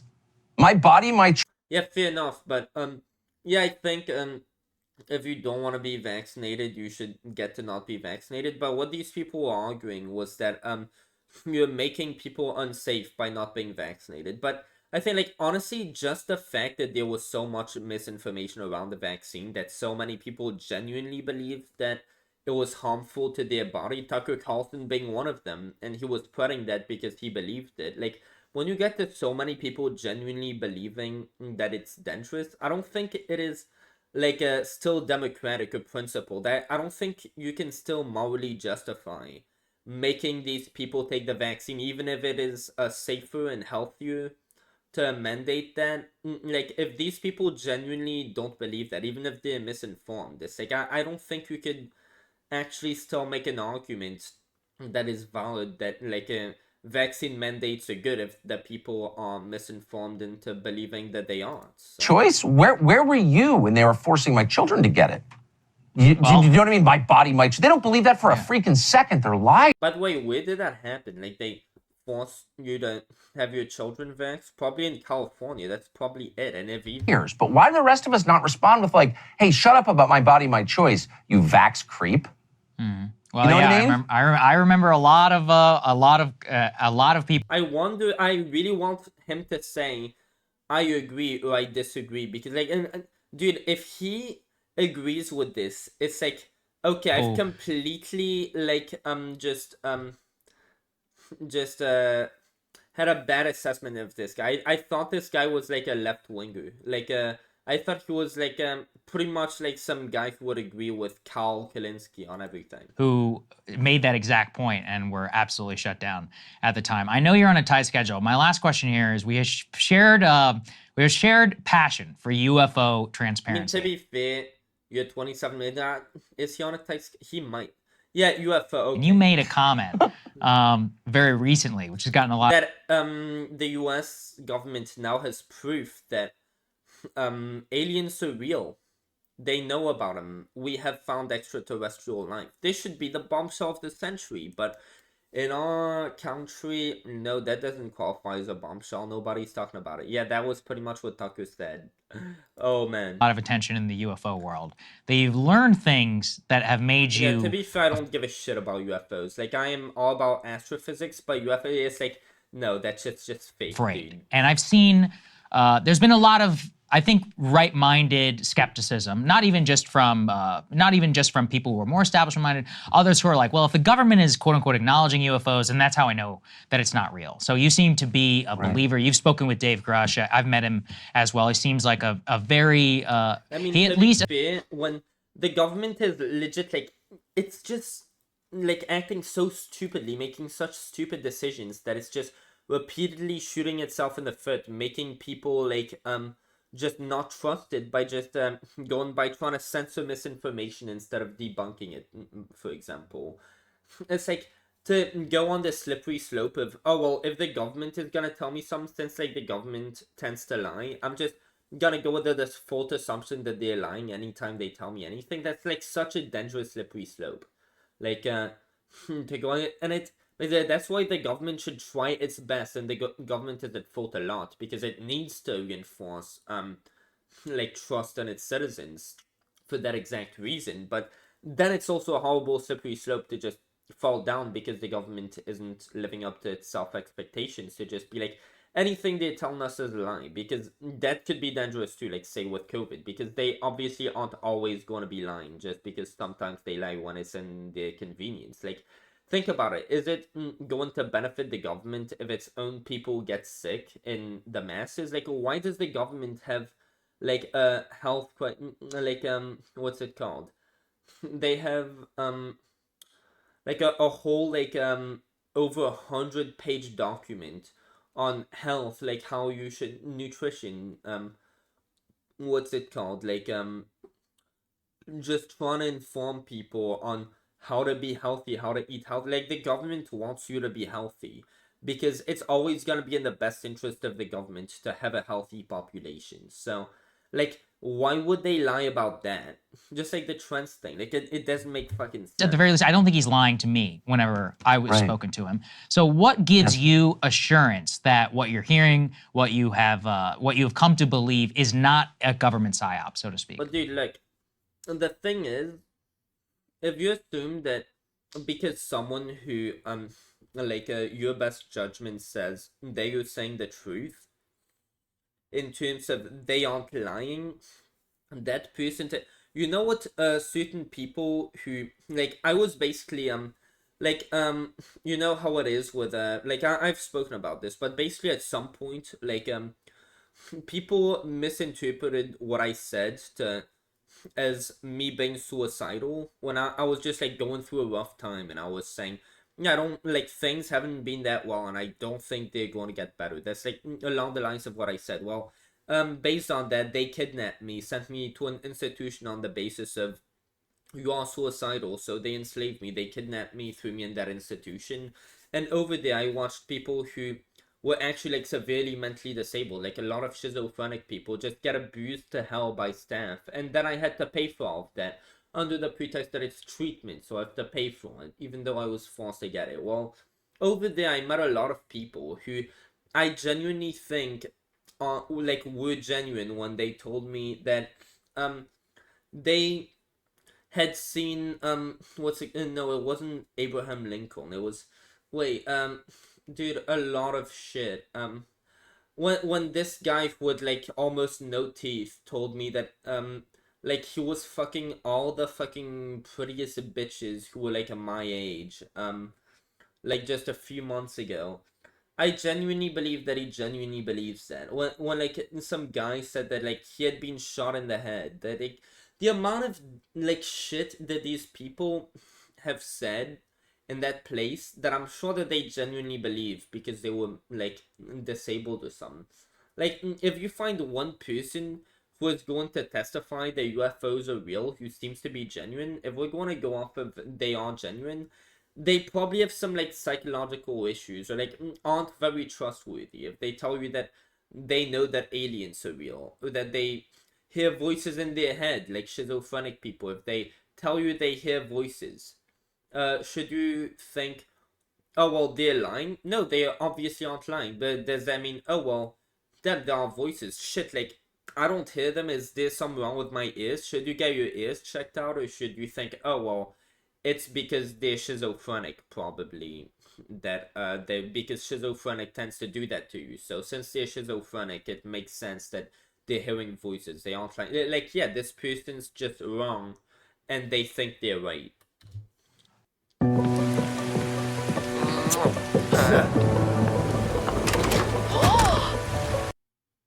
Is this all examples like Pocket FM except the other way around? Oh no, it's this shit. I know what this game is. Nobody cares. Well, everything's a government psyop, including UFOs, but that doesn't mean that there aren't UFOs. And But dude, I, that doesn't mean there are UFOs. They like, if you're going to say something like that needs extraordinary amounts of evidence for it. And I've seen like Gaia Eyes, somebody who I would never have expected to say that. Like somebody who like I really respected for saying on true information. Like he just came out saying like UFOs are real. It's like no, like anybody who is saying UFOs are real, your default assumption should be they aren't lying, yet they are still wrong. No matter who says it, dude. If Barack Obama came out saying UFOs are real, and I know because like I'm the former president, I get more info than probably all you fuckers, dude. Like if anybody would know the UFOs are real, fucking I would, dude. Either me or NASA. Um, like unless it was NASA saying it, I wouldn't believe it. If Biden said that he fucking Biden, of course, dude. Yeah, you'd almost expect him to say that at this point, but it's like if fucking Obama said that he knew that UFOs were real based on intel that he had access to, specifically because he was a former president and he has connections, I wouldn't believe him. I wouldn't even necessarily believe that he's lying. I think there's something wrong with him, or there's something wrong with the info he's getting. There was a huge problem here. If science isn't confirming, like if the scientific literature isn't confirming that, I wouldn't believe it from anybody else. I think I know the comment you're referring to. It was on Clayton Morris's, an old friend of mine called Clayton Morris's podcast. A great guy, And really it's interested such in this. a thing, like people want to see UFOs so much that it's like, of course, anybody would want to believe UFOs are real. So any evidence that it, like, that might bring someone towards the, oh well, if UFOs were real, this piece of information would confirm it rather than debunk it, right? Say that like they were real. This piece of information would just align with that reality, right? Like as long as you get any piece of information that's like that, and there is so much with literally anything and its opposite, like especially with things like UFOs, anybody would want to see that, since people tend to just find what they want inside anything. Like they'll, like anything that they will find, they'll find a way to say that it affirms their fucking beliefs, because that's what people look for. That's just a, like a, that's just a, like instinct that the human species has, unfortunately. But yeah, that's why with UFOs, like you have to be especially careful with that, because that's like very unlikely and it require a lot of evidence. This topic, and I said that there are things that I don't want to talk about, and I, as usual, didn't fully explain myself. If I had, verifiable facts about this phenomenon, I would immediately put them on the air because I'm committed to that. But however, you did say, and that goes again into you just believing people and taking, if somebody, this guy is just like Colossal is crazy. Like anybody remember the Baited podcast, Colossal is crazy? Let's okay, dude, this guy reminds me of him when he was literally saying like, dude, Grade A Underway, this fucking YouTuber, he was defending him, saying, dude, I know for a fact that Grade A Underway was fired from his job because he was late to work a few times, and like Colossal literally said, I know that to be a fact because he said that to me. And like I was sitting there watching that like 4 or 5 years ago, just thinking, dude, like, do you not know that Grade A Underway literally, like, in one of his latest streams explained in detail, like one of his latest videos, he literally explained in detail why he got fired, except he gave us a whole different, like, and publicly too, he gave us a whole different explanation that apparently it was a principled thing. Like he just, like he was a math teacher and he liked teaching math in a certain style, and like yeah, somebody asked him why he got fired and he was like, yeah, I don't think it's inappropriate at all to discuss that. Yeah, I had this like math question thing, like basically I was teaching math in a certain way, and I can, like, a lot of teachers can relate. My mother has had problems overdoing that in kindergarten. Like the teachers just wanted to follow the curriculum. So like at first when I heard Grade say that, I was like, oh yeah, like of course that makes sense. I believed him, and I liked Grade A Underway, and I still do, by the way, despite all the like bad that he did. This, I know this is completely sidetracked, right? But like, yeah, then Grade legit explained to the public that like, yeah, that's basically why I got fired, because I was teaching math in a certain way, and like the school board, they just disagreed with it, and I refused to like go with their way as a matter of principle. Like that's what he publicly said. But Colossal said, oh well, yeah, I know that as a fact that this is what, except that now he's given two fucking different things. Like he either lied to Colossal or lied in public, and it's like, or maybe he did both, and it's like, but Colossal just couldn't fucking see that shit, and I, like, that just left me frustrated as like a retarded fucking like 15-year-old who could see this shit when he couldn't. And it's like, it is, and Colossal was just a genius. Well, same thing with fucking Taku, when like Taku is like a way more of a genius than Colossal by far. Like he said on his show, right? Yeah, we're getting back to this. UFOs are real, and the United States now has confirmed. Dude, I'm not gonna go back to his show to fucking say, because that'd take forever, right? I mean, I could cut it in the editor. Fuck that shit. It's probably like 2:30. Way too late for that shit, right? But like, I'm saying like way too much. He said on his show, I think it was episode 2 or 3, like probably 2. I think I even reacted to that. Yeah, I reacted to that. So that, like, now I remember that was definitely on his episode 2. Here, for example, he said, "Dude, okay, if I need to edit this shit, whatever. Tucker Carlson, are we gonna rewatch Tucker Carlson episode 2?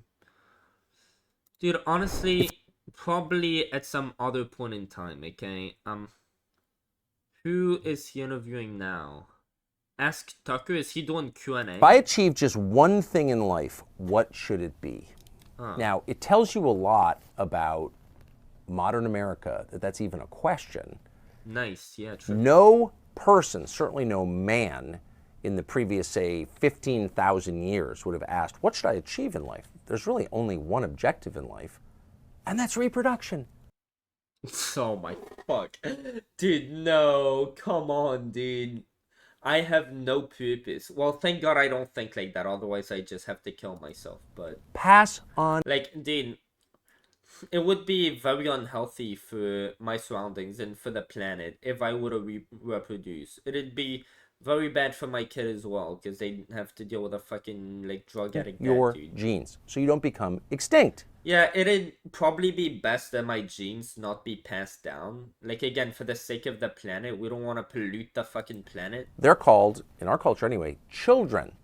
And then one hopes they mate and have grandchildren, and that makes you. Dude, so if, like, his whole goal is to reproduce, yeah, I guess, like, he, instead of just staying at home to just keep fucking as much as he can, the reason why he's on a, like, online is because he can hope to influence way more people to keep fucking than he ever could by just fucking his wife constantly or doing whatever. So he's like, dude, I'm sorry for like speaking like that, dude. That is a man I respect, but it's like, come on, dude. That's like, so you don't stay at home and do that all day to have as many children as you can, because like you could influence people, like more people, to keep doing that by just like spreading that message on the. But then that's not all you talk about. That's like, you don't talk about that a lot on your show. You talk about like issues that people like care about more. You, the patriarch of a clan, and gives meaning to your life. So in other words,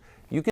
So if the goal of life is to have kids, well, then like their purpose is just to have kids. Then what's like? So the purpose is just to keep reproducing. So like, what makes our like just to keep sustaining ourselves? But then like that's really just circular again. Like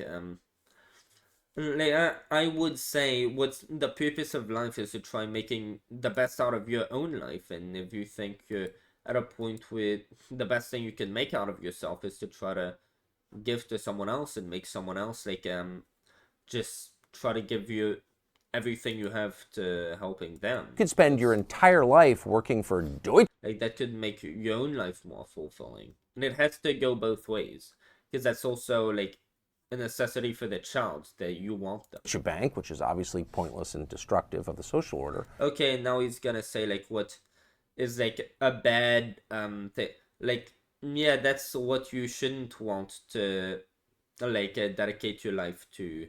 What the left is doing, like dedicating their life to like destroying society, but they like no left winger genuinely has that. It's like, again, you're not stillmanning here, like, and he genuinely thinks that the left is just like some indoctrination cult and they're just getting good people to fall for their like bad message. But like that's all that's at the bottom of it, just like the elites driving them to like self-destruction. And you probably And like everybody's just falling for it, except for people like him. wouldn't feel good about that. But if you had a bunch of kids, you would still win because you're passing on your genes. You're fulfilling. And what if they disagree with you on every political issue? What if they don't share your values at all? Because some kids don't. In fact, some kids end up rebelling against their parents because they don't like their parents. Who knows? Maybe their parents fucking abused them or some shit. They just don't get along well. And Yeah, what are you passing on? Like your values. What is valuable to you? Your values. That's probably what you should. Fulfilling your core destiny. I genuinely got into this video like thinking, oh, he's gonna say like he wants to help as many people as possible. I mean, to be fair, that is pretty close to what I think. But he's like, but they're like, I don't think he genuinely thought of this question. I think he sort of like, yeah, he sort of scripted this in a way that like, what is a good thing that what would I want to promote that others do? Like, what is a mindset that I want to, but then like that's I don't know. I think he thinks it's good, but I don't think that's what actually drives him. Otherwise, he wouldn't be so fulfilling if he didn't think like your own character mattered. As long as you reproduce what you're passing down doesn't matter. Destiny, which is to reproduce. Let me put it another way. Next time you read about someone who's got like So some people are infertile, right? Some people, I'm pretty sure they just can't breed. Like they have some genetic disorder. Like, do they have no purpose to their life if they can't reproduce? Because some people genuinely have.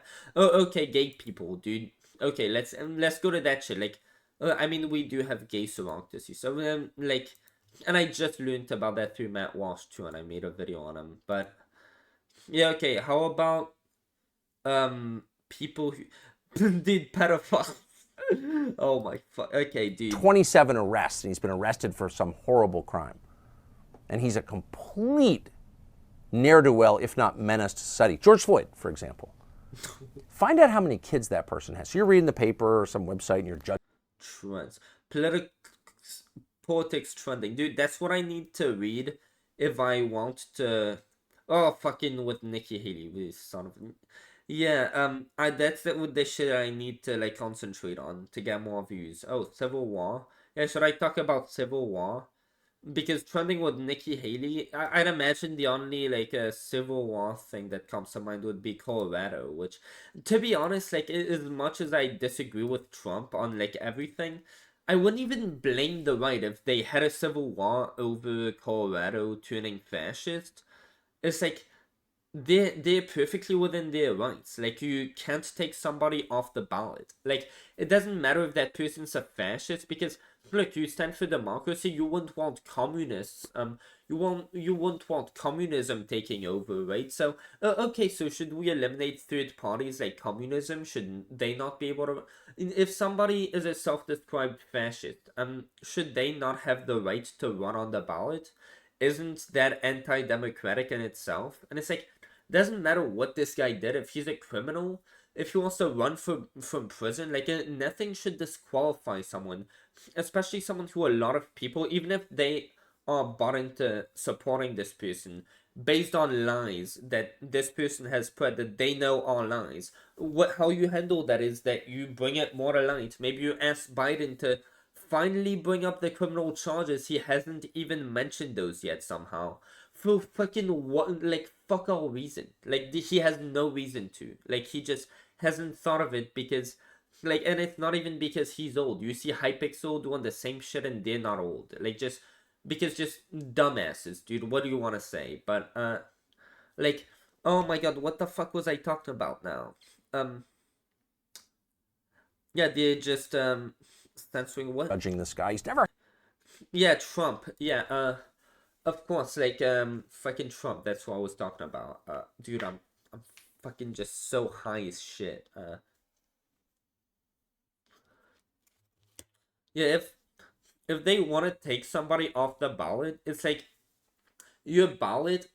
Democracy runs on voting, even though like your vote paradoxically, it's like especially like since we have the electoral college, your vote literally means nothing. Like it doesn't matter how many people vote. Like you could legit have the majority of people voting for a president, meaning the majority of people want a certain person, and that's not who you end up going, who ends up winning. So what the people want collectively literally isn't even a part of what decides who wins in our presidential system. So yeah, we do not have a democratic election system, much as we're a democratic country. Every country has some fascistic aspects, but like much as Trump does embody fascism, he has openly said that he wants to be a dictator.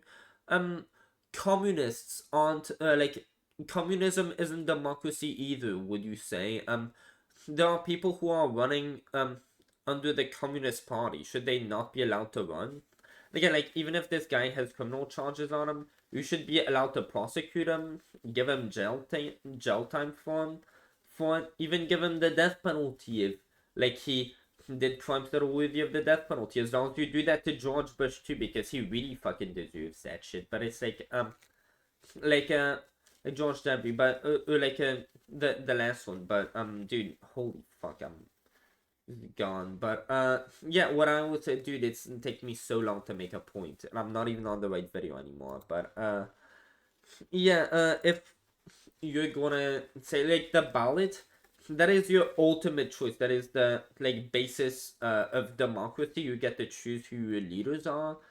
If you're taking away the right for people to vote for a candidate when that candidate actually has a lot of support, like, that is in direct violation of all of these people's First Amendment rights. And it's just in the very core principle of democracy, voting. Like, you're taking their voting First Amendment rights away.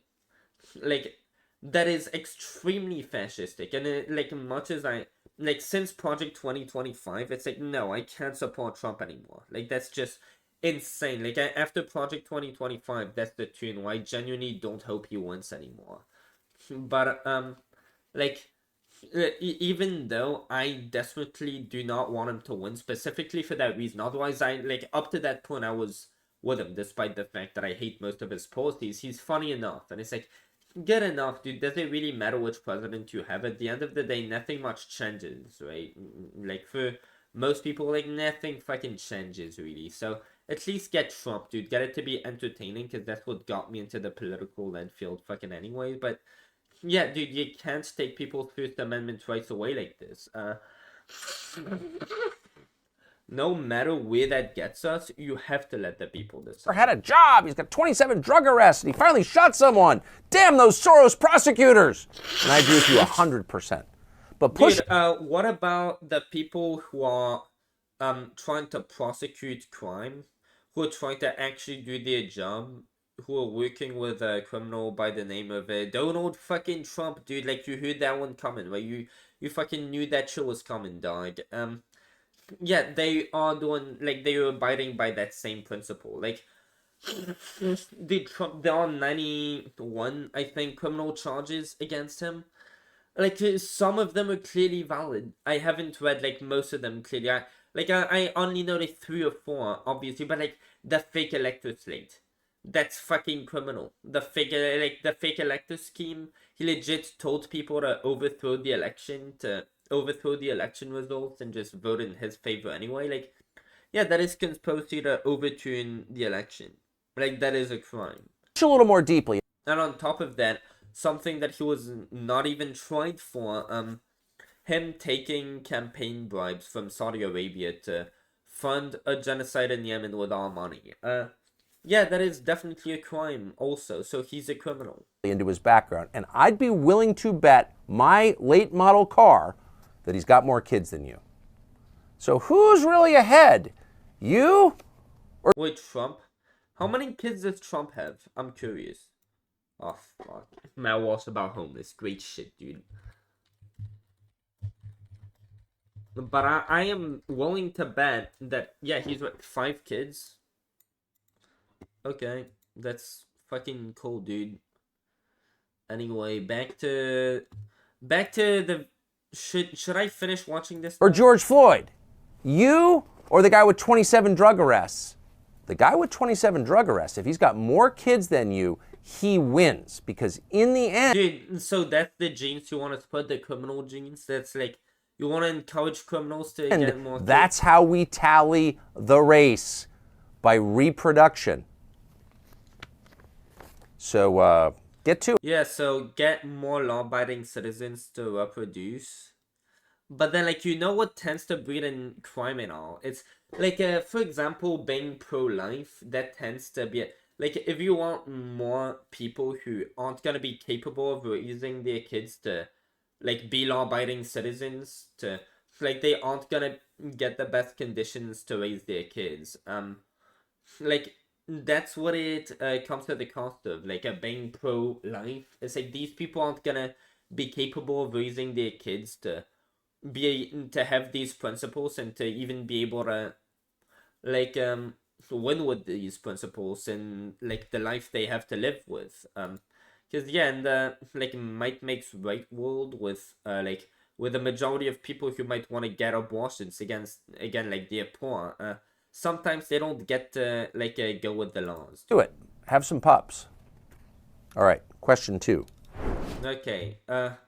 Anyway, I don't know why I went on that shit, but that completely, because my whole life is about that. So I should have said more clearly, I can't be certain. This is just what I believe based on, talking to an awful lot of people about yeah, we're this. talking about UFOs. Some of whom I trust a lot, some of whom I trust sort of. I mean, you're trying to piece it together from lots of different places, but no, these are my Dude, I think he gets his info from a bunch of fucking insane people. views, okay? They can't be proven. But I think they're informed views. The phenomenon is real. It's been recorded for thousands of years. We know that.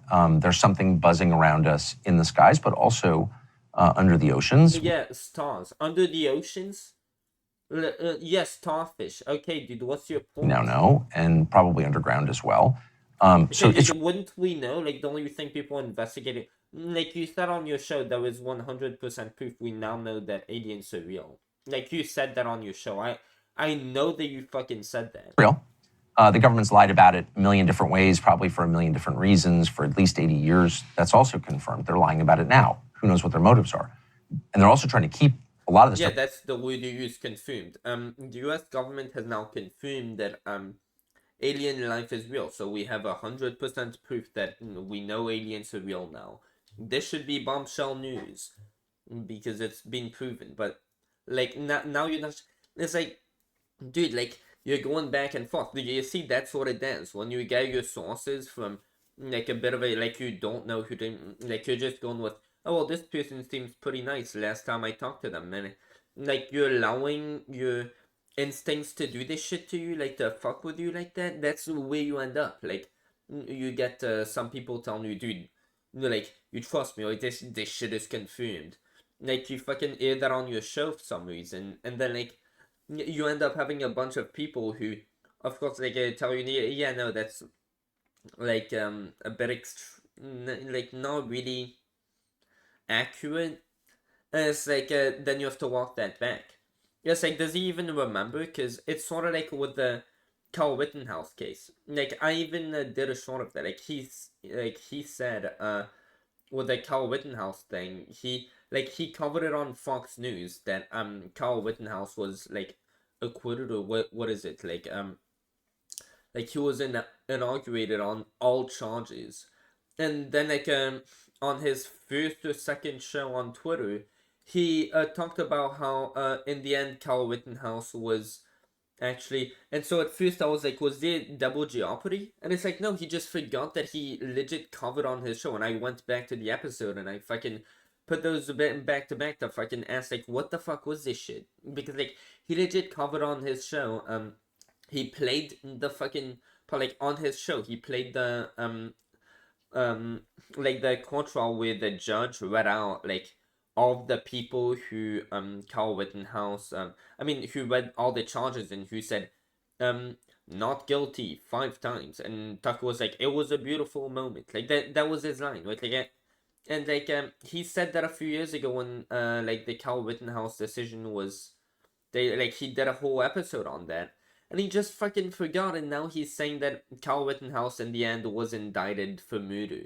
Like he legit said that on his show, and it's like, but you just forgot, and you even like covered that, so you should know. Like he just doesn't remember because he talks about so many things, and it's like, well, that's sort of where it gets you, where when you trust literally anybody, you're like you used to be the #1 most watched news source in the nation. It's like, dude, you gotta like on that front, you sort of gotta do a better job. Like I know I don't hold myself to the high. Like you should hold yourself to higher standards than fucking me, definitely. From being disclosed, that's true. Yes. So to those people, it's like it's a psyop. Well, yeah, everything's a psyop, but I know for a dead certain fact, and it's provable, that say Mitch McConnell and Dude, I forgot what the word psyop means. Fucking kill me. Speaker Johnson and people who should, and a couple committee chairmen who should all know better, are trying to prevent the UAP Disclosure Act of 2023 from taking effect Don't know what that is. in a meaningful way. So they are trying to hide it still. That's a fact.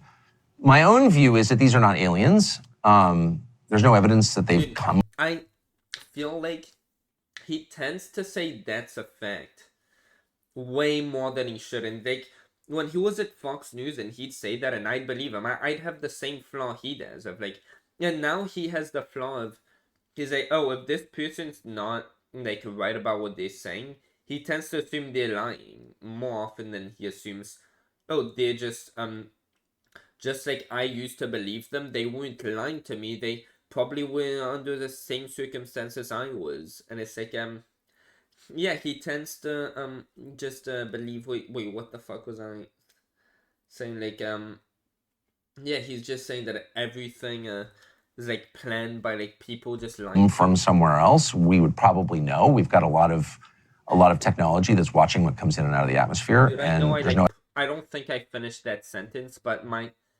brain just fucking shut off. So like, what do you want me to do? Do whatever. Evidence of that. I think they've been here forever. This is my view. Again, it can't be proven, but I'm just telling you after a lot of conversations, I think it's likely that the U.S. government has had contact with these, direct contact, and over a period. And some people will say that it's likely that the Earth is flat. It's like, dude, shit like that needs tremendous evidence. I mean, to be fair, we don't have. I mean, we do have proof that the Earth is round. How could we possibly have proof that aliens aren't real? Or that, yeah, I mean, they UFO. Well, I don't go into outer space. I don't track that shit. Period of years. But to be fair, I just don't care about UFOs. Like, all of that is gonna be just wrong.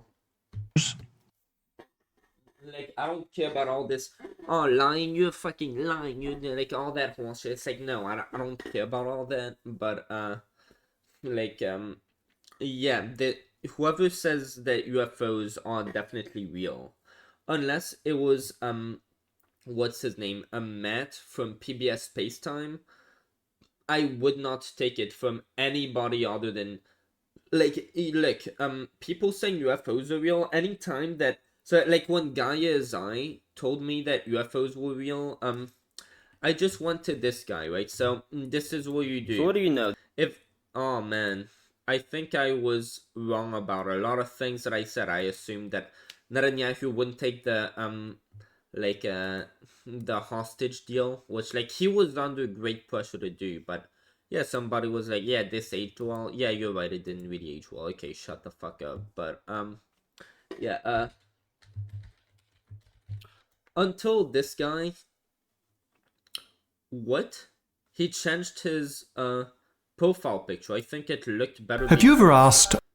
I genuinely think it looked better before, dude. I'm in a server too, which cost me $1. It's the, dude, if you could have $1 and do anything, what would I do?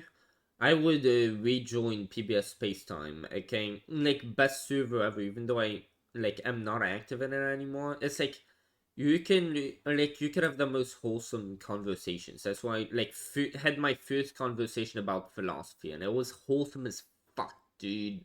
Like, I think that might have been, yeah, that was my only conversation about philosophy fucking ever in the philosophy section of history. But, like, dude, until I hear from this guy right here that aliens are real and that UFOs have been discovered, aliens are not real, UFOs have not been discovered, and that is because they don't exist. I find that really disturbing, because and a bunch of other things that are highly disturbing. Wait, what does he find disturbing? Because that the U.S. government has had contact with these, direct contact, and over a period of years.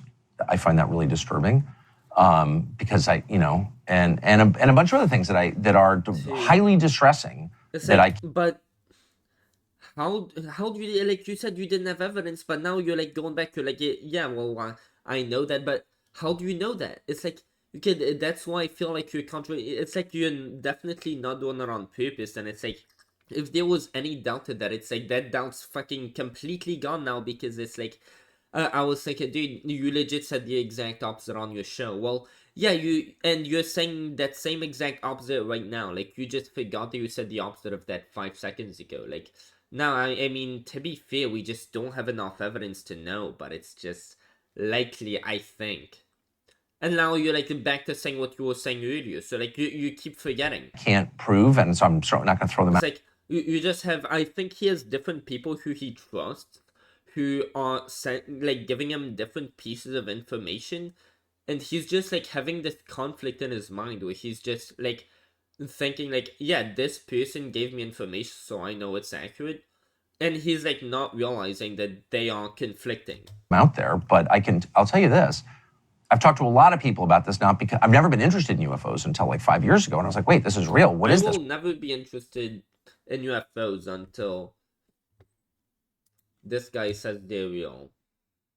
Okay, I said that already, okay? Shut Why aren't we talking about this? I'm just like coming at it from a totally idiotic, I don't know. By the way, let's say the UFOs were real. Why would you why would you fucking care about it when there are all these other political issues that you also care about? So they like, given you care about all the other political issues, wouldn't it make sense that this would be like the least important thing fucking imaginable? Anything curious position, which is my normal posture on everything. And so I've talked to a lot of people, and my view is that they're, like he really, like, for my last point, that's going off of the like basic idea that he doesn't seem to follow with that.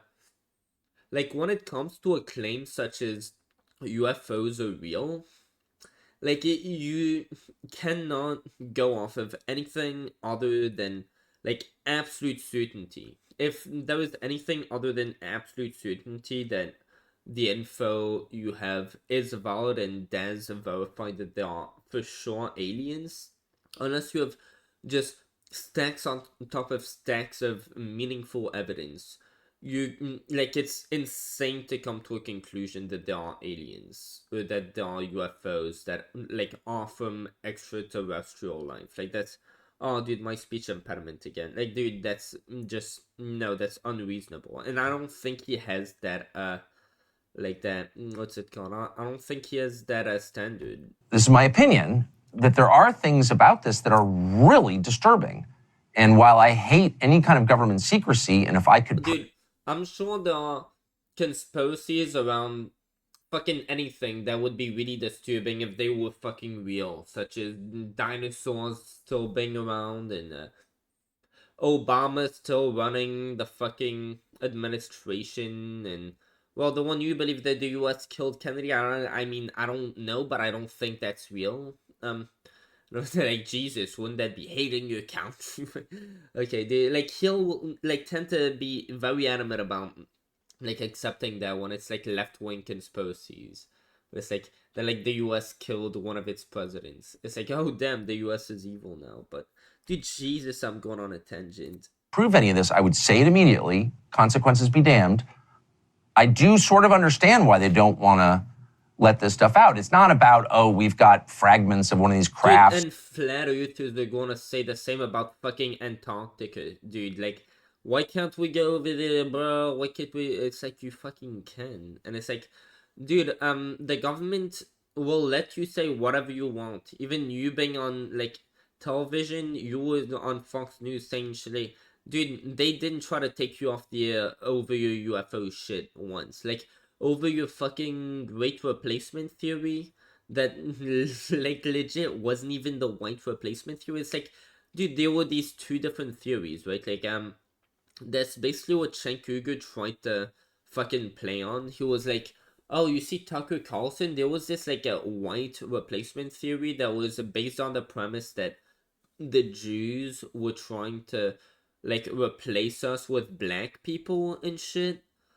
And it's like, except that Tucker is talking about immigrants. So, okay, so, all immigrants are Jewish and black. Like, okay, like, we two could play that game. So, okay, well, I guess, Cenk Uygur is, well, I mean, he's a native, well, like, he's a citizen of the United States now. So I guess, dude, well, I am so black, dude. Let me just, like, dude, I'm a black person and a Jew because, I mean, I'm from France. I'm a citizen of France.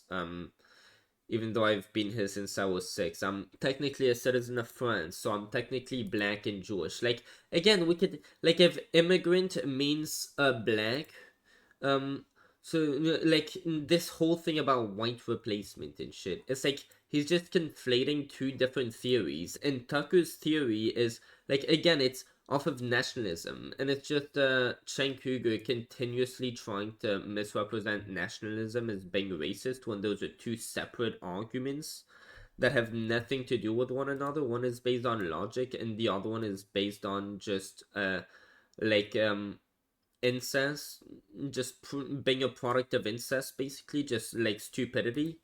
Like, one has practical implications. It's like, yeah, with his white replacement thing, he was just saying that, and it would make sense practically too.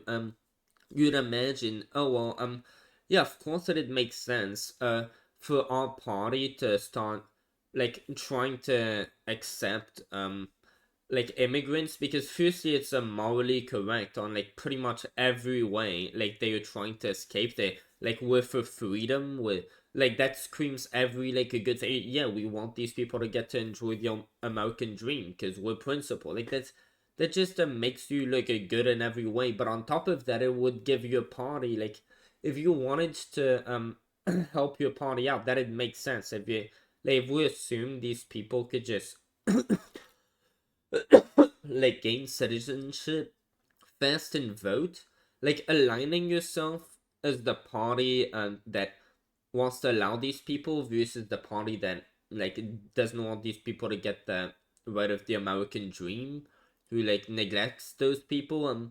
Yeah, you'd imagine if you are, like, just in support of them, and you bring all these new voters in by virtue of you being the party that advocated to let them in versus the other party wanting to throw them out, they'd vote for you. Like, that makes sense as a strategy. Like, that intuitively makes sense. However, where are they going to be migrating from, these people? Like, from Mexico, because they're fleeing the drug cartels, and this is happening in the South, and most people in the South are right-wingers. And when you come into a place filled with people who tend to believe a certain thing, and you try to assimilate yourself with them, because people who escape Mexico, they aren't terrorists, they definitely aren't fucking Hamas, they aren't here to, like, destroy anybody's, and like, they just want to get a better life, just like any American. They just want to pursue the American dream, fucking obviously, and they've seen hardship, so they know what they're fighting for and what it's worth. So,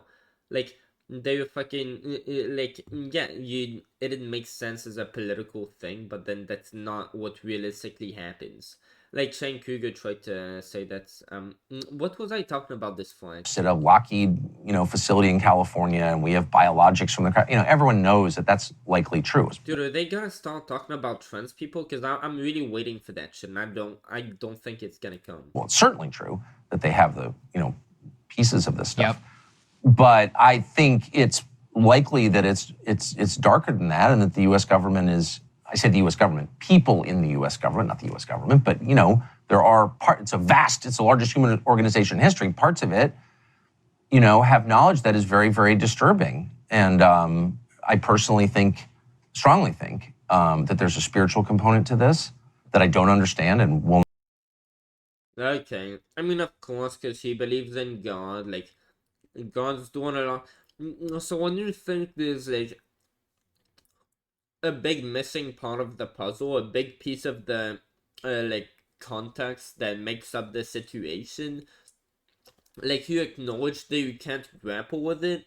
Like, I think what you're basically saying is that some things don't make sense in your perception of, like, how things are probably happening, probably because they don't add up.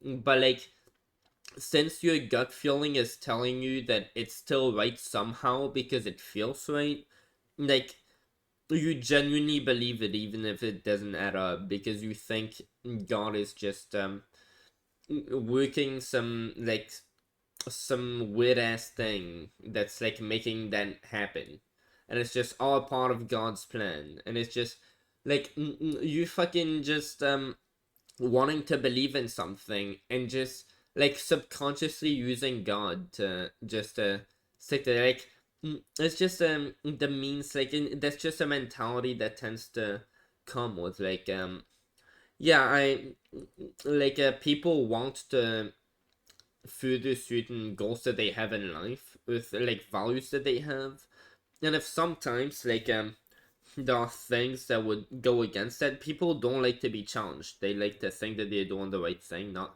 and it's like yeah, people like to just go unchallenged and have their beliefs not be challenged. Like that's a great way to say, like when there are things that might coincide with your worldview, just say like even if I don't understand that, that still doesn't mean that I need to like reconsider, like reevaluate these issues, because like God probably like God wouldn't want me to like trouble with myself with that, because like he's telling me I'm getting like the subconscious feeling that like that is really like I want that to be true, because then it just bears that weight off my shoulders, right? If like yeah, and God is like sending me the message that yeah he's got all this shit. It's like dude, that could work so easily will not if you pretend to like let it happen, because that's so fucking convenient. understand, but I think it's very clear that there's a spiritual component to this. That's one of the reasons the Vatican, and I'm not Catholic, but has been involved in this for over 100 years. The Vatican? That term almost sounds familiar. I don't know if I've ever heard it. As an observatory, et cetera, et cetera. I mean, it's pretty obvious that these are not men from Mars. That, I think that was a psyop, because I think the truth is a little bit wilder and has deeper implications. Oh, it's wilder, and it has deeper implications. Oh, fuck. It's like, apparently, with Christianity, nah, I don't fucking know. Like, it's, God made the earth, and it's like the center of the earth, so it's like, yeah, since we're God's chosen people, like aliens, what would that make them if we're not alone? Like, that wouldn't really go well with God. Like, would these people have come from Earth originally? Could, like, very early civilizations, like, is he making a reasonable thing in his head? That, like, our thing has been around for, like, I bet you whatever he could possibly come up with if he tried to imagine this, it'd probably, like just what's it called, contradict the Bible. Just than that.